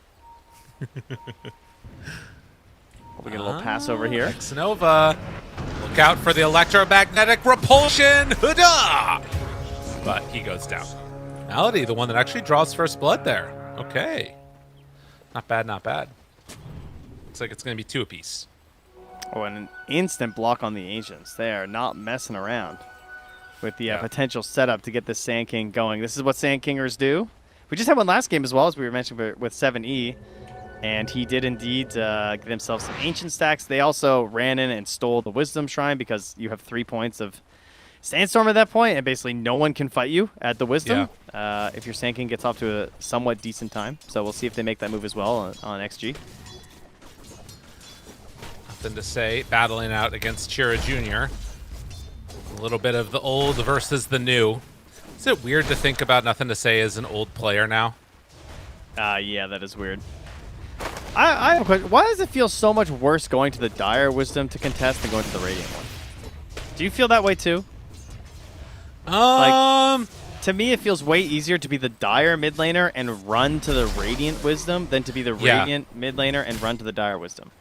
I think because the Dire Wisdom, like, there isn't a clear path from the stairs down to the stairs up. You get what I'm saying? Yeah. You kind of like have to go sideways a little. Right, you have to like kind of sneak around a little bit to the side, so you're getting closer to the creep wave that's coming in. It's like a shorter path a little bit, I think, going on Radiant than Dire. It just feels so much more natural. Yeah. Well, we'll keep our eyes across these lanes and see if anything pops out, but so far looking pretty static. Chira Jr. is getting a little bit of the business, it feels like. In that mid lane, although the wave is pushing in, so he'll be okay. Ame pops Metamorphosis, and Saksa just trying to stop any potential pulls from coming in, but there's already the camp blocked out, so he will be okay. Yeah, pretty chill start to this one. Have you got to watch that many Kez games? Yeah, quite a few at this point, I'd say. I'm pretty well versed in the Kez dude at this point, I would say. Especially after just watching one, so I'm feeling fresh. Okay. I'm a fan. I think he's probably slightly overtuned, and as people get better, he'll likely need a small nerf. That's my current Kez thoughts. It's weird though, right? Because like he is a hero that I think has a pretty low win rate because not many people can play him well. But when you get up to these levels, it's like it's naturally a hero that would have a lower win rate in pubs than he would in pro games. Yeah. I also don't think he's super complicated. I think the optimal way to play the hero is not a very difficult thing to do. I think that there's definitely good skill expression that you can do, and you can make like additional moves and stuff, especially when the Ags comes out. But I think like picking the hero and doing a shitload of damage when you buy Agnums is not really hard. So right. I think more people should probably play it. No, it's true. I do think that there is... Oh my god, Nothing to Say. He's diving under tower. He's going for forever. Why do you find the kill? Oh, he guessed wrong. He guessed incorrectly. Chira Jr. trying to bully back Nothing to Say here, who does have a Burrow Strike, but he's going to be playing it a little bit safer there. Wow. No, I hear what you mean. I think that there's definitely some truth to that. I just do think that, like, you know, you could hypothetically pick up something like a jug and come in and just kill everybody if you're like really farmed. If you're really farmed on Kez and don't know fully what you're doing, you could still feed and like give the game away. It's hard to do that on certain heroes. Oh, he Stomp missed. now. Malady dropping low. Is it going to be enough damage for the finish? Fairy Fire. Oh no, Watson gets the kill, taking him down. I'm not crazy. F1 missed that full bore, right? He missed the scatter blast. He might have. I'm like I didn't see. 90% sure he missed that. Oh, that was close. Tough time for FY. Bring back the FY hoodwink. Was it banned? I don't know. But the snap was. It's a solid pick. Everyone misses the scatter shots every once in a while. I've seen them all do it. It's pretty tough at that like slightly past 50% range. That's why I don't take it anymore. I hate that facet. It makes me feel bad. But it's so broken. Like it's I know. so incredibly strong. But you can just do the other one. It's not strong if you don't hit it. That's true. The other one's weird though. The whole ricochet thing. I mean, her innate is just strange. The buckshot. is. Like I don't know what's going on with that thing. I just like being able to be close to somebody and scatter blast them. I take it for that reason. That's fair. I consider the full bore a nerf because I can't hit them ever. So FY, I'm with you, buddy.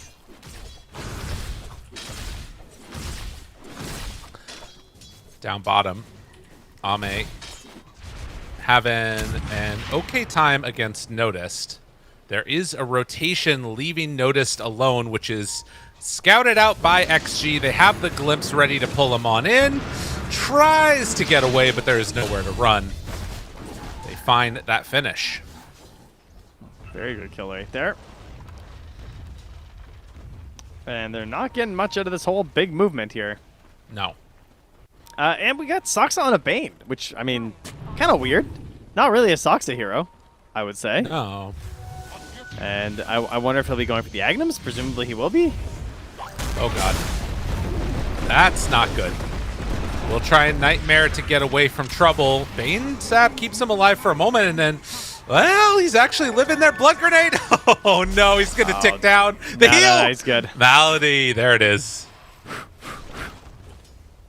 Oh, that's nice. All right. Nothing to say. Are we going for the Wisdom? Doesn't have a rune. Don't think he's going. The wave's coming in. Yeah, it's too I think much. he's just farming Shira, mid. though. Shira Jr. is starting to step that way. And Noticed. Guys, I don't this know if is they're going to be able to not- pressure him back. I don't think they should go for the Wisdom. Are they going to go for the Wisdom? On who? On Yandex. Are they going to go for this? Yeah. Are they not just going to... Okay. All right. 4 heroes, fine. Fair enough. And they're just not going to go bottom? XG's not no, they don't want to. They're over it. Guys, you can get that. We're farming creeps. Look at us. Okay. They're also going to take the tower. Yeah, no, who cares? No cares towers. We're hitting creeps. I mean, honestly, with the Leshrac 4 points edict, it might be unwinnable. This might be the right call, as painful as it is. I mean, it And if feels bad. Yeah, I think they probably needed to contest the Pango at least, but they didn't feel confident doing that, so... Easy Wisdom Shrines for Yandex. Yeah. What more could you want? They're going to go for a moment on top here for XXS. Does end up getting clipped by that stomp, actually, for Watson. You know what also is pretty cool about this? Dazzle, I think, becomes super important now. Because him spamming spells and getting weave off, like, is double value. Yeah. You know what I mean? With, like, Terrorblade being such a central part of Xtreme's draft. Yeah, anything that he can do to help out will be will be very big. As long as he can also do it while managing to make sure he's there for the right graves. You know, Nothal projection is so weird, man. What is? Nothal projection. Yeah. It feels weird. It's a It's a strange very ability. strange one. But it's pretty cool, actually. Radiant's middle tower is under attack. All You right, know, here we go. I gotta say, this is like, I feel like XG are doing nothing. Yeah. They're just like losing objective after objective and just saying like, ah, whatever, it's fine. Ame does kill Noticed, so Disruptor making things happen. Good ward. Just fine, nothing to say. Dusted. Dust. Ready to chase. The silence is there, but comes after the Burrow Strike away. Watson heals back up, and well, they're just going to take it. Now they get a Nightmare onto FY. There's the stun. There's the kill. In spite of these deaths, it is still less than 1,000 gold separating them. They just don't have the capability to fight back, in their opinion. They're probably right. I mean, if Stampede's down and there's no Blink Dagger from the Sand King, they just don't have a whole lot going. The Saxa is on a mission here. He's going to block some wards. He's trying to see what's going on. Apparently, he is fearless.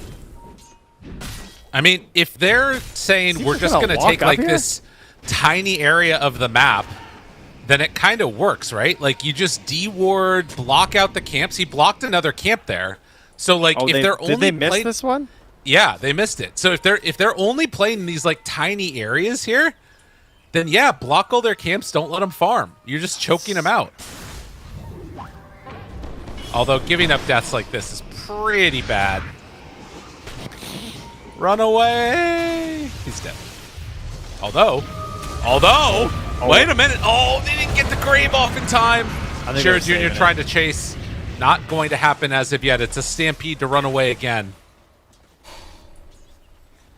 Probably the right call to not grave him there, honestly. I think it's like you gotta, if the fight breaks out and you graved the Bane, who just has no spells left, I think you gotta save it for your Kez and Leshrac who are rotating in. That's fair. It is crazy to see all these camps blocked. They have pinged it out. They know where it is. So yeah, FY finds it now. Go. That's 3 sentries to unblock this area. Yeah. And if they kick Ame out of this spot, I mean, what are you going to do at that point? I don't know, but I'm glad that Watson's going Deso and not the Battle Fury. Because they've got a little bit of a tempo edge here, and you want to keep it up. But yeah, this is the hardest part of taking a bunch of towers, is actually getting the big squeeze after. Not getting in too deep and feeding, right? Because how often have we seen a game like this where a team knocks down all the tier 1 towers and then they start invading and just being like over aggressive and getting TP'd on by tier 2s and they just like throw away their lead. Right. And at least so far that's not happening. Aldich staying by Notice as they take down this tower. XXS getting back to farming Ancients a little bit. And they're trying to find the farm for themselves. I mean, it is kind of a cool idea from XG so far, right? Like, okay, if we know that we can't fight you, so we're just going to sort of keep farming. And now they're going to go in for, a battle there. Oh my god, that is a big stack. If they can just dodge and keep farming on XG, then it's fine. And they're keeping a relatively close way of it. Oh my god, the Invis rune. It breaks the smoke. Doesn't it feel like this should be going worse for XG? But it's 100%, not. Yeah. Yeah. Even though, I mean, the kills are even, but it's just been a bit of a weird little wild, this game. They're just losing their towers. Losing towers, losing wisdom, not fighting. Like, they're about to lose a creep. Oh, good deny. There you go, XXS. It's I guess no rush 20 minutes. Some of it is Yandex, like, they don't have heroes that farm quick enough to punish to, like, be able to out-farm them either. Watson? Oh, no. X-Nova. Yeah. Just, you know. I mean, if you try and wait longer, like, maybe it doesn't work anyway, you know. Just had to kind of hope he was in a different spot, I guess. I think it's like they also just don't have any real reason to rush as Yandex until they have the big items of the Desolator on this Kez. And then maybe one more tank ability item on Shira Jr. would be really nice, like the Sange or something. Right. Blink, Shira Jr. Gonna try and find some kills here with this. Dire's middle XXS, not a great target to go on. Doesn't have Blade Mill yet, but just a lot. I mean, he's 2,000 HP. That's a lot. And they dodge. And then they dodge some more. Then Alme farms neutrals. Man, he is not sure where they're at. He is just out here stacking some polywogs. Stampede. Good damage to start it. Now the roll up. There's the Burrow Strike. Turnaround Static Storm. Can they get Cheer Jr. back in? Need to find the glimpse, and there it is.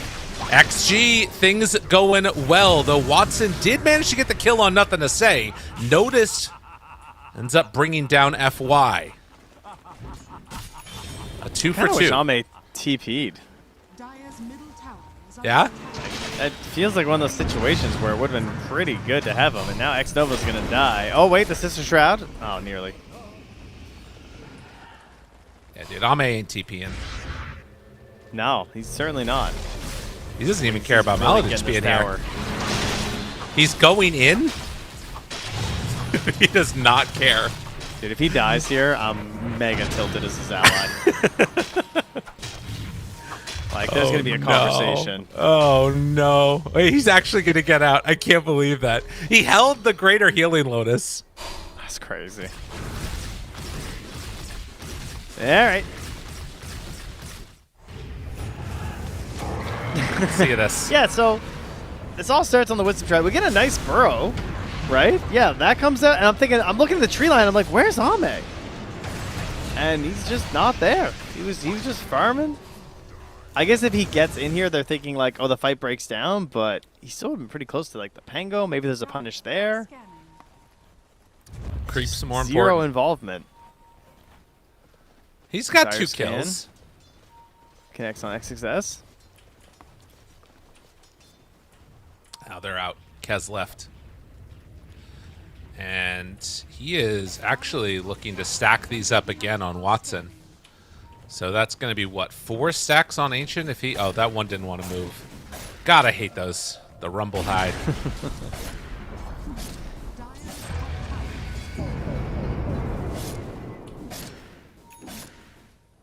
There's no Enchantress in this game, but Watson taking a bit of a beating there from him. I have a quiz for you. Okay. What year do you think Scan was added to Dota 2? Dire's top Ooh. 2018? 2016. Wow, okay. That's older than I would have guessed. Yeah, I that thought it was is. more recent too. More recent. We're talking. God, we're old, dude. That's so Scan. That's- Yeah, Scan's coming up on 10 years when we hit this April. So there you go, guys. Should have a 10 birthday years party of for it. wasting scans on the Roche pit when no one's there.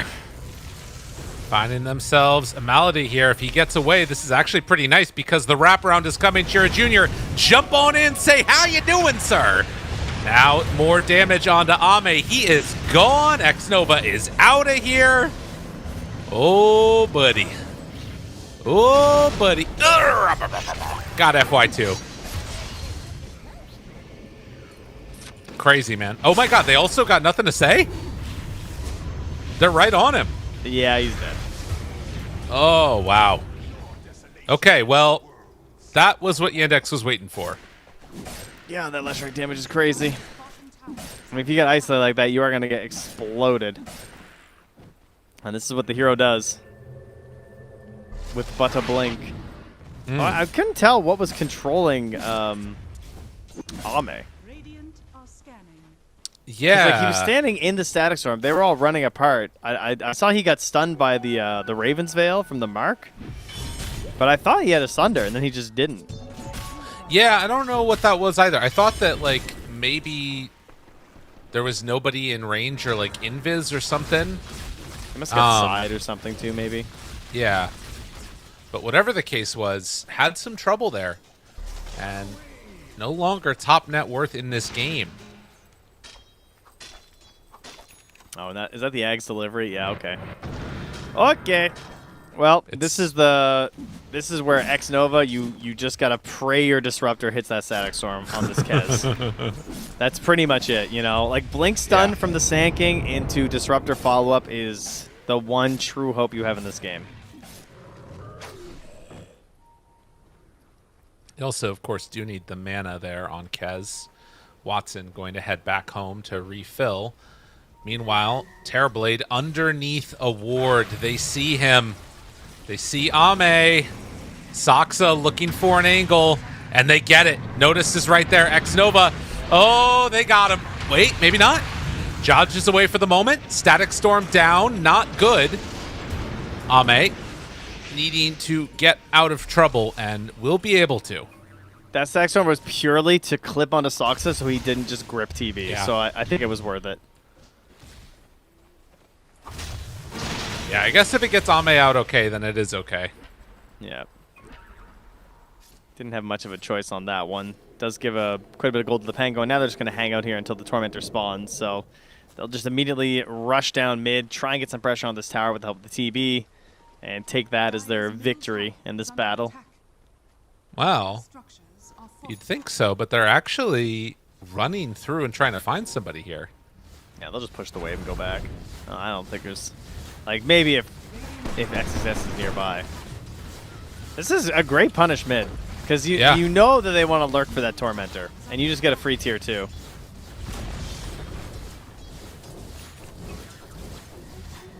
Doing what they can. And now taking over the outpost also.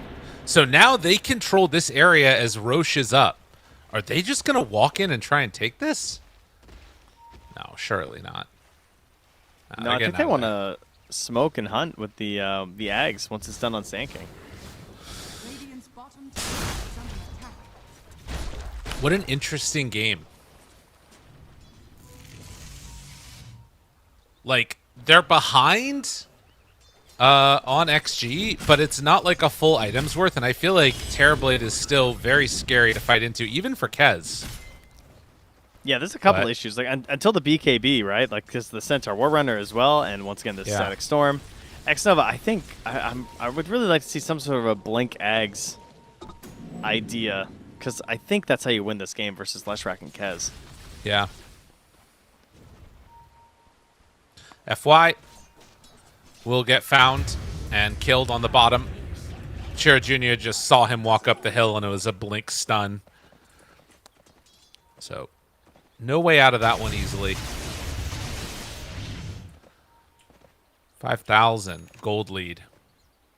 And those types of kills don't matter a ton, except that they're enabling Chira Jr. to get to his next item quicker, and it's the full BKB done now.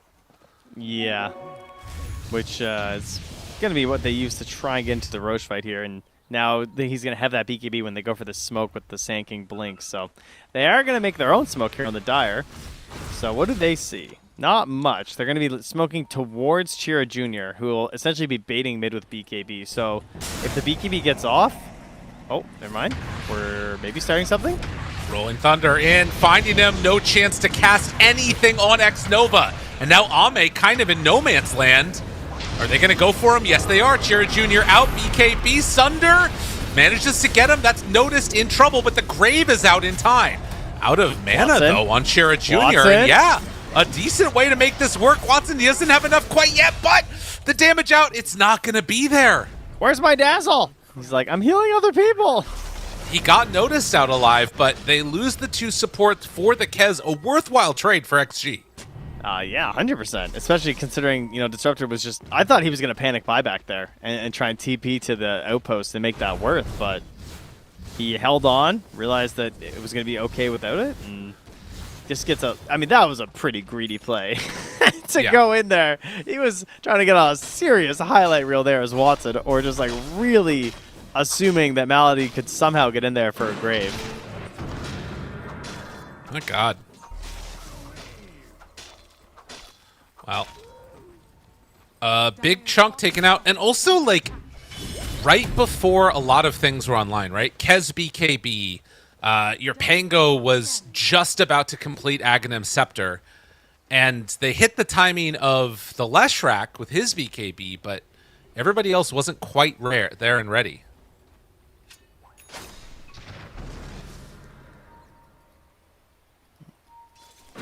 Well, Pango Ags, another big upgrade though in terms of just the overall damage they have. Alongside that weave. I guess that's the other thing too, is like having the Ags on Sand King be some amount physical damage too from all of the little stinger attacks. Does also end up meaning that the Dazzle gets that much more value too. He's a funny little man, this Dazzle. Yeah. He's able to free cast. It's definitely nice. The Holy Locket. A lot of value in this game when paired with Lesh. The blink is also crazy. Yeah, it's very, very interesting between the Lesh Rack and the Kez. It's a pretty cool Dazzle game. Hard to make this hero seem relevant on position 5, so it's cool they found a way to do that.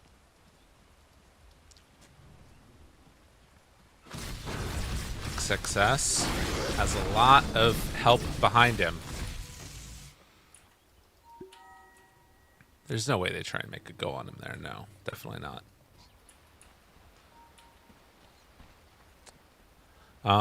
I kind of wonder, you're talking about the blink Aghanims for Disruptor. I think it's going to depend on what he gets for his neutral item right here. Like, if he gets a GPM one, I could definitely see him go that route, but you kind of need to get one of those GPM neutrals to make that work, I feel. Yeah. I feel like the Axe is just like so devastating on a hero like Kez, though. Yeah.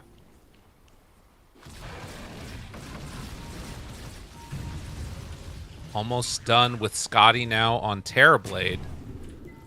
That's also really important. Push out this top lane here.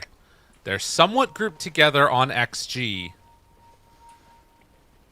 And have we like had we a could have kisses smoke. this game? Am I crazy? That last fight we did. Was that the first one? I think so. I must have just missed it. I feel like I haven't seen many kisses this game. Now, this smoke was maybe scouted out or thought about a little bit because of that X-Nova ward up on the hill. It feels like they're in position to defend this. Yeah, X-Nova's there. Oh, big static. They jump. Static Storm is great start for that one. They get a Grave off onto the Bane. Does not have a save, and now a chance for a turnaround? Maybe? Isn't it going to be enough damage? Jirna with the stun. They find him. No! Ahmed getting away alive. He couldn't get it. Watson got the triple. I can't believe he actually got that. He could have sundered an illusion, but not able to in time. And now the turnaround, the Burrow Strike, but a save. Watson, he needs something. I don't know if he's going to be able to get his way out of this one. A good heal. The chase down is there. The turn. Silence is out, but the Burrow Strike to get away. Needs to get his abilities back. Malady does have another heal. No, it didn't come in time. Grave was just about to be back up too. I mean, he could have TP'd. That's true. He didn't know it, obviously, but that first Grave, I guess he just thought he could fight it out.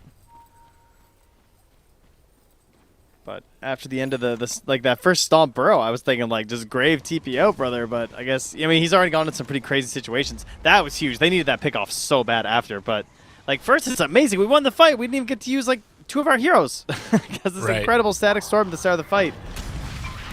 Catching on to Soxa as well as noticed, but the win in there, Watson jumping through. Yeah, this part is just ridiculous Static Storm. So necessary. The double jump keeps him up for a long time, so it takes a lot of focused attention there. Soxa gets healed on the outside, comes back in. Still can't do much, but look at that. Watson just zoning back. And Ame here, so close to finding something, but his own illusion is too far away. Can't sunder that. Even then, probably still gets cut back down, let's be real. It was looking like by Watson, but here we go. Ooh. Yeah. And then, ooh. And then I was thinking, like, just TP, bro. Right. But thought maybe he could fight it, I guess. I think he accidentally hit Switch Discipline again here, and I think that he wanted to go back to the other one. Back into the game, you can see a little bit of a chase down. And they do have Malady caught and killed. Notice Burrow struck right at the end. Watson is nearby, but it is difficult to make much happen. There's the Rolling Thunder to get away. Terrorblade doing Terrorblade things. Is this Roche time then, with the rest of this meta? I mean, Chira's pinging it. He's like, guys, I think they're going to Roche. Does he want to lurk on this tree line to be really crazy? He has a regen rune ready to go on Lesh.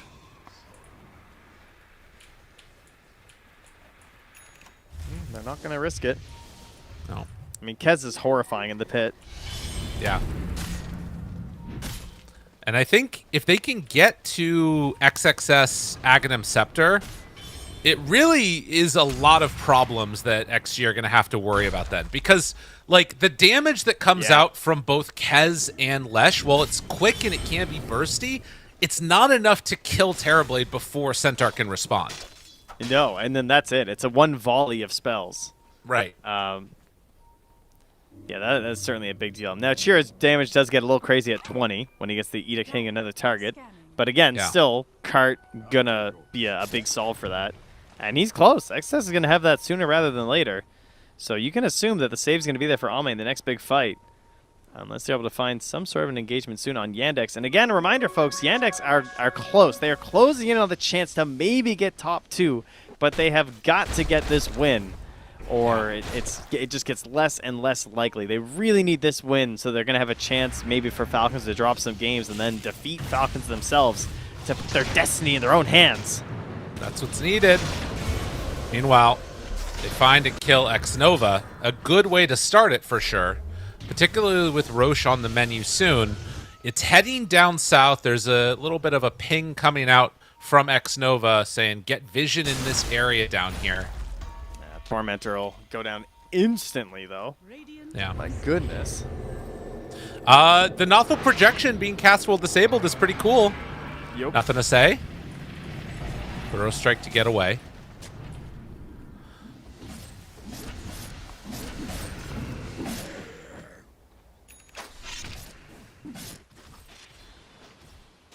There it is. As, The big save.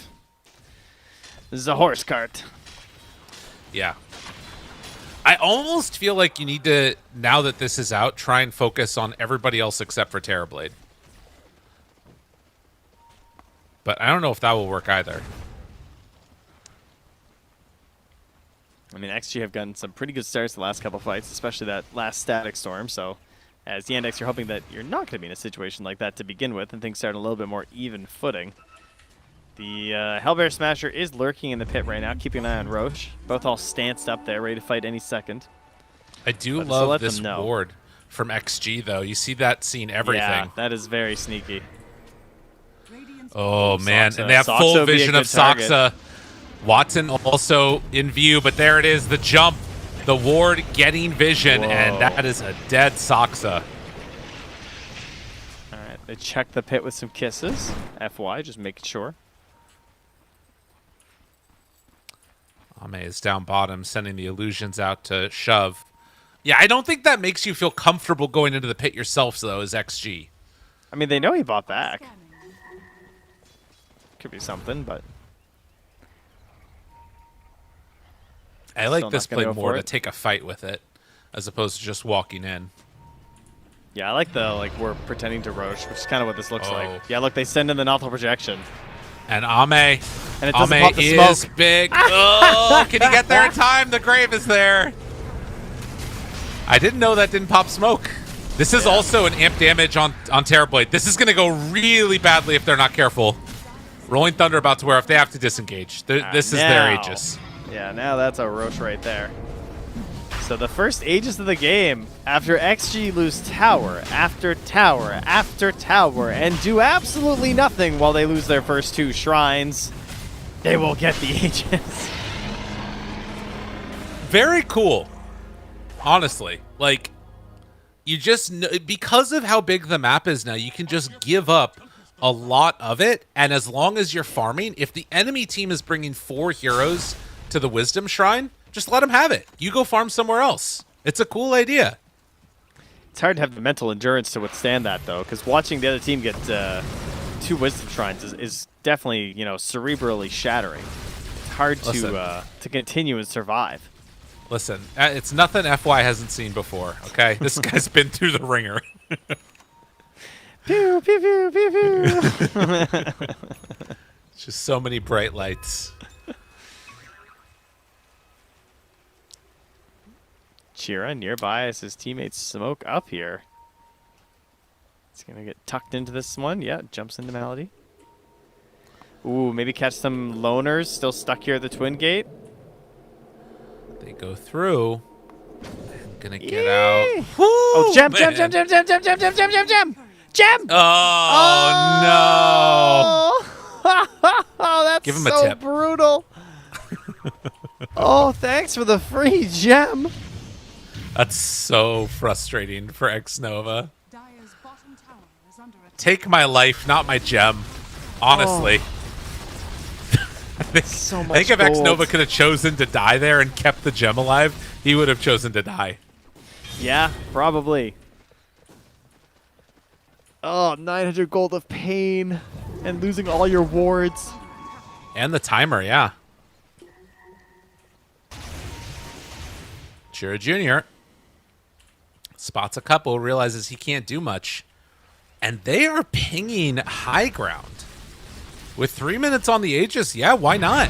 Where's their closest creep wave? Just out of curiosity. This one, and then that is that. Yeah, Nothel projection in some trouble there. He does lose a lot of his damage on Ame, but the stun is out. The cookie away, trying to survive, has Sunder available. Oh, they're too late now, and the workhorse is caught also. This is really, really not good for them now. Tries to chase down Watson, wanting to hunt, wanting to find more. Then they get him. Watson is on him. And now Ame, nowhere left to go, but the turnaround. Oh, it's pretty good from Nothing to Say. Chira Jr. trying to get out from Ame. They actually managed to create some separation there. They lose Watson. Ame, oh, he gets up to the high ground looking for a stun, They don't have it. He gets out. Oh, and Watson died there, too. I didn't even actually notice that. What killed him in the end? It was the Nothing to Say. Sand King. Oh, no, it was an illusion? Yeah, Oh my that's what I'm God. trying to figure out. It was an illusion after he died to came out. His reflection illusions. Oh, Whoa. that's got gotta be frustrating.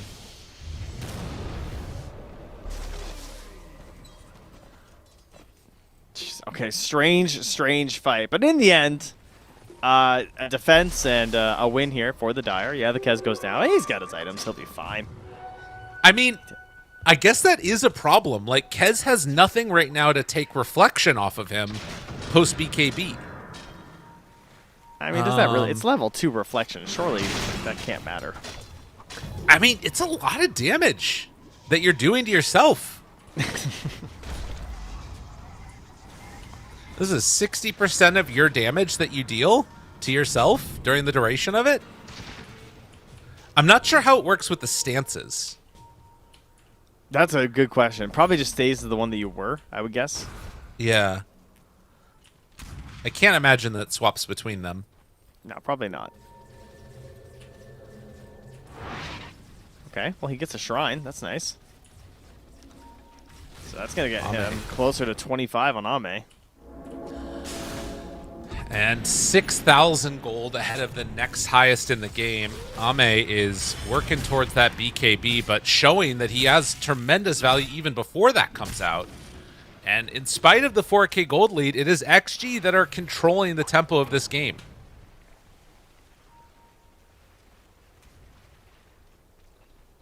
Radiant's top tower is under attack. I do think that if you look at who has like the burst potential to just like end it though, it let's see looks this. like it's side of Yandex. Kind of in moments think like so? this. Yeah, I think so. I mean, obviously there is the cart, but I mean that was a nice play here to make sure the cart play didn't happen. And I don't know, Kez and Leshrak can just blow you up before you even have a chance to react. This is what it feels like sometimes, as we see here. Okay, so how does he die here? Look at gets the graved. reflection. The reflection. got- Wait, no. Yeah, he's got all these. No, but it's the stacks from the reflection that kills him. Oh, the reflection the puts the DOT. yeah. It puts the damage over time on you from the katana. Wow. Yeah. That's that's so annoying to play. That's against. a really funny way to die. So attacks and abilities attack stacking damage over time. Mm-hmm. Interesting. I was wondering if there was any way that that could like include damage from Terrorblade itself, but it's not. It's just the damage from the illusion onto Kez himself. Yeah. But that also is like a pretty big counter to Dazzle if he doesn't have heal nearby. Yeah, if you don't have a heal that's getting amped at the end of it, yeah, you just die. But he is going Satanic, so that's going to be the solve for Watson. Okay. Jump in, Chira Jr. The Hex reveal, but the problem is the turnaround. Chira Jr. tries to get away, and Malady actually throws it back in. There's the glimpse. In trouble. Chira Jr. dead. And guess who is fine and dandy? It is Terrorblade. Oh, he's right. Chase down continuing, but can't quite find the kill. All right, creep wave check. He did so much damage to himself with Blade Mail. Yeah, a little bit. About 500, 600 or something like that. Bit painful. And he has no buyback Flash. with that scythe. He went for it all on the Sand King, and then he just got bailed out, and now they're high ground. Yep. Tier 3 tower being dropped. And right now, if you're Yandex, you really can't fight this. Yeah, look, Kez is gone. Watson's just out farming. He realizes I'm not going to be able to defend this, and so they are going to give up that lane. Are they going to come back for this one at least? A Hex is there. They'll try and slow this down a little bit. Man, XG. Just when you think Yandex is going to pull away and maybe make their way into the top, XG comes in and throws a wrench into it. Yeah, just another issue here. XSS getting that BKB, so the cart becoming even more reliable now for Ame. And what can you find here? I mean, Sox is going to try and get into the Aghanims. That would be something. But they don't have a good way to try and disrupt these plays. Try and kite BKBs, I guess. If they can get the BKBs popped early on the side of XG, disengage, and then try and come back in. But it's always hard versus Centaur to do that because obviously they're very good at choosing when and for how long you fight because of Stampede. Yeah.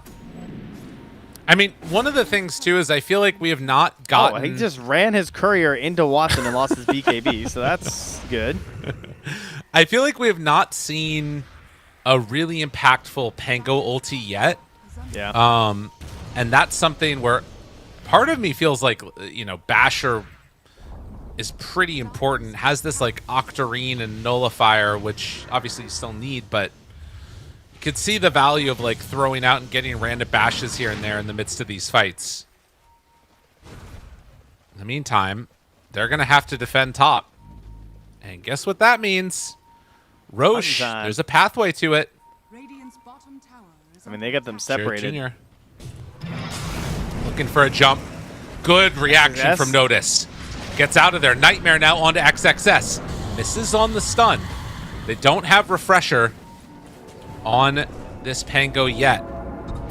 So no Pango roll for 45. They got to fight this, though. You can't just give up another Aegis. I mean, there's no way they get here in time. They're smoking. They're running. I think they feel the same way. You can't just give it up, but are they going to be able to get there in time? Like you say, the scan is already out. They know what's coming. Roche getting low, not low enough as if yet to jump in from Natus. He tries to steal this one away. Is he going to get it? No! Ame has the Aegis. Watson trying to chase down the Disruptor. They can't quite get him yet. Ame chasing. Soxa is there. The Grave is out. He does have grip. Grip's now onto Ame. There's no save here. Disruption onto X-Nova, who did buy back and is going to die back. Watson hanging on to his BKB. Ame walks high ground. Do they think about chasing this? Jump in. Notice, gone. He has buyback. Now the Hex, the control. Ame gets the Sunder off. A second salvo, though. Will he be able to survive? This is at least one time down. Chira Jr. going to get graved. He got the lowered cooldown on Sunder, so it's already back up. As Chira Jr. burrows strike, and they find themselves another. The Roland, notice, he goes back forward. Ame, he doesn't have much left in the tank now. He has a Manta, and that's about it. Watson has more. Okay, a Pyrrhic Cloak binds some extra time there. Can they focus down the rest of these heroes? Watson saving Ame for last. Tries to get FY, isn't going to get him. He gets away, and now the turn onto Ame. Seeing if they can finish him. Do they have enough damage? He has another Sunder and Satanic ready. I don't know if they have enough left in the tank. The illusion's off to the side, killing him. Nullifier, it's not gonna happen. Ame is way too strong as Watson is brought down. Oh, wow. That was a crazy Kez fight. He did so much damage. He did 11,900 damage, but guess what? Data Ame, 16,000 damage. That was absurd. I'm pretty sure that Kez cast like 4 times the amount of spells that Ame did, but it just doesn't matter. He has too much damage. Yeah, he's pressing a lot of buttons. Well, those don't count. Though. I guess he did get 3 Sunders off. All right, maybe not. That's crazy. Let's take another look at it here. Oh, I mean, where and did how he even different start? it looks. First off, I thought they would kill that rush faster. But Ame's damage, like pure raw physical damage, is not that crazy. He doesn't have like Daedalus or anything, you know? He's like pretty survivable based with the Butterfly and the Satanic and the Manta and the Scotty, so the rush was slow. There was definitely a chance that gets grabbed by the Pango, and then what? Like, I think they just lose this fight. Yeah. Afterwards, at least, or at least they wouldn't have had the confidence to stay and fight around after. But then we just got like a round 2. And then losing the Pango, but then Watson, man, it's crazy how much damage he does, though. It is absolutely absurd what this hero can do. Well, But back in the real game. Up from the back line. Watson up in 5. Any other items that have changed? It is a Aeon Disc for the Dazzle. There is not a grip yet done for Bane. But they jump in. They find a Hex if they want it, but the cart is already there. XXS with the save.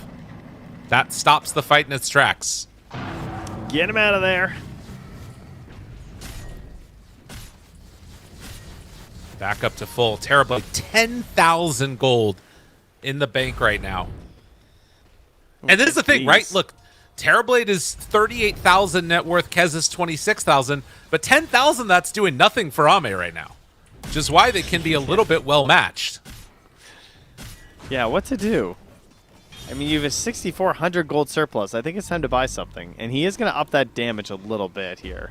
Okay. So he's going for the Daedalus. He's going to sell his treads. He's going to be very slow.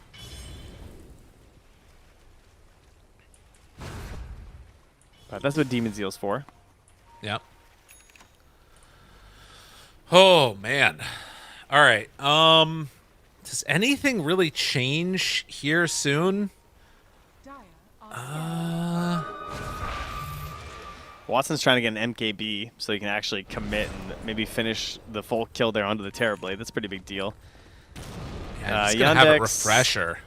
They almost have, they almost have a refresher on Pango too, though. I think he's gonna sell for it here. It looks like. So that would be the other thing. Is it just pure chain stun that you can hope for? But yeah, chances are nothing to say can take this fight over with his own refresher. A little bit easier than the Pango. I kind of want to see a Nihilism come out too for Chira Jr. Yeah. But I guess it can screw up Watson too, though. That's the problem. I guess that's true, actually. Stuns being thrown. And melee racks going down. Very nice job taking out all of the Terrorblade illusions with the Dazzle. Can do it a second time now if he wants. And kind of needs to because they're losing this melee racks just from illusions. Jeez. Yeah. Ame steps forward. Roll up. They find him. Cart. They got him. He's in trouble. He's gone. They gripped on the Centaur. He just walked up. He got scythed and then gripped. I think that, no, the grip was on the Centaur. Yeah, that's what I mean. He couldn't say it. Oh, I see. Yeah. He scythed the Centaur, and then they gripped him, and then he got hit by the stun from the Kez. Oh, Look at all that pure damage. 3,542 pure damage. That is how you deal with a Centaur right there. Okay. You know, just when you think the game is like gonna make sense, it just doesn't. The illusion span was going really well, and then they're like, "Nah, I got it." Hey, look how close he got to the cart. He's like the little pig. He's trying to get over there. Get in the cart. Oh God. Well, Radiant's middle tower. 20 to 27, but that death I mean, if they could force out a buyback here, maybe. I don't know. Calculating. It's a weird one. It's really weird. And now you do have. Was that a rapier queued up for Kez? He foregoes the idea of trying to get the MKB and is just saying, "Let's go rapier." Oh yeah, buddy. Sell those treads. Get You're the pretty rapier. quick. Let's go.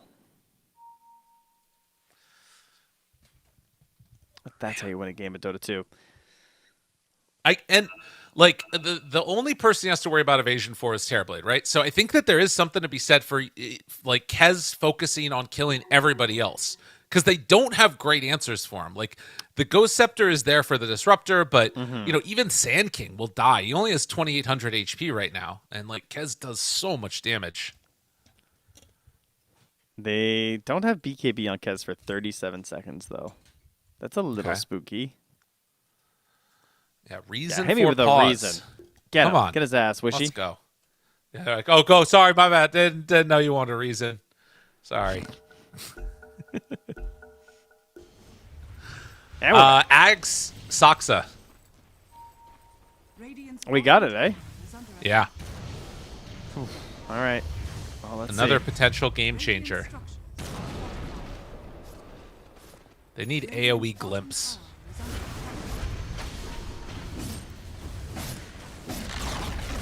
Radiant's bottom tower has Speaking of, by the way, Xnova really did not go the route that you were talking about of Blink Aghanims.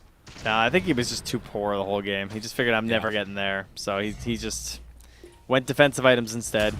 Sometimes that's life, Yeah. but it does feel bad when neither of your supports feel like they're. Cause like Snap, like he's rich on FYI, I guess, but he also just has a bunch of defensive items. Yeah. Going for Wind Waker next. This is 2 sets of racks down. We've had another game today go to about this stage, and then the team that was down was able to pull it back. The thing that's weird about this is that for a lot of the game, it felt like Yandex was winning, and then they started losing once Ame decided to play Dota, and now, like, we're kind of in a similar situation, I guess. Yeah, it's kind of like that, and we're just, we're wondering, how YOLO are you gonna be? Watson is back to the MKB because things settled down and they didn't have a guaranteed GG push, which is obviously what they were talking about during the pause, trying to decide if they wanted to buy Rapier and end the game. Certainly not just some technical issue, I'm sure. Can I say, is there a worse couple of level 20 talents than Disruptors? 1 second kinetic field. Yeah. Extra pushback. like the kinetic field is good if you have Ags. It's pretty bad if you don't. Yeah. Like the duration gives you 25% additional duration. A little less than that actually, because the duration goes to 5.4 seconds. Can we? What should feels our awful. other 20 talent be then? We get rid of the kinetic field one and get something else for when you don't have Ags? Is that what you're thinking? I mean, I'm just saying, like, let's compare for a second to Snapfire, level 20. Two Snapfire cookie charges. Like, that's so much better than That's 1 way second better. on kinetic field. It's much better.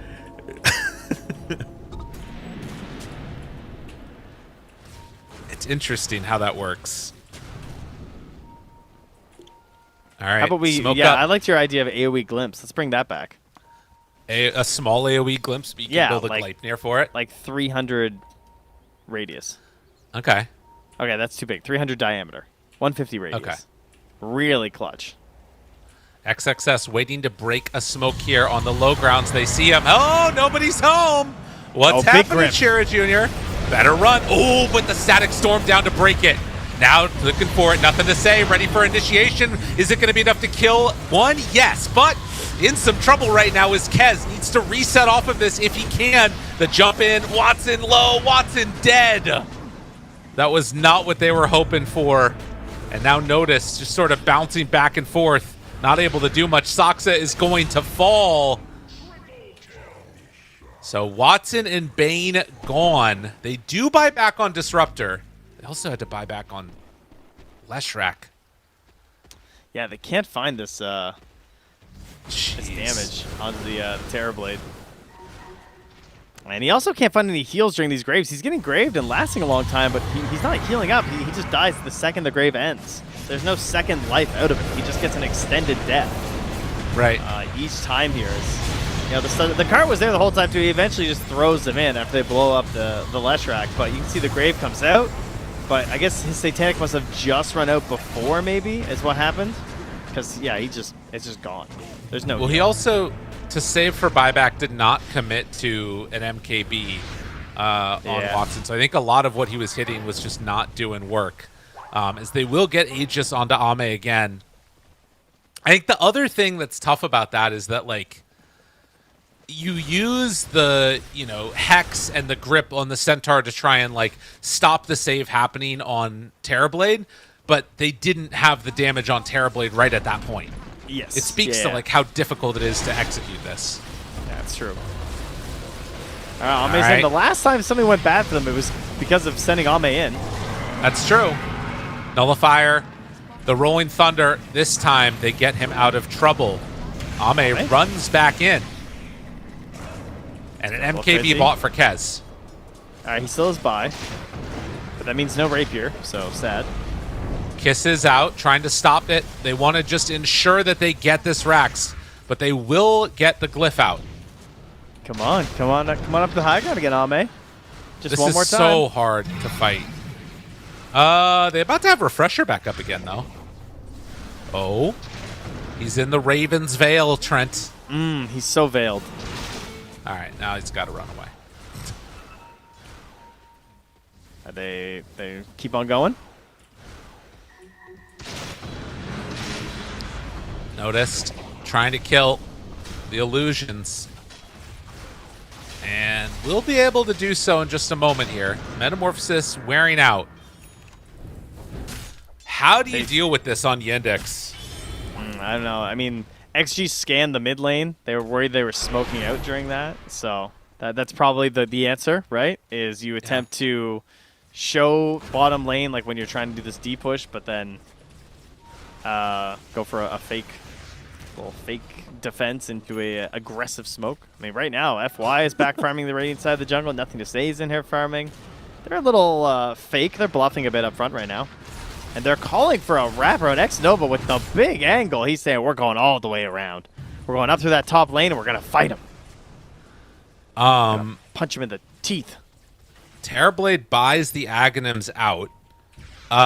Worth noting, Bane trying to get towards a Blink Dagger. Dazzle has different ideas. He's trying to buy a Moon Shard for his Kez. Okay. Which is pretty interesting.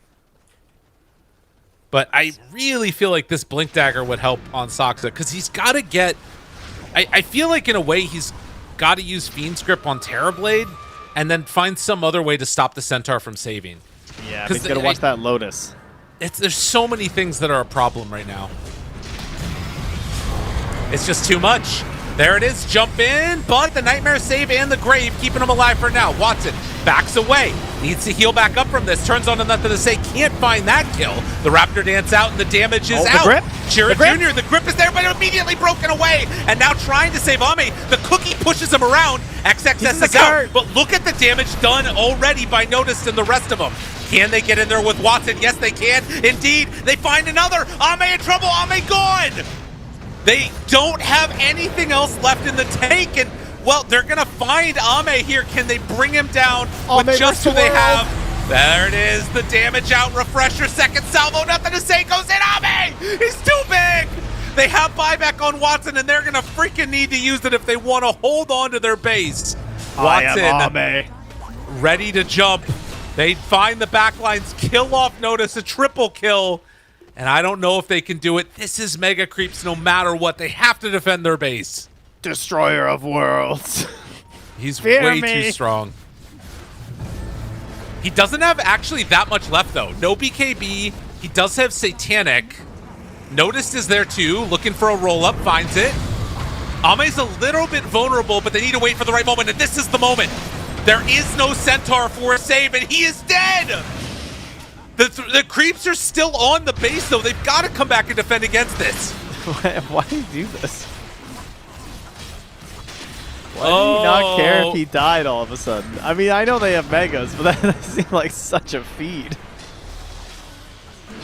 Oh, man. He does have buyback, at least. Are we just all the Kez. same? I think so. Why did he stay? Oh, man. We're, what, 3 minutes away from No, Tier this 5 was neutrals? crazy. Yeah. What a fight. First off, I mean, this grip was amazing. Like, he gets pushed way back by the fear. He gets back in. He grips the Terrorblade. X-Nova just says, no. He's able to quickly get in, instantly static stormed. So then Ame gets to keep fighting. He gets carted back out. Somehow Chiro Jr. stays up right there. Thought he was going to go down. Then he gets an attempt to come back out here into the outside of the base when they finally kill Ame, and it's like, oh no. Ame has managed his inventory. He's moving everything around. It's like backpack hero battles there, getting it all sorted. He's playing some Arc Raiders, you know, managing the inventory. And then he just hits every button and kills them all. Yeah. Oh, for sure.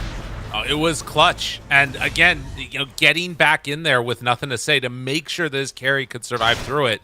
Super important moment there in that game. Miracle. What It's up? 58 minutes, my friend. I know. I'm ready. We're going to get there. I think it's going to happen. Okay, this is our first 60-minute game. Or at least first game where they've gotten Tier 5 neutrals in all of our best of ones. Well, we've got to hold on because it still might not happen. Dude, it's 1 minute away. We're at it least might going to have not the happen. possibility. This game cannot end in the next minute. It's impossible. That's what you think. Oh my God, FY's going to steal it. Look at this guy. I have nothing to lose. Is he taking the Okay, kisses? You gotta TP before it ends. You gotta do the swag play, man. If you're gonna He did TP take out, the at kisses. least. Okay. All right. Jen, Wind Waker, nice. So Kez already bought back. He has the synth for the Ags and is trying to finish off the rapier. I mean, this is he getting the refresher? Oh, I think he needs the interesting. refresher. Yeah. I think it's more important than the Wow. rapier. He needs the Dude. second ulti. That's too many buttons. Honestly, like just don't do it. Just get the rapier, man. Oh, Saksa, good blink out. Jump in, Hex, control onto one. They have a save if they want to use it on. Well, they're not going to use it on Snapfire, that's for sure. I mean, it's only FY. I mean, I don't mean to be rude, but like he's got buyback. They don't care. He's a sack. But he had already, he had already cast Workhorse, didn't he? Or it's back up again. No, he just used Stampede. No, he did use Workhorse. Okay. So why didn't he cast it on him? I didn't see. Maybe he was disabled or something. Yeah. Maybe he disabled help on. Yeah, maybe that's what it is. Alrighty, well, let's get some Tier 5 neutrals. All right, what is the dream for Ame? Is it as simple as a... all right, what's he got? He's got Stygian, Fallen Sky, Divine Regalia, or Pure Cloak upgrade. He's taking Divine Regalia. I would There's assume no so way as he well. doesn't. Yeah. Oh my god, he doesn't mind. I mean, that's fair enough. It's kind of similar, I guess, right? And the base attack time one with the health restoration. I'm surprised he feels like he's... I guess he feels like he's doing enough damage. Lesh, Minotaur Horn, Book of the Dead, Fallen Sky. Kez kind of has low armor. He only has 23 armor at 60 minutes. Yeah. That's and true. it's going to turn this into pure damage versus Malady, who also only has 12 armor. Oh. So he's going to get a He got Helm of the Undying. Oh, gross. And then maybe the debuff Spell Amp? He doesn't have great ones otherwise. The attack range is interesting, but he does a lot of damage. Maybe you just take the movement speed, but I feel like you definitely take Helm of the Undying for Kez. But he doesn't. He's waiting to see what his allies get because he doesn't want to get it. Really? 100%. I think he wants to get the Stygian, and he's like, guys, can you check your items? But Leshrac for doesn't Noticed. have it. Yeah, Lesh Notice isn't has, going to take it. Oh, he takes Helm. Okay, and then he takes Fleet-Footed. yeah, and then Notice got it Leshrac too. does have Stygian. He also has Helm of the Undying. What? No, Pango. Pango does, yeah, sorry. Yeah. Dire are They do take Book of the Dead for Lesh. So now they have a way to help deal with Megas, with the Book of the Dead creeps. Man, I feel like Pango. the Stygian would have been really good on the Kez. I mean, Surprised he I went think, for the Helm of the Undying. I guess he just really doesn't want to get one shot. they have Stygian for Pango if he wants to take it. No, he's going to take Helm of the Undying too. And then the Spell Lamp debuff duration. This actually could work pretty well for them. I think this is a pretty solid position to be in. Tier 5s are such a shit show. Minotaur Horn for Centaur. We got Spider Fitting. Legs fleet-footed for Snapfire. Disruptor Helm, debuff Spell Lamp. I think I like the Dyer's tier 5s more. X Nova has eggs in 200 gold. Oh, they have Stygian on Sand King. That Stinger. Okay.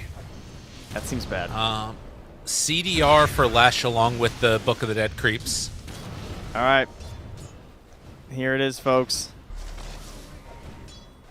One more item. One more bit of gold. Help X Nova get an Aghanims and win this game. Pango also has Abyssal now with a Refresher Orb. I think they can do it.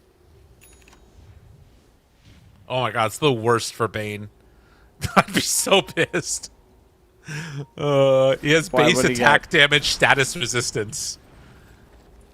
He gets Book of the Dead at least, but... Oh, what's Dazzle there? Okay. Maybe Fallen Sky? I don't know. Oh, He's yeah. trying to Oh, get to Axe, jeez. too. Yeah, he had. That is rough. All right, well, will Scan? Disruptor win the game, folks? That is the question.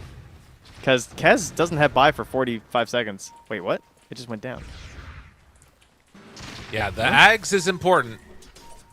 Xnova looking for a moment. XXS is there. The grip onto him to start, then the jump away. Good Wind Waker to keep him alive. Do they have any more? Chira Jr., BKB out. Good damage. Ame doing what he can, but the Abyssal Blades are there. They have more damage out from the Raptor Dance onto Ame, trying to kill him off. No help. They already used one round of this. XXS doesn't have a X-Nova? workhorse for Ame. The rest of them are dying to Chira Jr. They're actually doing it. Ame's in trouble. He tries to sunder, tries to do what he can, but the control is still there. Notice Storm. doing everything. Static Storm is down. Ame is gone, though. They take him down once. He does have buyback. What more can they do? All right, Kez is also dead. He's just, in grave form. He But does he has have buyback. buyback, though. Saksa going to fall here. Ame's But running. everybody has buyback except for Disruptor. Jeez, man, that Helm of the Undying was so clutch for Disruptor. It was crazy. He barely got that Static Storm off. God, what a stupid item. I hate it. All They've right, got let's some go. stuff here. Refreshers are out. They have another Wind Waker here if they need to use it to save Terrorblade along with the Workhorse. Jump in, stun, notice there. Buyback on one. Can they kill him off? Meanwhile, damage out. They have the control, and even through all of the damage. Oh my god, Ame? Ame! He's stuck Ame? behind! FY trying to get there with the Wind Waker. He can't find him. Oh, no. Ame's gone! That's a dieback! 2 minutes! They gotta get out. Everybody has to escape right now. Oh my god! I think they've got this. Yandex holding on the brink. I cannot believe he walked back in. He needed a refresher. Like, if you're going to come back in after that buyback, you have to have a refresher, right? Did he have it? He did have it. What happened? Did he use them both in the first fight? I don't even know what happened. I don't know mean, what he happened. used it but didn't get his abilities off quick enough, I guess. Some of it was this Pango. The Abyssal Blade Refresher Yeah. Pango is winning them the game right now. Oh my goodness. Is there any way they can delay this without Terrorblade? I wouldn't think so, right? Do they have any damage without him? I don't know. I mean, it's like nothing to say with the Stygian, kind of, but I mean, they he have a doesn't lot of have glyphs. Refresher either. Oh, jeez. All right, there it is. They drop it down, and they catch him. The grip is there. Oh, okay, good save, though. They use double. They use Workhorse and Wind Waker. But they're on high ground now. The Roche's banner is so clutch right now. It's very important. They're going to drop the kisses down, killing off the creeps. But there is another wave coming in. Nothing to say. They drop down and get vision. They're going to have another glyph from this as they take down a set of racks. Do they go for the all-in play? There's still 30 seconds, Terrorblade. I feel like they've just got to go for the racks. Yeah. It's going to be megas on megas. So if anyone gets caught here, I'm like screaming if I'm on go. XG. Like, just You're guys. I mean, that's a win. That's a win for XG for sure. That's horrifying. Yeah. Okay, so buybacks. They have glyph, though. On the diary, you mean? Yeah. Yeah. But, I mean, they have Terrorblade. Look do at him have sauntering out of the well. I don't know, man. I'm trying to remember what Ame's other items were. I feel like he got really unlucky with the enchantment for Crude. And no Helm of the Undying. No, he had Divine Regalia. Yeah, he did. Don't I don't know. Don't pity him. He had Divine Regalia, Fallen Sky, and yeah, and that was it. Or he could upgrade his Pure Cloak. Watson is having a hell of a game. Yeah, he's playing very well in this Kez. He's really good at pushing the limit.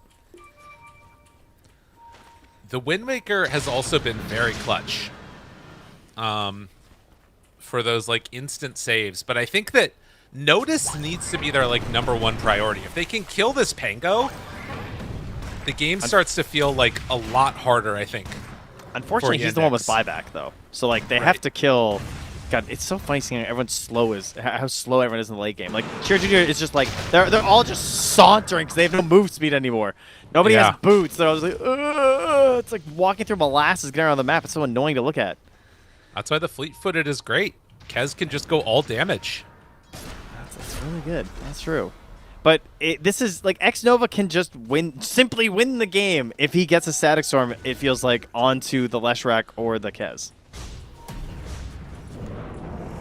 Oh, XXS YOLO's a stun. That was a bit too YOLO. Oh, that flash. Oh! He went right in. Oh, but there it is. Aeon Disc keeping him alive. They have already used the workhorse. Chira Jr. trying to back out. He has taken a lot of damage. Second salvo done.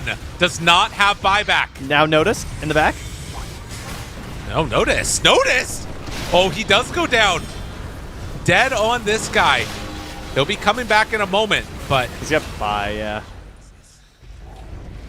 Okay, so now Ame. This is where we use our refresher. He's bringing it in. And we go again. Buyback from Pango. They do not have another Stampede.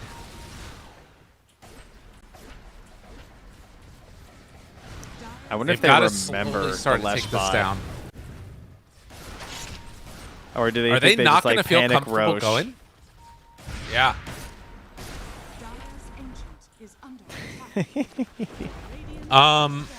Do you think that for Kez, you think about going Rapier finally?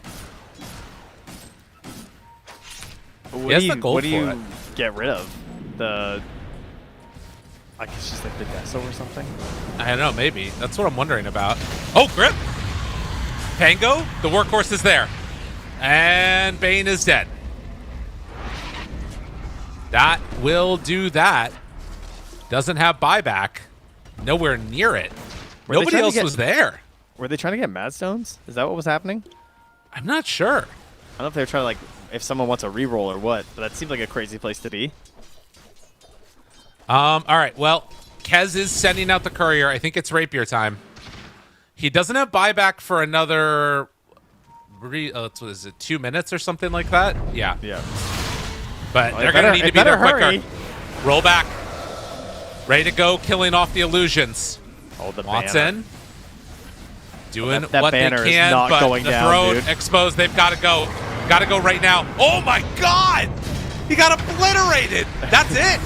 Kez is gone. Ame stands alone. Too strong. Moves in. Ends the game. At the end, that's all it took. 7,000 damage in less than a second. He's too As Ame big. casually places his headset down. Ah, yes, another victory for Ame. Oh That god. was so relaxed. Didn't care. I gotta Impressive say, stuff. he had some serious 1v5 moments that game that we haven't seen in a while on a TV. That was pretty cool. 72 minutes. You love to see it. Oh god. Did you look at his hero damage? 88,000? Yeah. That's that. Wait, it was 95, wasn't it? Am I crazy? I got a different number. Oh yeah, Well, 88 on that one. Yeah, you're right. I was looking at the breakdowns and something else, I guess. the damage received was really high as well. Well, man, Yandex dropping to XG. That's another one that like has huge ramifications for going forward and might just be able to secure Tundra and Falcons their spot going forward. What a crazy play. Yeah, that's a big result for the top two teams getting that little bit of a that next team who was crawling up behind them, Yeah. getting squished by the power of Ame's boot. Well, an impressive showing. We still have a couple more matches. I'm not sure. Maybe two more. We have one more. One more. More like 6 today. Navi versus Tearlaments. Going to be a fun one. But we're going to head to a quick break. When we come back, we'll have that final match for all you fine folks out there. See you on the other side of the break.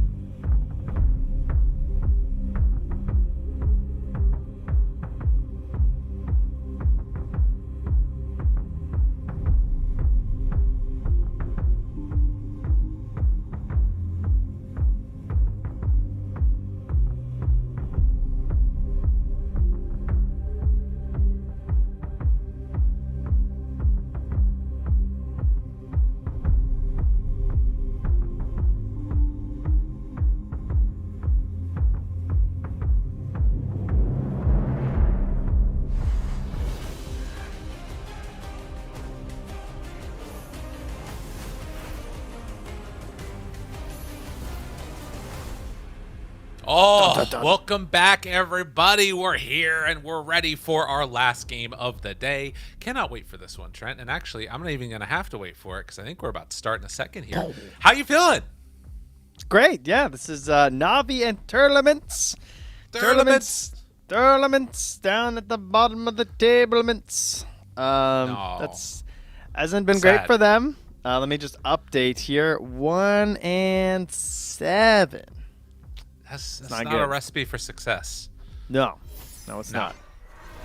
Navi, they were hanging in the middle for a lot of today we've been talking about here, but I don't think they've picked up many wins lately because they're still 3-5. Oh my God, they're on the verge of elimination too. Yeah, they've played one game today and they lost it, and that was versus OG. Versus. Okay. Well, not great for the old Navi fans, but potentially good for them here if they can get the win, which they should. Who do they have to play next? Okay, they have to play Heroic and Execration tomorrow. So yeah, it's still very possible for them to make this work. But we see a very different opening to this draft. Chen into Nature's Prophet first phase overall. I mean, keep in mind, it doesn't matter if you come dead last. It's Tearlaments. You just have to start winning some best of threes. That's pretty cool. Because we still have the last chance playoff. So you still get to play a best of three. Now, it will be sad if the bottom 4 teams are all Chinese teams and are a China event. But thanks to XG's win, that's not currently the way it's slated. And we still have tomorrow to play some more best of ones. And who knows, maybe you'll just win out and you'll be fine. So if Tearlaments can just start figuring out what their identity is in this current patch, like perhaps Nature's Prophet, maybe we'll have a path to victory here. I mean, the thing that's scary is that Tearlaments have been consistently knocked down by other Chinese teams, and it's looking like it's going to be all Chinese teams in the last chance playoff. So, like... Well, their one win is Tidebound, so... Oh, really? Oh, excuse me. Sorry. There you go. Look out, everybody. Intra-regional. Well, maybe a preview of things to come with this match happening today. They are going to take the Bounty Hunter, so trying to play some high-tempo, kill-oriented lanes for Tearlaments. Meanwhile, Navi maybe trying to play a high-tempo tower-taking lineup. Good old Chen. Also, there's DK. Chen, DK. Chen, Gyro. But I like DK. What about Alk? Bleh. Alk. Nah, I hate that hero. Just pick someone better, like DK. Why would I pick Alchemist when DK exists? I mean, you can get it later in the draft. That's pretty cool. That's true. But they're going Gyro, even with no Tusk. They say, hey, you know what's even better? Gyro. But although maybe this is a Zayat's Gyro, that could be something here too. You go a little flexible here and pick the Gyro and the DK. And then you've got safe lane, support, and mid, and safe lane all covered between 2 heroes. How exciting. I mean, they could also just take DK, right? Is that what you're saying? Yeah. That's what I mean. Pick the Gyro, the DK. Yeah. Okay. Yeah. I thought you meant that they could pick something else here and then go back to the DK later. No. Take it now. Okay. Are they gonna? No. No. Zayats wants to have fun with Bat Rider. That's fair. That's a much funner hero than Position 4 Gyrocopter, I think. Okay, well, Shadow Demon's in. There could be something here, maybe. Do you think this is going to be an Erica Nature's Prophet or a 7E Nature Prophet? My guess would be 7E. Yeah. That would be my assumption. I feel like that's where the hero looks best right now. But they have last overall pick, so I'm sure they must have some capability of switching it between the two just in case there's, for some reason, they don't want to run in the mid lane, or if they see an even more advantageous matchup they could try and take advantage of in the mid that gets opened here by Na'Vi, depending on what they want to get in those next 2 picks. For now, I would just be looking to grab a 5 and an offlaner just to keep all my options open. Okay. That could be pretty cool to see. Bane? Wait. No, I was going to say let's not go Dawnbreaker, but that wasn't them who picked it, right? That was new. Ooh. Oh, hey, where'd this guy go? I forgot about this hero. This guy was first phase banned like a week ago. Interesting. There's the SD. So what are the Bristle answers that we've been seeing lately when they did come out? I mean, like Mars, Ursa, Axe, Mars, yeah. Hoodwink, but Bat is already kind of interesting. mm-hmm.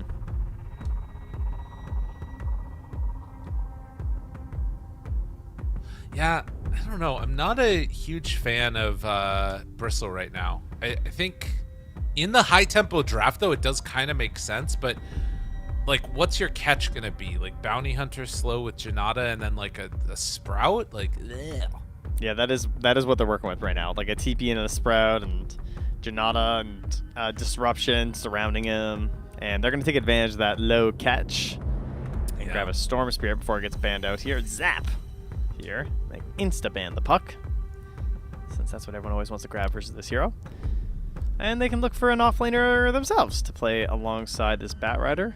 I think the Axe is probably a solid ban, and maybe like an Underlord, like some sort of a lane sitter, could also be just pretty good in general. I think for Na'Vi. Yeah. Tide fits that bill a little bit too. Yeah, any of those. But do they have enough damage? Bat is like, I'm worried about the damage for Bristleback if they have enough. I think Underlord fits it because of that, because like the Firestorm is pretty good. All right, well, hear me out. Okay. What about Legion? I'm always down. I'm a Legion believer, actually. I feel like it'd be kind of hype. But I think they'd lose. Really? But I'm a believer.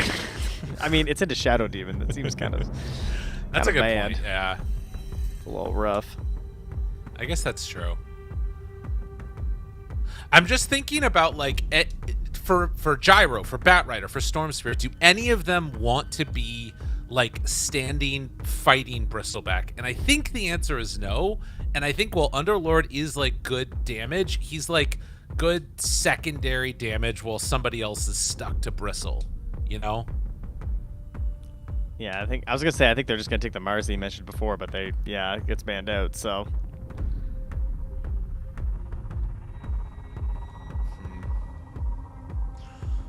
I mean, I think to me, Underlord does feel like the safer play, and Legion is like we're gonna go hog wild. What about the middle ground of Axe? Or do you think that's no good? I think it runs into the same problems as Legion does in a way. But I guess it's a better initiator for like AoE. Yeah. Okay. I don't know why I'm so set on Underlord this game. I don't even know if I play Underlord. Can't remember a real Na'Vi Underlord game. It's just stuck in my head, you know? You always talk about me and Darkseer. I will say this is not a game you want to play Darkseer. It's not. No, this is not it, eh? It could work as a Tearlaments game, though, actually. They could play Darkseer. Safe lane Bristle. Oh, they've got... I mean, Abba's still in. I mean, I know he's usually a safe laner now, but that's kind of interesting to see Abba still at this point in the draft. And the Ursa. Oh, is he coming out? Oh my god, I'm a genius. My brain, I'm like, I don't even understand why my greatness is there, but I know it's just Underlord. You know what it is? It's like in chess, to bring it back to that again. There's a certain amount of like when you're playing speed chess or something like that, that it's unconscious understanding and knowing what would be good, and it's, you know, you're not thinking intentionally about it, but your brain is just like, this is where this hero goes. Now that said, I think this is an Underlord and lose pick. I know I have that because there's so many times where I'm watching a draft and I go, I don't know why, but they're gonna pick Medusa, and then they just do, and I still don't really know why. Yeah, but it happens all the time. And there's our other guy, the Tide. So Underlord is here for PMA, and I did look through, and you know what? They play quite a bit Underlord, so there you go. Maybe that's why my brain said it was gonna be a good idea. But I think it solves all their problems. It's got some good ideas. I love the eggs heading later. He scales the whole time. He fits well with Chen. Very well-rounded draft here from Na'Vi. And on the side of Tearlaments, I think it's also mostly good. Position 1 Bristleback is a little sketch these days, but with a Nature's Prophet and the abilities of the Tidehunter Shard versus Storm Spirit, I can see how this works. Can I tell you, if this was like Tundra versus Falcons, I'm taking Navi's draft every time. With these two teams playing, I'm taking Tearlaments' draft. That's how I'm thinking about this.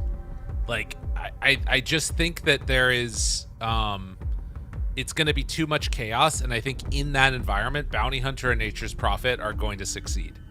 So I'm thinking with the choppiness of this type of a game, I think you're right that probably the Navi's draft is better, but I think that there's too many avenues for crazy stuff to happen and then to benefit from it. You got Nature's Prophet, and Bounty Hunter track. That's what more a can we lot want? of gold. I mean, inflation is through the roof for a couple of reasons, and this is another one. Absolutely. Just too much free gold. Stimulus abilities here from the Radiant. But you need that injection. That's right. I think for me, Cav and I talked about this a little bit while you were AFK, as it were. Yeah. Tournaments, like, they've looked pretty good in some moments, especially like the team fighting's been fine, but everything else about their game has been a little poor, hence the number of L's that they have. So Okay.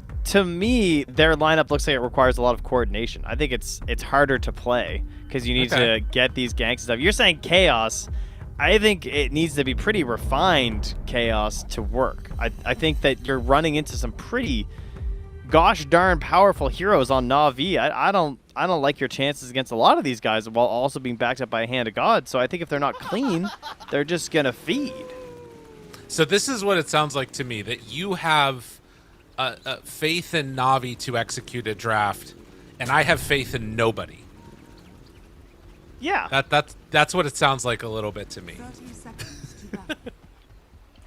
which I like. I appreciate that. I think that's a good way to see where we're going and how things work out.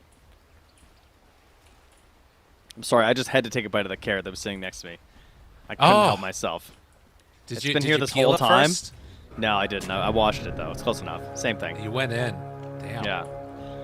I mean, I ate some of it in the peel last break, but then carrots. I didn't have time this break, and now I just saw it, Yeah. and I was like, I gotta bite that carrot, you know? That's right, everybody. You just sometimes have to bite a carrot. Don't question it too much. Just know it's true. It's all the Centaur games, you know? Oh yeah. That's what it is. All Gotta right, feed we're that gonna go horsey. after a creep wave. Let's go! Body Dun, dun, dun, dun, dun, dun, blocking. dun. Oh, Riddy's actually stuck around for a little bit. I thought Riddy's was going to send his little satyr to mid. You sometimes see that where they'll just mana burn the mid laner for a little bit. Yeah, I wouldn't be Disruption. surprised if it makes its way there, honestly. Oh, that's nice. They get the creep wave underneath the tower. Now, the creep wave will push out into Alpha. So he should have a pretty fine time with this one. And a TP down bottom, ZZQ.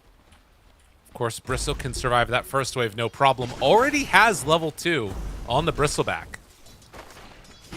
Easy time. Yeah, and, yeah, that Bounty Hunter matchup versus the Chen, we've seen that a lot lately. And it just comes down to the fact that Bounty Hunter right now with these 3 branches has 9 armor.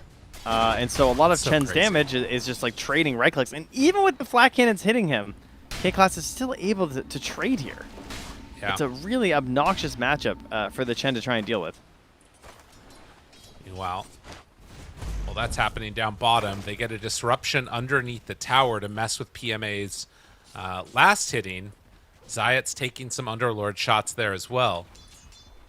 But with no access to a pull, this is a little bit tough for ZZQ here.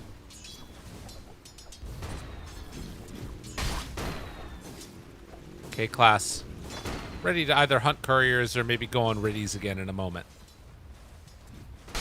I have to try really hard Zayat's- not to call him ZZQ. That's what my head wants to do, but like I don't call him ZZ top, so it doesn't, you know, it doesn't really flow that well. No, not so much. How often do you say ZZ Top? Never, I Yeah. would say. But my kids, you know, alphabet whole thing, teaching them Oh, okay. Z is a little confusing, right? Because like, Yeah.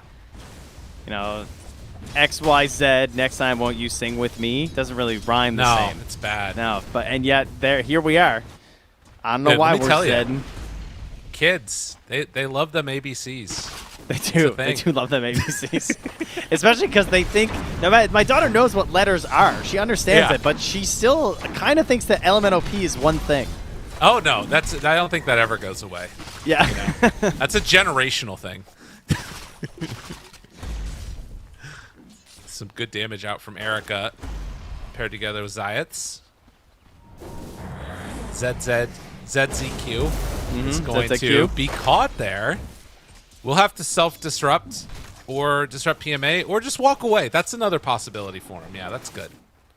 Okay. Yeah, we like that. There's a bounty hunter roaming towards mid here. Maybe 70, hoping he can bait Niku into an aggressive trade here. I don't know. Oh my god, dude. When I see Bounty Hunter behind mid lane, it just brings back so many memories. You know? It's upsetting. Thinking about going on to Niku. What is this for? One punch? Like, what? Is this going to amount to anything? Nope. Nope, he's just going to walk away. I mean, I know you're he's not going that again. helpful. He's going another round. Yeah, he's just soaking some experience, you know, making Well- sure that Storm gets to level 6 first. At this point, he has to make sure he doesn't get the rune because you're that Yeah. close, right? Oh, he's getting close. Getting close. Got him. Maybe more? Blood Oh my God, he's grenade. dead. Oh, they got him. First blood, 70. And he gets the profit. You love to see it. Oh my God. Besides- What are you doing? Dude, Dude! they're worthless. They're worthless. It's better to get the rune. Ah! They're only worth 8 Zayas went gold in and each. picked him up. Yeah, I know. I know. It That's would have so been nice. frustrating. Maybe he could have stuck around a little bit. You're not wrong. Oh, TP up top. Got the juice. Got him caught. A good block off. Don't have anything Tide to had follow no it up. mana. Yeah, that's frustrating. I mean, he had a stick. But, Yeah, it was on cooldown. okay. Yeah. That was the issue. ZZQ. I think he actually has him down bottom. BMA in trouble, dead. Whoops. Radiant's courier has been killed. Just got stacked up on there. Meanwhile, Alpha up here has 2 points in the Kraken shell, so he is just in there versus Chen and Gyro. He's like, I'm not dying. You guys can do whatever you want. I'm walking. My bounty's going to roam this map. Obviously, another hero along with the Centaur that's great at making that happen. Comes mid. Niku Scouted. Are scanning. does know that he's around here, as you said, but also not quite level 6 as of yet. Okay, but how will you feel if he kills his courier? Oh, I can't yeah. believe That'd be he's going to nice. get away with that. Yep. Oh, this is a classic. But, like, you saw him, right? Dire's courier has been killed. There it goes. Oh, yeah. That's a feels good. Oh, yeah. How about one more courier? Oh, no, yeah. that's fine. That's nice, Yeah, too. No, that's good. Very solid. Riddy's, maybe he's over here. Who knows? Dota players aren't responsible to have their own courier. They should. I hope they don't have pets. As far as I'm concerned, I hope no pro player has a pet. Because they don't care. Yeah. Yeah, It's it's true. very obvious. Like, all the warning signs were there. Niku. Niku gets hit big. So too does Zayat. Zayat's now starting to get ran down and finished. Can he get out of there? They're bringing in Riddies. Ooh, only 3 stacks, though, of the poison. Means Zayat should survive through this. Now the jump coming from Niku pulls in the Shadow Demon, and they managed to get the kill. They brought numbers. They did. That's a bit of a risky maneuver when the gyro has to rotate with no ulti, but it paid off. He'd already pushed the top wave. Alpha's trying to push it as fast as he can. He's running back up there, Zayats. but yeah, he gets got. Money, money, money. They know he's sticking around for the money. The TP out. No, the pull is there. 70, you're in trouble, buddy. Niku gets the buddy too. Trying to run away. Not going to happen. Okay, Oh my God, K-Class dead also. Nah. Oh they don't no. Get out of there, Bounty. You got to run. Try to buy time. But Nice. they will pull back and eventually bring... Nope. Dire What? scanning. Nope. Why are Ran people out. just giving up on kills? Because he couldn't. The invis happened. Oh, He lost detection. oh my God. blood grenade YOLO. He's going to get another courier. he's gonna get a It's going to courier. happen. He's going to get it. He's suiciding first. He buys out. Oh. Important escape there. More Galvanize cannot flow to Niku, otherwise they're going to have a bad time. Yeah, 5 already. That's pretty good.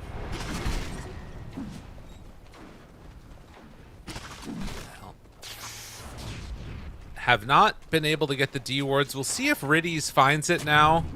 Looks like he will. So they take that one out.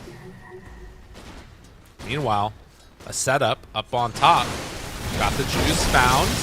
Ravage out. Damage. Got it. Good. And the Kraken shell is going to be built up for Alpha. It's starting to get some decent profits too on that level 6. That's nice. A bunch of plus Dire's 12s. bottom tower is under attack. Riddies. Playing a little far forward here. ZZQ is still in the area. Radiant's middle tower. So too is Zayat's, though. So if he comes too far forward on this Shadow Demon, he will be killed off. They're bringing Gyro too. My goodness, they really want this tower. Yeah. Radiant structures are fortified. Dire's top tower is under attack. This is Sentry commitment. down. There's also an Underlord alt point available now if he wants to join in. Sending in the Shadow Demon to scout people. Courier. Ooh. They pull the creeps off to the Oh my side. god, guys, please don't kill your courier. He just killed one there. Tower is on Radiant's middle tower. Ugh. K-Class getting the job done. Meanwhile, Alpha gonna get ran into. They decide to go for the easier kill in 7E, but they show up with more. EMA is out and about. No way to break that TP, though. Oh, K-Class is here. Can they chase Oh. this down? Yeah, it looks like it. What? Damage on the K-Class, but Uh-oh. no, Oh, he hit Erica, no, hard. we can't get him. He's got plus 121 Oh. from the fight top. He's too Yeah. strong. That keeps him alive. Very nice. Yeah, just not respecting the damage there. Erica doing his best Medusa impression here. Just rushing a Lincoln's. You know, some old school gaming. Where Weaver was a Lincoln's rusher at one point, Yeah. right? Medusa. Morphling. Morphling was a big one. Need to be careful about this. Damage out. Niku. We get hit a few times. They also Spirit Vesseled the Bat. Still have 2 charges on that one for Nature's Prophet.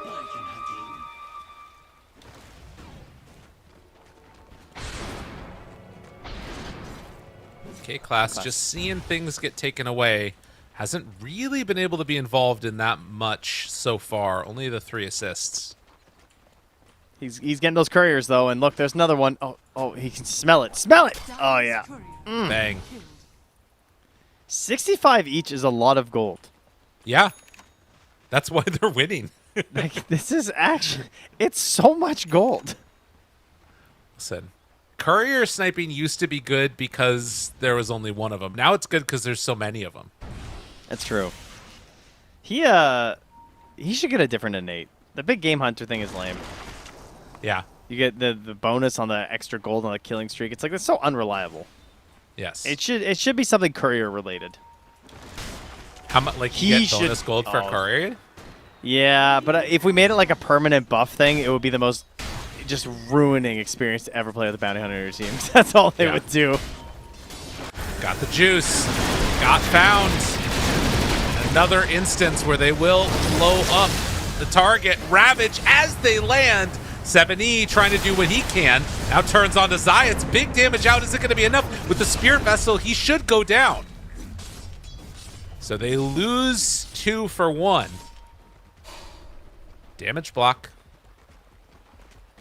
Okay, not great to lose your profit right now. We're trying to get this guy really big. We're trying to get him into the Mjolnir take over the game status. Actually, he's queuing up an Orchid to try and deal with this Storm Spirit, but we've seen this idea fail before.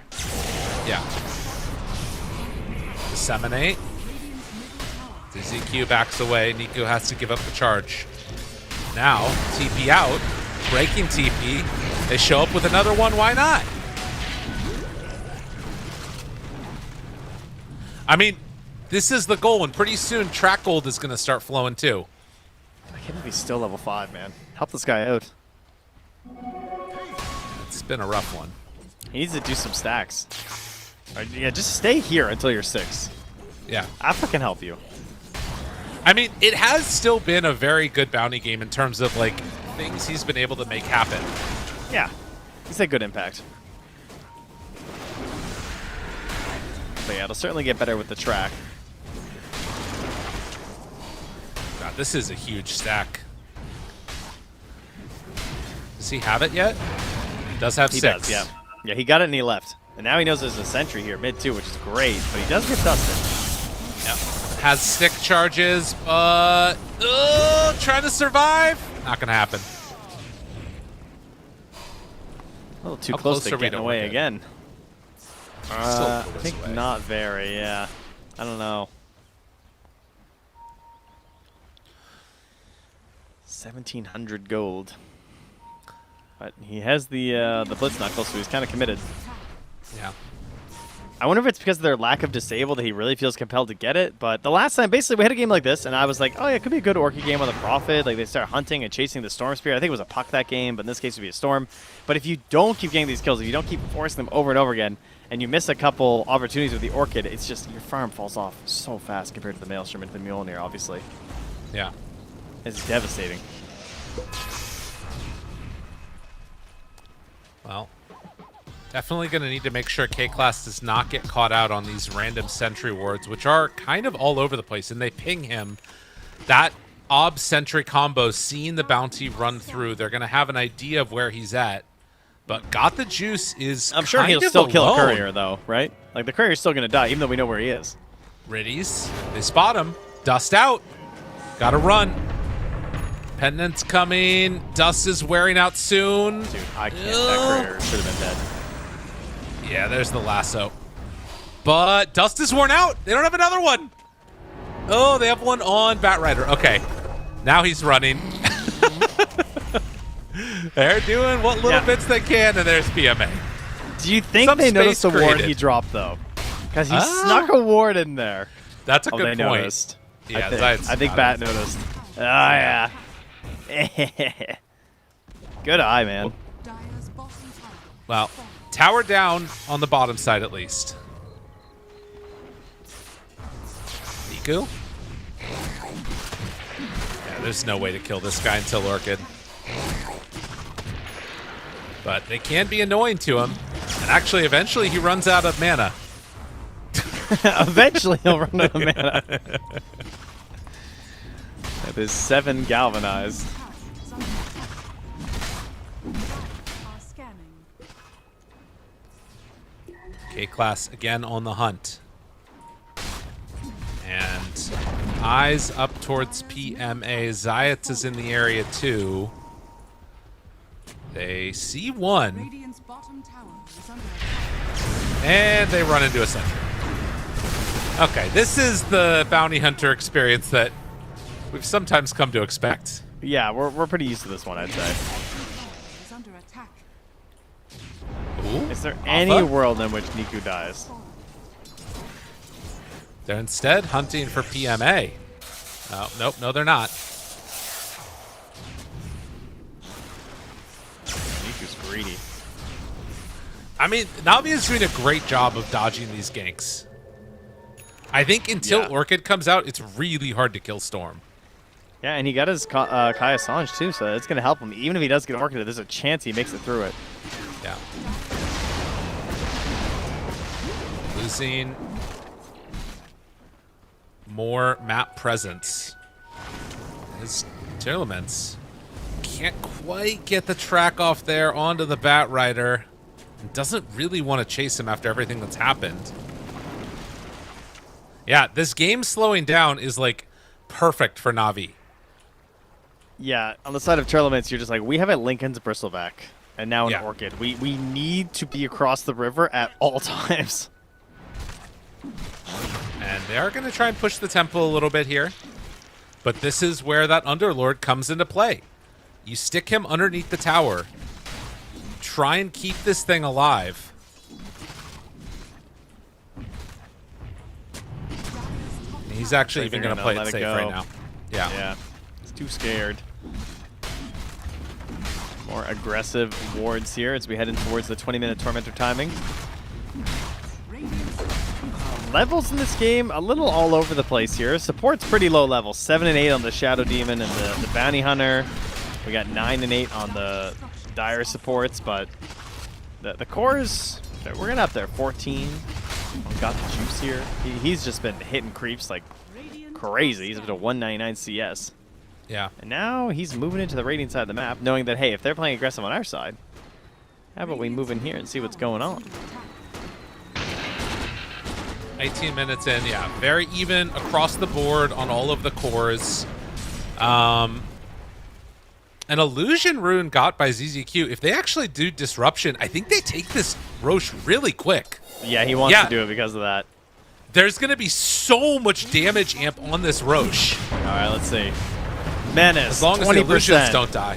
32%, 45%, 50%, 55%, 62%, 67, 70%, 72%. I mean, 80% more damage. That is absurd. 85. Keep them coming. Nice. They yeah, take the that's tier 2 pretty tower down cool. bottom. I'm playing some Shadow Demon after this, man. That's really fun. Yeah, that's pretty crazy.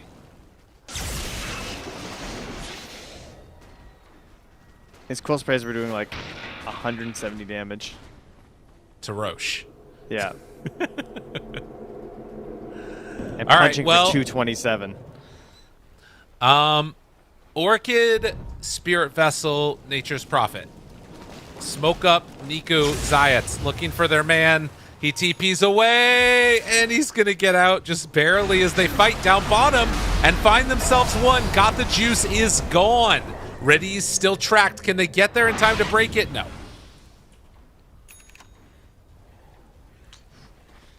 He was saving Big up kill. for that Manta, too. He's getting close, trying to find an answer to this Orchid as opposed to the SNY or going for the earlier BKB.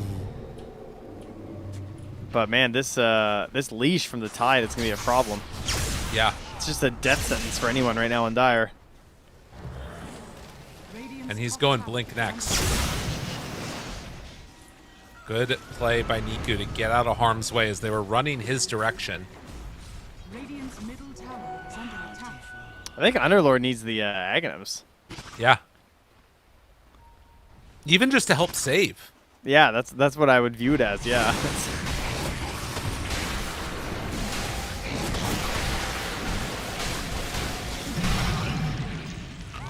Well, K-Class now has the friendly Shadow. And another opportunity here. Na'Vi needing to dodge the aggression that is coming very shortly out of Tearlaments. They spot him right here. Can open up with it if they want. Stun, track, Orchid. Got him caught. Do they have the damage they need? They do. Hand of God doing nothing. All right.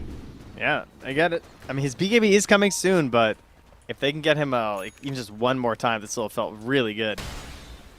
Any obs down here? No, they don't know about this. As Riddies and Zayats are going to jump. Or sorry, as got the juice and Zayats are going to jump through the twin gate here. I do agree with you, though, that I think if they don't get one more kill before BKB, you probably would have just rather gone Mjolnir. Yeah, that's how I feel. Because if you had Mjolnir right now, it'd be at like 15k, you know? Yeah. But I don't know. Who knows? It's always hard to tell. I guess you are also forcing Storm to go second item BKB. Yeah. Tower down. Looking for another one. Tearlaments. Second Just win, when their perhaps? win does not matter, they start to turn up. It all matters to prepare you for the play-ins. There you go. That's fair. All right, you gotta get some wins now so you can know what you have to do to win. There it is. I like this. Zayats. They got him leashed. Find him there. Get the kill. Building up them stacks of Kraken. Oh, Gyro? Alpha is near him. If they had any inkling. Actually, yeah, That'd be a smoking nice on go. the Dire. This is a very interesting smoke. It's coming with still a minute left on the Aegis. Where are we And- going? Well, they're going for Alpha, who does have a Blink Dagger Oh, and a dust. pipe and is also a Tide Hunter. Okay, they're on him. He blubbers up.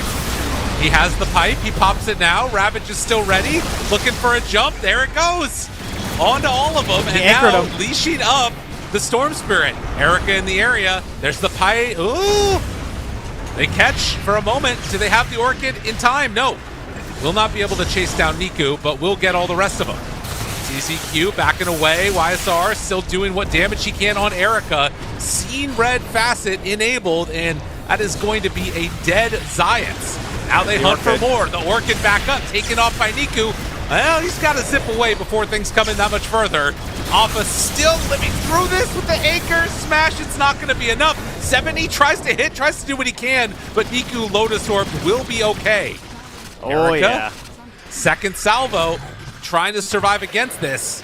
Turns his sights on to Got the Juice. And as they try and get away, Erica's still ready to chase. Can turn on Seeing Red if he wants, but decides he won't go anymore. Yeah, I think it's a bait, man. I think the Orchid's a bait. Like, yeah, this Lotus Orb's so broken right now. That was a great buy Yeah. from PMA. Just making sure his life's gonna be good, and he's gonna get that Aghanims. And now the BKB's done. That friendly shadow was very funny that he threw on the Tide. Yeah. The dried album survive. That was nice. That's pretty cool. Does it still give the damage reduction? Yeah, if think you it have does. the Okay. there's a talent. Okay. Yeah, but it doesn't have it yet. Take a look at this again. Right there. Pretty Yay. Yeah, then he just like locks him in with the shard. You can see over there, 70 is just focusing down British as fast as he can, but there's a Lotus to help. I didn't see what got rid of Niku's Orchid after. I think it was another Lotus Orb. The cooldown on it's so low. that's- Not that's sure though, bad. but yeah, they were living for a very long time here. Did eventually kill off Zayats, but let's see. Was silence. Yeah, it was. I think it hit something. Oh wait, was it a purge? I think it was a Chen purge. it? Oh my god, what a gamer! That must have been it, right? Because it wasn't a Lotus. Yeah, it didn't show up that way, but very big. Another bounty death. This game is Typical. weird, man. It's a strange game.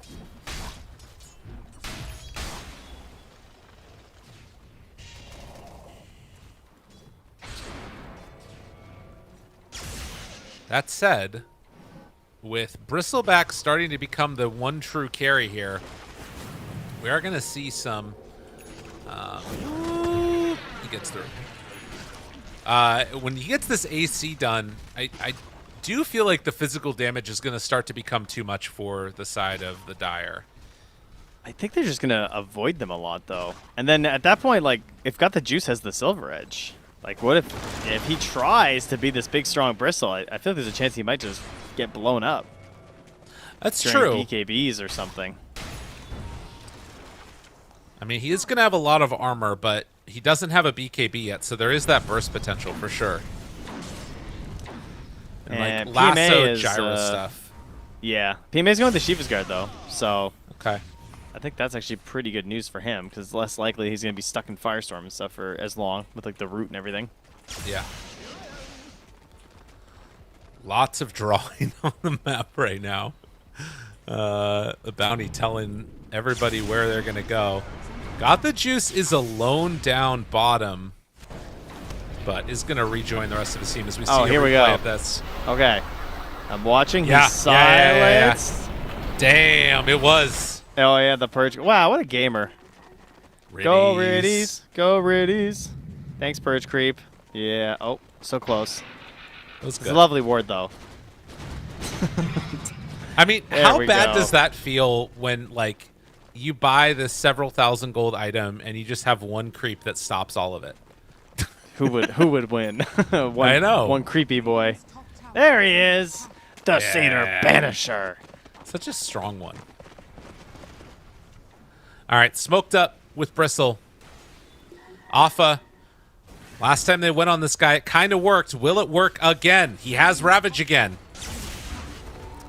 Doesn't have Blink yet. Ready to chase. ISR ready to be that first point in. They have a shield rune on Niku as well. Dun dun dun dun dun.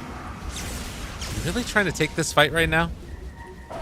Oh, he just lost his shield room because they purged Oh, it. that's pretty bad. That is an easy pick. Does have buyback. Again, He's I don't think that initiating. they're going to be giving up much else. Yeah, Nature's Prophet's like, don't worry, I'm going to push bottom. It's fine. Yeah, look at these drawings, man. They're scribbling all over the map. Yeah, you know what else that tells me? There's like, if more info is being like told and disseminated via the minimap, there might be some like other communication issues that need to be sort of solved in the team. No, I think it's just the fastest way to explain a concept. Okay. I love drawing on the map. But the concept shouldn't be like decided as somebody dies, right? Isn't that a thing? Yeah, but it's like I'm doing it here, and like you know, Okay. easier than being like between the tier 2 bottom. And the I don't tier see 1. Tundra and Falcons drawing that much on the map. That's all I'm saying. That's all I'm They're a saying. loss. They're too That's true. busy, coming up with insults. Okay. At least on Falcons, easy game. Just typing. No time for drawing. Their art is in the text box, not the map screen. Hello? How are you? PMA runs. That's not the kind of into stuff they say. They don't ever say YSR? that. No, No. not so much. Dire are scanning. They're ready. Oh, Alpha. They spot him now. He's disrupted. Saved for the moment. Now Niku, low HP, but not low enough to really be a problem. Still thinking about a chase. Decides to back out. Niku not capable of taking this fight now. He needs to reset. Do they have anyone to help them? I mean, they have arcanes. His got HP 18 though is also galvanized. just kind of low. That's true. I guess stay near Chen. Just be around him. He's got an inspirational aura about him, one could say. All right, they're going to have to set up now for the battle down bottom. That's where Roche is going. Smoke up here by the Radiant. Again, can we get another friendly shadow on our Tide Hunter? I like the sneakiness of it. Yeah. It was pretty sick. They're wrapping around again. Oh, don't get caught by Roche. The wrap comes in. They find him, the Chen! Oh, that is a bad hero to lose at the start. Bounty manages to separate, but PMA, good damage out with that Firestorm. They kill off K-Class. Still have Ravage at the ready if they need it. They're in too far to back up now. If they get think they've used too separated, many that's a spells. real problem. ISR shows up, starts to hit into Gyrocopter, then the back what away. an orchid. The Orchid! What an Orchid from 7E! The precast answer was right there all along. They bought back on the Bounty Hunter. He's moving back into play, trying to get where he can. Spots out Niku, spots out PMA. Damage out 7E, low but not low enough. They're still alive on Alpha 2. They jump in now, get the lasso onto that Nature's Prophet. He has buyback also. Needs to get back into this fight, as they already have killed off the Gyrocopter. Got the juice, is out. Zayat's in trouble. The DOT is still working. He has buyback on 7E. He's not deciding to use it. Zayat is killing his teammate. And there is the zip away from the Storm Spirit. The chase down coming. Doesn't have that where else to go. Oh, and as the dead in the water comes back up, Niku in some trouble, leashed and killed. You're dragging your anchor there, bye. Triple kill for... Look at that damage on that Bristle. Woo! He's strong. Oh my god. It's just the dream Bristle fight, really. Yes. So the fight starts. I mean, there were just so many things. I think the number one problem is they spent way too much on Bristle to start that, or on the bounty to start that fight. Like, just way too much. It was like the zip and the zap and the zop all from the Storm Spirit, and then he just walks back up and is fine. That part was a bit too much. Because, like, how are you going to kill these other heroes if you're using all that? The Orchid was also disgustingly nasty. That was so sick. Oh, man. That was a highlight for sure. And a moment when, like, a Lotus Orb doesn't solve your problem, because you needed that lasso right then. and he was Yeah. too far away. Oof. Whew. Woo-wee. And I mean, I guess Kickoffs was dead for quite a bit. I don't know how much track they ended up getting, but I mean, they've got a 6K lead now, so I guess they got quite a bit.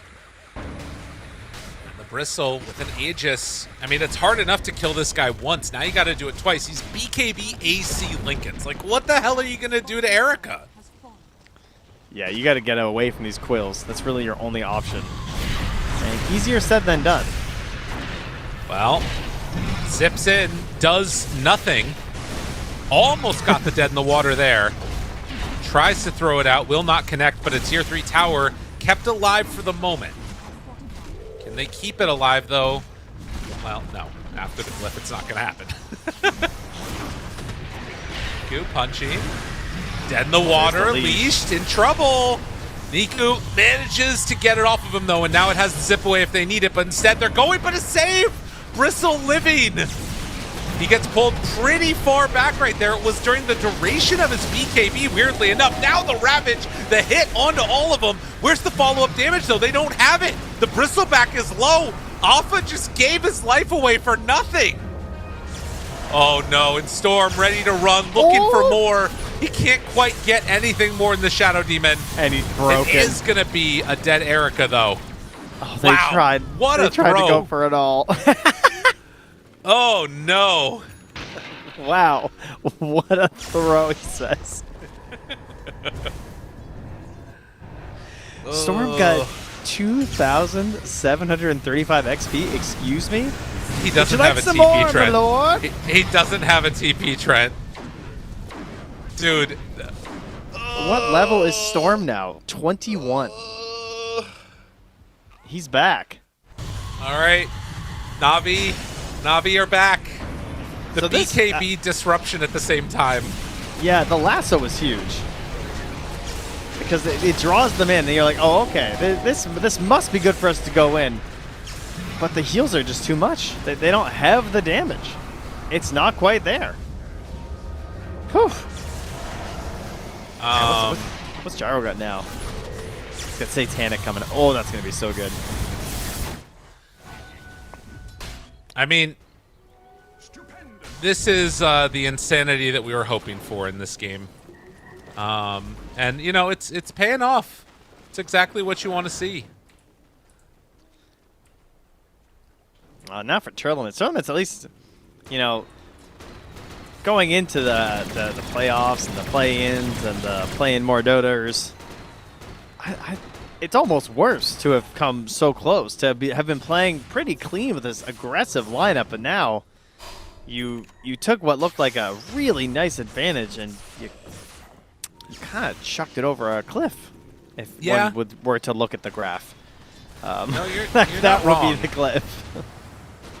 It was a pretty substantial whoopsie. As they say in that movie Juno, one diddle that can't get undone. That movie is so long. Either. But yeah, a tough one. A toughie, for sure. We got Satanic on Gyro. They're working towards it on Erica, too. But, like, you know, it's not the same. It's sad. All right, well, time to just reset, change your focus on Tearlaments, and see, like, all right, what can we do? Like, my Prophet is back. He's got Mjolnir. He's going to have a Daedalus. He'll have a TP next time. Things are fine. We do a lot of damage. We got a lot of lines being drawn here up top. Zayat says push the top wave, and then they're thinking maybe cut through mid after. So it looks like Gut the Juice said. A pickoff on PMA would definitely be nice. I mean, It is Erica not gonna happen. So close to them. Tower is under attack. Holy moly. Yeah, Navi's seen, oh, there's so much stuff that's been farmed. How interesting. Radiant's top tower is under attack. Quick A tower. class. Radiant's top tower. Hunting but not finding. You know, there is a window, like, in probably 30 minutes where, like, Bounty just runs around solo and everybody else gets Boots of Travel too. What do you think of that, Trent? Why? Because then you can just, hunt and find somebody, and if they find you as bounty, it's fine. Your whole team's there. Yeah, but they have Storm Spirit and Underlord. They can be there too. That's true. Well, you win some, you lose some. Okay. Middle tower is under attack. They're ready. Pushing in this top lane. Tier 2 tower. Roche, capable of respawning in 2 minutes. For now, it definitely feels like we're in mode split push. Dodge as much as possible on Tearlaments. And they're not willing to even poke a little bit here. No. I want to give an opportunity to some Ravage player or something, which I guess fair enough. It feels like we're in that window where like the pendulum is swung, but it's not all the way. And if Na'Vi mess up, it could go back the other direction. And then if it, if you hit it when it's swinging, you might get stuck in the doldrums. Is that what that's called? Well, I mean, that's like when you're sailing and there's no wind. It kind of seems like a pendulum when okay. there's no swing. It seems like it would be in the Yeah. doldrums, would it not? Pendulum I see. purgatory, perhaps? Pendulum horrific purgatory, fate that perhaps would in the be. doldrums. That's good. This is. I Kind think of people a are really enjoying wordsmith, this. Yeah. I like to teach my kids words that none of their friends would have heard. Yeah. Yeah, my kids' favorite words is perseveration. Okay. They just say, "Stop perseverating." They say that all the Yeah. time. Yeah. Damn, It's man. like that's their thing at each other. Oh, it's like, okay. it's definitely not child abuse. That's true. What? It's a good word. I'm Kids saying it's perseverate not all the time. I'm Thank saying you. it's not. I'm Thank you. saying it's I not. appreciate it. Last night, now that we're in Yeah. the doldrums of this game, Yeah. it's bingo night at the elementary school, guys. So Hey. you go fundraiser, you play some bingo, you win some Lot gift of crying. baskets. So much crying, and we didn't Yeah. win. Now, Yeah. can you guess? There's a certain thing that happens in bingo. Yeah. They say the letter, they call the number. Can you, with your astute knowledge of the modern child, can you guess what call-out made them all go insane and scream in the gym? How tapped in are you? Was it really? Elementary school. No, it's not the one you're thinking. It's not. Okay. No. What It was not it? nice. It was No, I know. 67. Yeah, I know. That's, okay. I was wondering if it had perseverated Dude, it's in all daycares. the way to that. I'm not even joking. It's in daycares? It's in daycares. I don't know what kids are bringing it in. My kids have never even seen a TikTok in their life, but they know it. They do the thing. They do the hand because they see all the other kids do it. Yeah. It Yeah, just anyway. it spreads. They called it 067. Oh my god, you should have heard the gym. Raucous. These children out of control. 067. Jeez. It's tough out here, guys, all right? I'm old. I'm officially old. And I'm know, sitting there yeah. groaning at that, but I mean, it was pretty funny. Not going to lie. I mean, it's good. It's good just to see people excited about something in this world today, Yeah. Thanks, bud. No problem. Are you excited about Alpha leading the charge here to potentially kill Riddies Riddies and is blow him dead. up? He The looks last really time dead. this happened, it was great. It was great for them. Oh, yeah, Look there at we that, go. 25 on the Kraken shell. Oh, yeah. Oh, and look at that money. Money. Money. Looking for more. Got the juice. Where you at?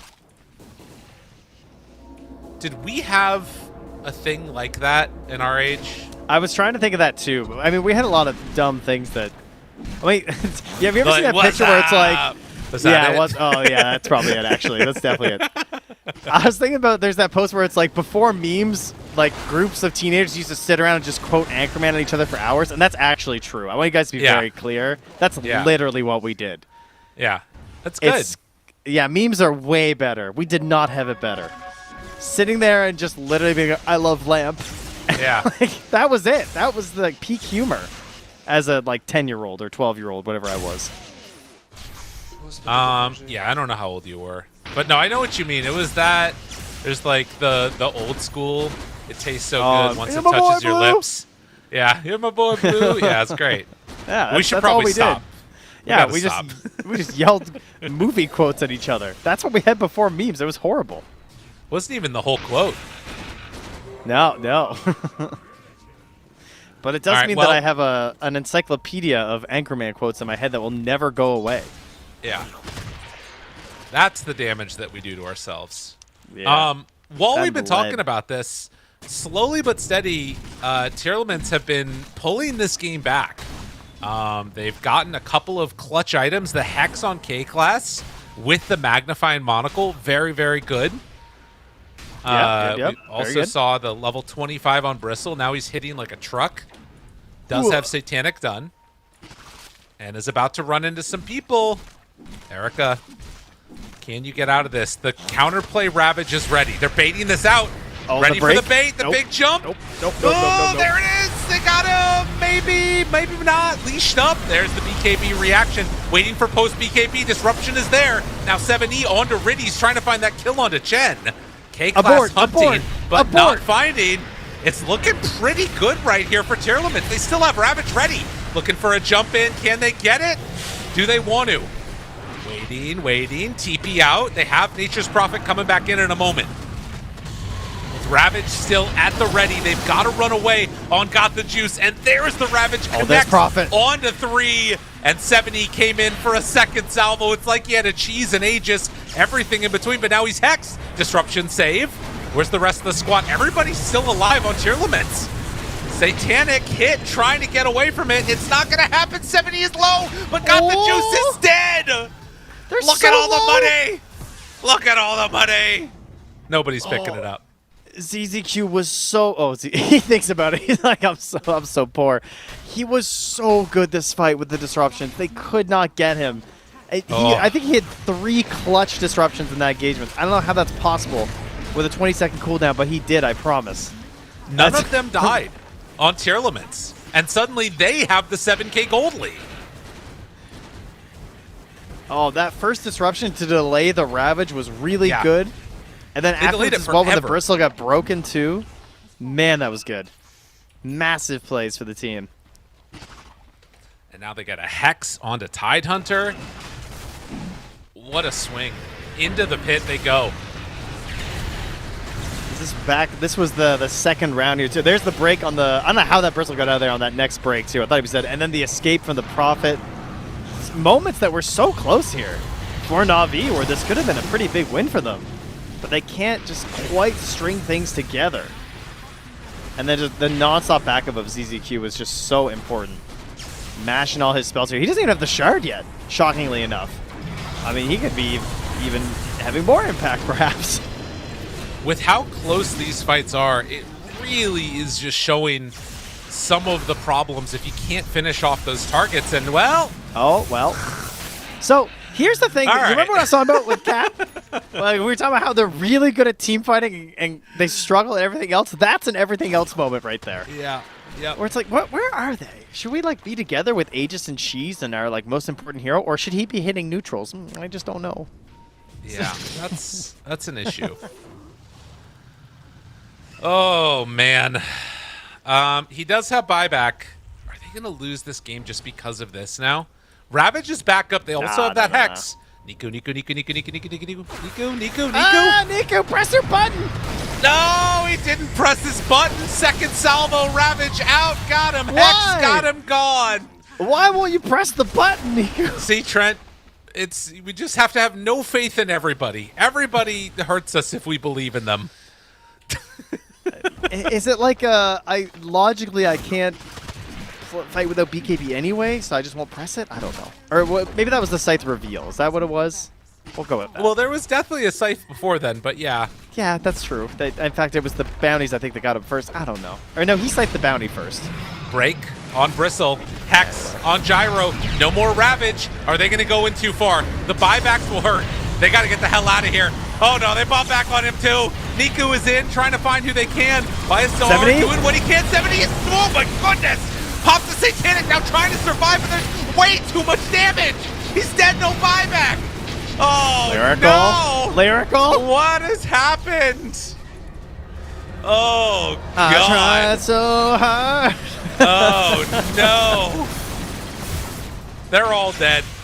Every single one of them. Triple kill from Niku. It was all a bait. He didn't press his B because he said we'd have it later. He knew they would go high ground. He's a genius. I will Niku never is so try smart. to comprehend the mind of him ever again. Oh, God. Prophet did 1,100 damage that fight. He just did not get to do his thing. And look at that gyrocopter. Oh, sweet, sweet Gyro Child, winner of Dota 2 matches right now, and also thinking about going straight for the Rapier to end this one. If you want to know what's going to happen in this game, just flip a coin, because who's to say, honestly?